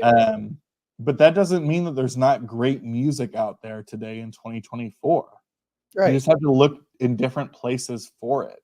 Yeah, like on YouTube, and listen to some of the other people in the VC, and they bring up people that or artists that we've never heard of before. I love it. Well, what I've realized is that when people say today's music sucks, they're actually referring to today's pop music. Right. You know, and because their only exposure is the radio. Right. And quite frankly, people were saying the same thing 30 years ago. People were saying the same thing Yeah. 40 years ago. It's one of the reasons I hate that argument is because one, it's not new. Yeah, You're just right. parroting things that generations have been saying forever. Right. So knock it off. Like it Yeah. just, I would never say that today's music is bad because one, I don't think it is. I've listened to some pop music that I think is really good, and I've listened to some pop music that's really bad. And when people come back and say, "Oh, like 1984 was a great year for pop music." Yeah, it was, but you know what? There was also some shit put out, and I remember it because I was alive then. You don't Right. hear the shit that came out in 1984 because that's not being played today. Yeah. Just for sake of the chat, ZZ Top or Todd Rundgren? What are you going with, people? The top. ZZ Top. I'm not a Rundgren fan. I love both. It's hard for me. It's hard for me to answer that question. I love both.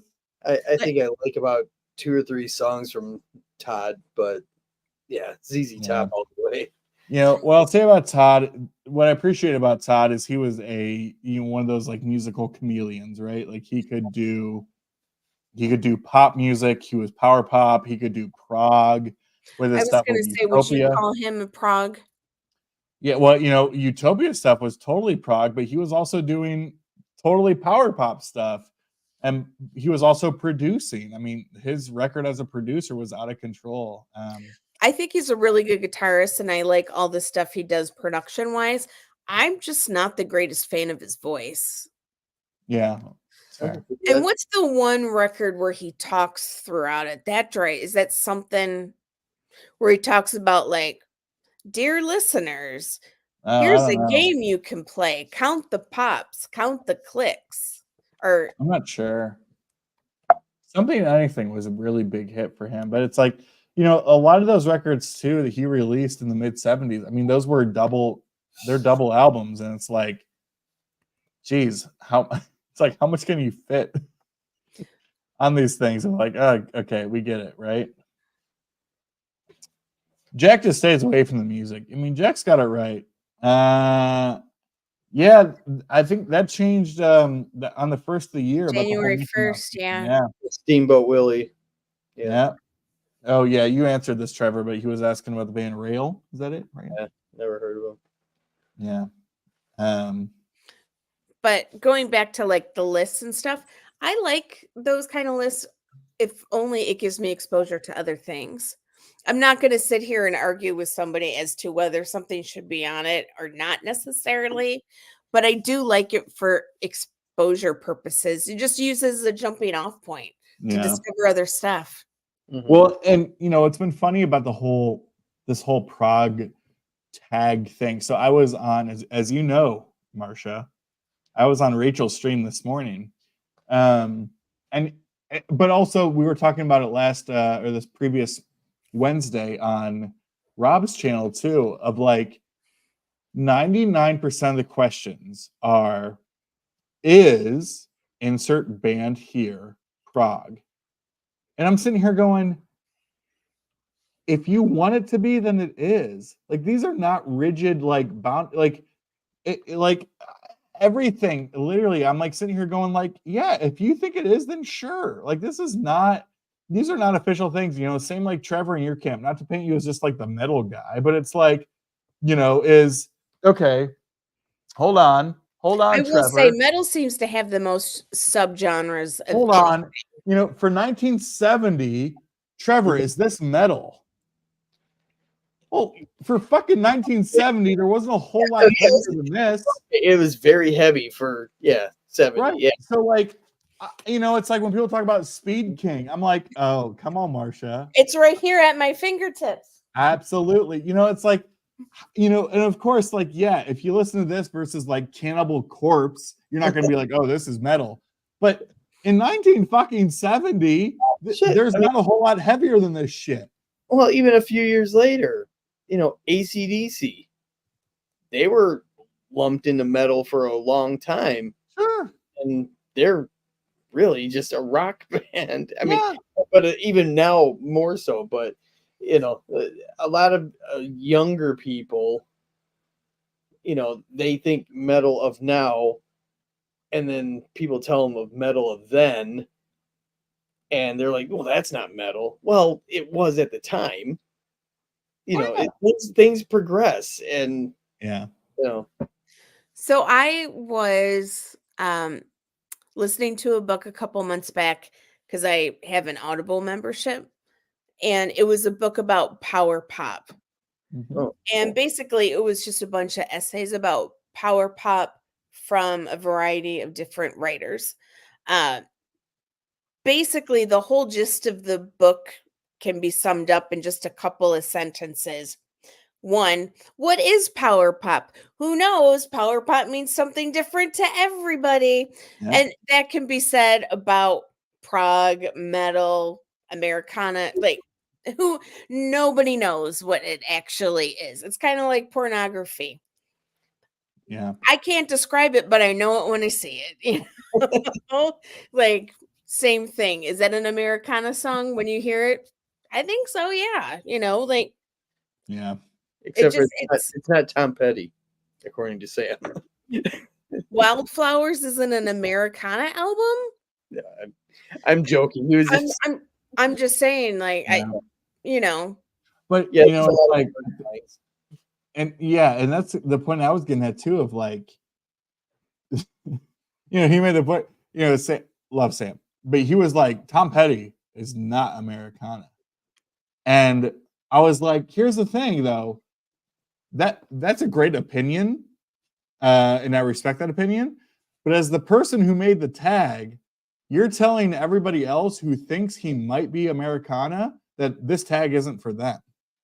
Mm-hmm. And so it's like, I don't know. I think there are so many of these tags when we talk about genre specific things, it's like, I think about the term rock, right? Like, are the Beatles rock?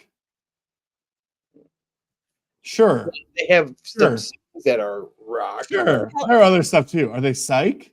Yeah, they got some psych stuff. Are they soft rock? It's like there's like these genres, and it's like, are the Stones rock? Are they country? They got some country songs. Blues. It's like there are so many of these things, and it's like I would rather hear about people. I made this comment the other night, Marcia, that you were in the comments in, that I thought, appreciate you validating. I'm all about validation. I need it. We all do. Me, same. This is why we get along. Is your love language compliments? Because it is for me. Oh, you mean words of affirmation? Words of affirmation, yeah. Maybe. So you're telling me you came from a rough family situation. Now, be like, my thing is like, I got mommy issues. Now, but it's like when I was talking about the No Other from Gene Clark, of like, if someone told me that was a progressive album, I'd be like, oh, totally. Like, I could totally see that, opposed to being like, oh, Gene Clark, that's not prog. Fuck off. It's like, what good am I doing here? That first track on there is very country rock, and there's nothing else that sounds like it on that album. All of this weaves all over the place. And as I had said when we did the album review, because it was one that I had listened to, I didn't think it was bad. I didn't love it though either. And sometimes I can be too guilty of comparing artists' work, and I know we all do that. But as I had said in there, there was nothing on that album that I liked as much as I liked 8 Miles High or I'll Feel a Whole Lot Better. Like, to me, those were still so much better. So it's like, I can't, to me, that was just fine. I totally see how somebody would love it though. Sure. For sure. Yeah. And I noticed, like, I'm not the hugest fan of his voice. I don't think he's all that great of a singer. I knew he sang with the New Christine Minstrels, and maybe it was just because of all the harmonies in the Byrds that I didn't really recognize his voice so much.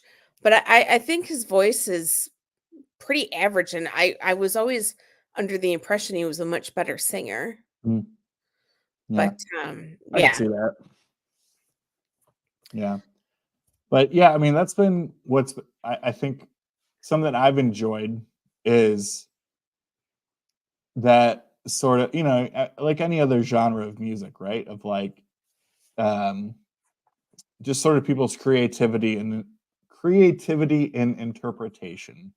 To me, that's always been sort of the whatever magic of art and music and all those different things, is that we all hear these things very differently, and we interpret them differently. And I think that's really cool, right? Like, Trevor, to the earlier point we were making about Deep Purple in rock, like, in 1970 people were hearing that and being like, turn that, like, I cannot believe people are listening to something this heavy. Right. But you play them next to what's the popular death metal band, Cattle Decapitation. Yes.